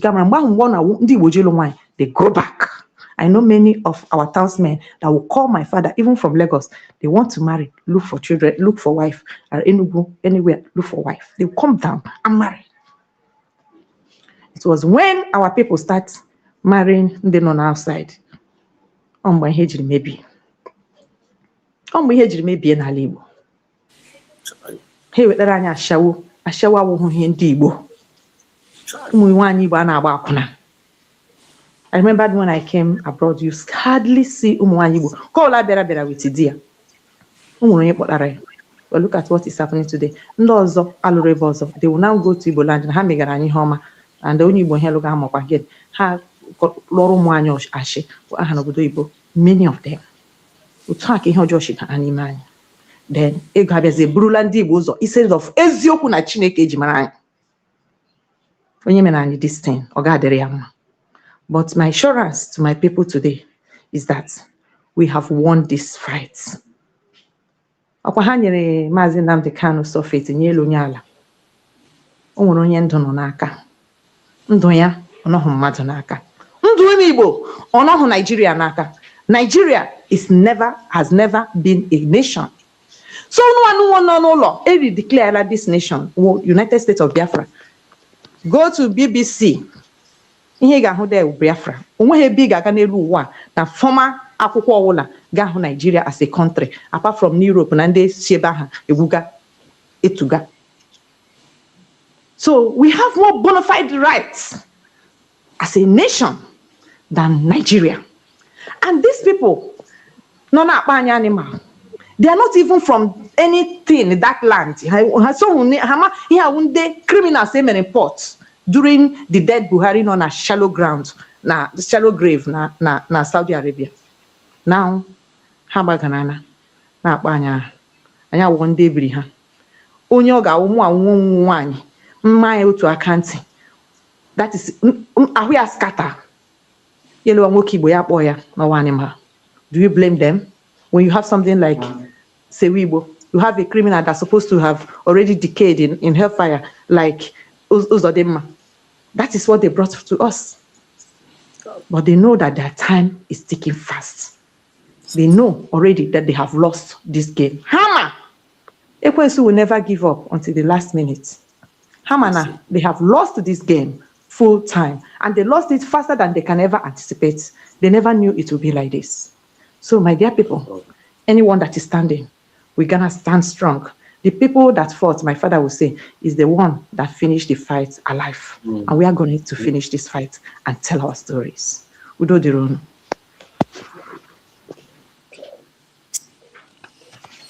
Thank you so much. Thank you so much.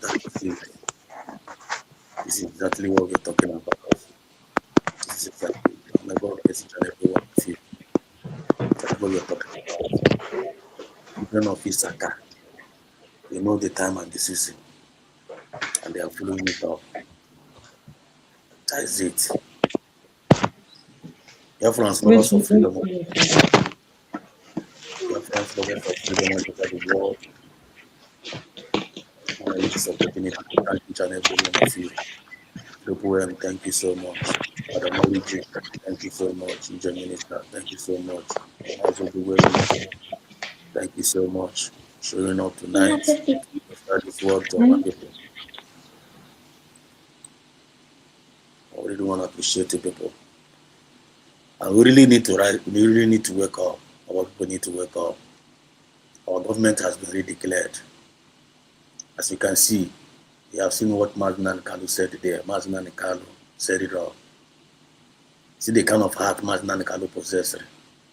How many men still possess that kind of heart Mazinan Kalu possesses? What he have went through in pursuit of our freedom. And still, standing still. Look at many men, they go the struggle, they go Tina, Bagashike. They are not cash out. Mazinan Kalu is a cash out, ATM to a lot of people. Akashana federal, Akashana local, Akashana state, Akashana even some few cabals and Akashare out. But look at many of them are USB. Some few members not are USB. Our members, our cabinet members, they are genuine. Our women speaking here, they are genuine. our brothers speaking in the comment section, genuine people, we refuse to give up. We stood firm, standing for that truth. It's not all that easy, but with God, all things are possible. We are the Joshuas and the Caleb of the time. We are the Shadrach, Meshach, and the Abednego. We have in our midst now the Deborahs and the Esthers in our midst. Are you not seeing them? By their fruit, you shall know them. They are standing resolute. Kudos to you, Madam Origin, for you bringing up this video tonight. And this means a lot for us. We want to use this opportunity to urge each and every one of you. If you are women among us, they are coming up. If you know that we are gifted in one way or the other, please bring it on. Bring it on. I beg you in the name of God. Bring it on. Look at the rock. We are creating our own history as we speak now. History is ongoing. History is ongoing. Internet, they lie. Every word that you render here lives forever. But if we declare it, up go, what do you go registered? We are not like other people. Because our father is not ofeke. Masina Nkali is not an ofeke. He's a lion. Lion ana moto okay. If you have Masina Nkali as our leader and we don't have his qualities as our leader, which means we are faking it, which means we are jokers. We must behave like Masina Nkali at least. I'll go to 60% or 80% of Masina Nkali or 70%. Let it be seen in us. We must behave like Dr. Ngozi Arabeze, as in women aspect. Look at what Madam Origin said here. Who knows what kind of spirit that woman possesses? In the midst of that crisis, in the midst of that, she went there, she stood and declared Biafra for us. And Syria is still defending the mandate. When I give enough time outside, they not complain. They lament rega side there. Some of our men lament rega side there. Lament rega side there. Lamenting, murmuring, complaining without solution. When you complain, complain. Some of them chorus, it pains me. Why is our land is going? Look at Soludo. An individual for that matter. Never which right Soludo have to come and close the shop of our people? Because we do sit at home. Apart from this struggle, apart from this movement, which right? The state government is not the one that provide the money for you to open your shop. Federal to open your shop. You make the money for yourself. You have the shop for yourself. And somebody is closing it in your own eyes, calling you a fool at the same time, telling you say no fit do anything because of Marudas do Eriosi, go out with the indigene. What is it tell? Go on beneath of your leg. You can't even open up your mouth and tell them say you are now a government. You can't even open up your mouth and tell them say this is your right. You people are not supposed to come in our land again. You are now USB is now a government. You don't have right to close. You must leave our land. You go to that government house. Una got there, put it everywhere. The whole Israel and they are watching us. The people are watching. Stand for your right. Say it with your mouth. We no agree. You don't need to treat us like that. We are government. You don't have any right. The legitimized governors can have illegitimate governance. The bill has been passed. And you are answering Ikemba, and you are answering Odumegu, and you are answering Ebube as a state, and you are not representing your name. One shame on us if we are behaving that way. So may it be a change. Let it be a change. Let this thing be a wake-up call for us. If you are sleeping, stop sleeping. Masina Nkali is not going to suffer there in vain. PM Samanekpa is not going to suffer in prison in vain in Finland. And we are not waiting for them to come out, for them to continue where they stop. We need to represent them. We need to move. As a matter of fact, we're supposed to, by our action now, they're supposed to be out for a very, very long time. All these mediocres. The people, they have nothing to offer in our table. Let there be a change. The Marudas, they are the slave. They are the ones that are supposed to serve us. We are not the ones supposed to serve us. We must take our place. The kingdom suffered violence. And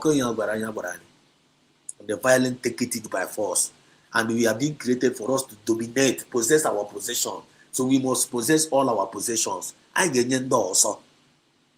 ọnwụ na nwanne ọnwụ na na-anwa anwa mmadụ na nwanne ndị Fulani a isi ole ka ha pụrụ isi ole ka ha pụrụ ha kwuo 1 anyị ekwuo 10 aba mba 1 anyị aba mba 20. If they lie 1 and you tell them truth to 10, if they say you say no, you say no agree, we no agree. All this Umumo Africano and Wamis, all of them, they are already in the trash. They are already in the trash.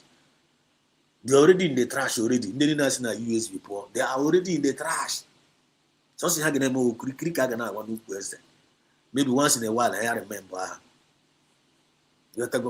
Everybody need to face all eyes on USB, all eyes on what the USB is doing. All eyes. Make sure you focus on Dr. Ngozaraves and the genuine cabinet member. Focus on them. Receive your information from the United States of Biafran government. Anything outside USB government is fake. It's fake.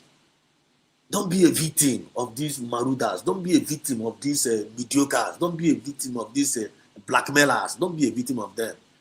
If you want to donate your money to the right source. USB government is the rightful government. You can donate your money. The website is there.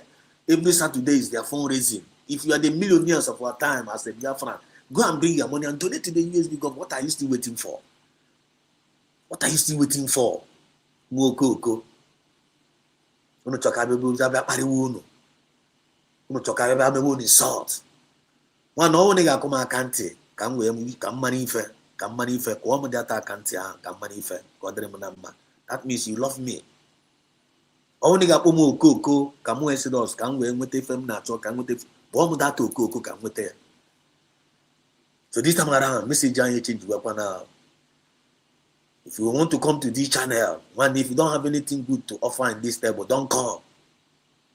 If you don't have any solution on you, with you, don't come here. I beg you in the name of God. I got to tell every day I have an idea waste time. I without something tangible. We are making progress actually, but we need to make more. We need to make more.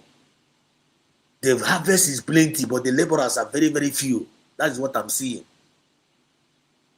Yeah? We have been encouraging everybody, Kita now. One, if you are gifted, if you know you are gifted in praying, you are an interceder, intercede. You don't need anybody to give you. One name, Abraham did it. He was able to save Lot and Umia. So everybody have a gift. Don't tell me you don't have any gift. You are not me, I am not you. We all are gifted in different, unique ways. Bring it on. Search it. You know it. Bring it on. Oh, when there were warriors among us. Oh, when they were that they can read. Oh, when they were Ike Samson. Oh, when they were Ike Samson now. And they are, you know what I mean? So Ike Samson. Oh, when they were Hankabuya. They charge it can conquer one nigga has one. I don't know. I would have give to him dump war. Then change somebody back up. He would give to go dump war in a check a man and calopota. He would give to go dump war. You talk about I come now be again on at the end of the day. Some of them touch but to go did Boblong where she can't put out. Are you deceiving who? It's all right. That is it for us tonight. This is 4 hours. Tonight and so I'm gonna try and hotel go our program. Then I have opportunity on the UK, where I make some other things. But talking my point, so I'm gonna modernize it. So moving, we are progressing. So thank you so much, the minister. Thank you so much, Madam Origin. Thank you everyone in the comment section. I really love you guys. God bless each and every one of you. Thank you, Triple M. So I don't know. Madam Origin, do you have anything to say in conclusion tonight? Do you have any word of conclusion tonight? This message is well delivered. Mazi, Biafra Exodus, thank you so very much. And I want to also use this opportunity to thank every well-meaning Biafran. Just like you said, Ekeroreke. In fact, even the people, everyone know on comment section. I have a fun name because I have fun name for everybody. I call them the ninjas. Very powerful, but calm and quiet, coming out every day. I know you all are enriched and everybody have something to offer to this government, this God-given government. This is a miracle Mazi Nnamdi Kanu have talked about. And one of the things that you people should know is take this to the bank. Go and check all great prophets. You'll never hear them call themselves prophet. It is their deeds, their works, and the things they said that came to pass. And the challenge they had when God speaks to them to make sure those things come to pass.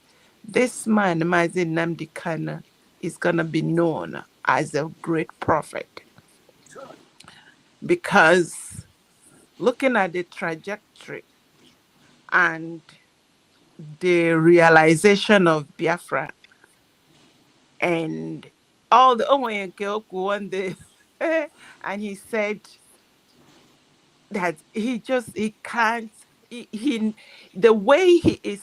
Listen to me, listen, maybe I'm gonna say this, you may not understand it. Listen, for everyone that is God's messenger and a prophet, these things don't come in as language. They come in as impression, they come in as force. Every message come differently. Some of them, they know that sometimes when he busts out is because that's how the message came. He will try to control himself. One day he struggled, he said, anyway, I'll have to I shook my head, I said, this man he is it. And I thank God that in my lifetime, I see a man, and most of them prophets from the beginning, they are relegated, they are persecuted. Jesus, when he came, even as a son of God, he somewhere on this planet Earth. I swear. So we should all be strong. We should, especially as many as are called. If you have a passion, please pay attention to your passion. And in this season, God is not joking at all. Take it to the bank. He is not joking, because what is at stake is humanity he created. And the enemy, Satan, have tried every corner, every way to wipe out and to wipe out humanity. And he found it in two places. He found it in money. People can easily be bought. When the scriptures say, what will he gain a man if he gains the whole world and lose his soul? That is big there. Then there is another where men are subjected to where they exchange who they are for what belongs to them. You are a man, you are a leader, and you are subletting your power to receive a power from where? Every power that is beyond the one God gave to you is either from God or is from a medium. And once you go and collect power from a medium, you have already subletted your life. And this is what is killing some of these people, destroying them, because once you sublet it, whatever that medium, some of them are demons that are in chain of hell, and you call them. When they come, they tell you, wipe here, wipe there, and you're handicapped. That's what's happening to these miserable leaders in Nigeria. If it is not, what could make a man look at a whole community burnt down and there is no remorse? Something is wrong. But if you are a one that is driven by righteousness, please keep it up, wake up. We are here together. We are in this battle together. God is on our side. We have Biafra, and Biafra is going to help save humanity, because we are a generation that refuse to eat the nasty meat of evil. We stand by the relics that our father gave to us, or for Naogu, and that is it is righteousness, It is justice. It is doing the right thing at all times. And once you have it, they give it to you, either by opening your hand and spitting in your hand and telling you to go, or pronouncing the words. And this is who we are. And we are the remnants of that generation. And we won't let our fathers down. Those that have held this offer in righteousness, those that have decided to stand with God to make sure that humanity is not denigrated to where women are left as thing. I thank God that I'm an Igbo woman, where I am not a threat to the position of my husband, and in turn, he values me. And that alone will make me fight for this that I have, to hand it over to the next generation, to tell them that what we have is good. We need to keep it. I rest it there, Mazi. Biafra Exodus. God bless you for your beautiful platform. Thank you. Thank you so much. Amen. To your prayers. Thank you so much, Master. Madam Origin. Can't thank you enough. Can't thank you enough. God bless you richly. Triple M, Master Triple M. We are winding up. Do you have the word for us tonight? If we are winding up. Triple M, are you there? I'm so much blessed tonight. I'm so much blessed tonight. I swear to God. I'm telling you. So much blessed tonight. I believe this message will touch a lot of people's heart, and we really need to. The things is going to be happening. More things are going to happen. Triple M, are you there? Triple M, Mazi Triple M, you know, yeah? Mazi Triple M is not close. EJ Minister, when you buy it tonight, you're going to have a go. Around God. EJ Minister, are you there? EJ Minister is going on your match. You go see again. EJ Minister, there we go. Are you there? Yeah, thank you so much. Igbaliala, may share my dear brother. Onye nwere ntị ya nọrọ. Ozi ka ị bịara zie, and this is the ozi. Ọ nọziri ndị eziri ya. And I'm saying congratulations to the real indigenous of the United States of Biafra for standing their ground, knowing that they have defeated these monsters, call themselves the enemies. That's the only thing I have to tell our people at home. We are proud of you. What you are doing also is the 80% of what is happening. Those few elements has rolled their conscience, and then they will have blood n'ime ha. Unu hafo. Oge ha adịla up, and they know that their oil, their offshore accounts, they will come and say how the money comes. Those are the fears they have. They must give their accountability and face the Constitution of the United States of Biafra. There will be no hiding place for all of them. No way. Do the run. Thank you so much. Triple M, are you there? Triple M, are you there? Triple M is not there. Well, lovers of freedom all over the world, Genuine France all over the world, it's been a night, and to God be all the glory. Message well delivered. And as we are moving, we are progressing. God bless USB, United States of Biafra. God bless the leaders of our nation. And long live Martin and Carlo. Long live our Prime Minister, Simon Epa. Long live our Deputy Prime Minister, Excellency Dr. Ngozi Arabez, and all the genuine cabinet members. And long live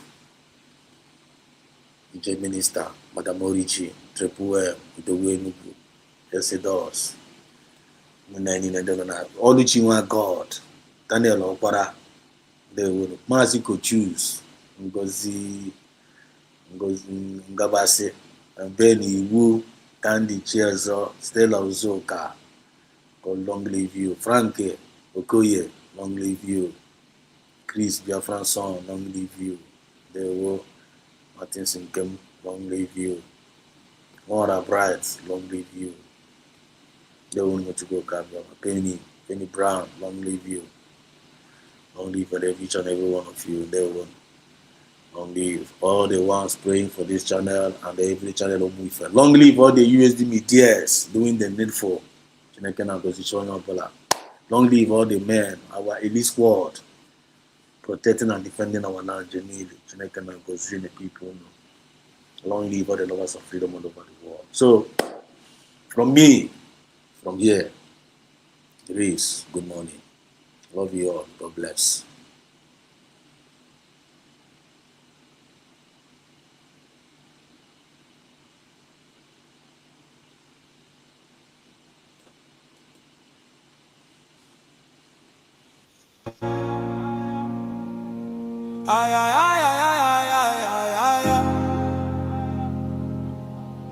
Stealing in the name of taxation.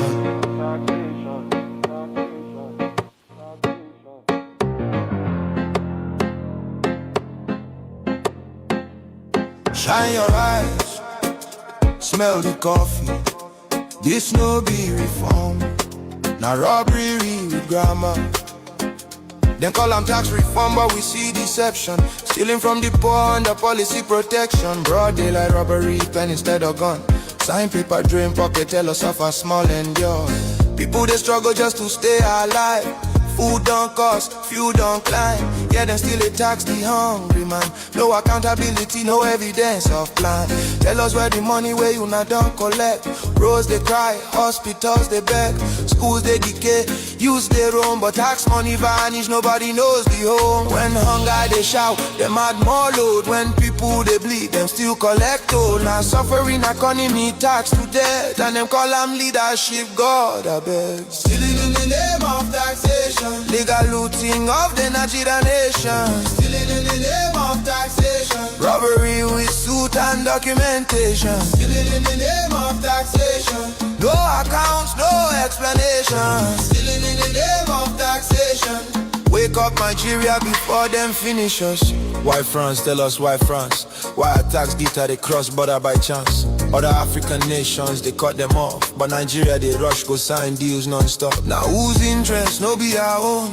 Smell them well, this thing get bone. Foreign hands on our revenue stream. Now start funding system dressed as regime. We get experts, brilliant minds, economists, tech cheese, world class refined. We no need outsider to count our sweat. We no need Oyinbo to manage our debt. Weeks for France to plan Nigeria fate. Instead of home retreat, now Paris they wait. Every medical trip, now Paris again. After billions pour for clinic maintenance. Alphabet I don't show us the pattern before. Public money move private door. Now Paris fit on alphabet too. Collect our taxes for private few. Another pipeline, another scheme. Another legal looking money machine. Public funds enter private pockets. Foreign address, same old rockets. We still remember the bullion van. We can see your secret plan to steal from our national treasury and leave the people in penury. Something they hidden, something no clean. This closeness they worry, this style they mean. Nigeria no be born, no be sale. Our future no go enter a foreign scale. We no go forget the bullion van. We know the secret plan. It is a gang of looters. They are not real leaders. Nigeria for sale. No. Our future for deal. No. Our economy for surrender. Never. Stealing in the name of taxation. Never. Stealing in the name of taxation. Legal looting of the Nigerian nation. Stealing in the name of taxation. Shine your eyes, Nigeria now. We no trust in Ubu's alliance with France. We no want another neo-colonial master. Nigeria is not for sale to Macron or France. Nigerians, let's stand together. Speak out now, before it is too late.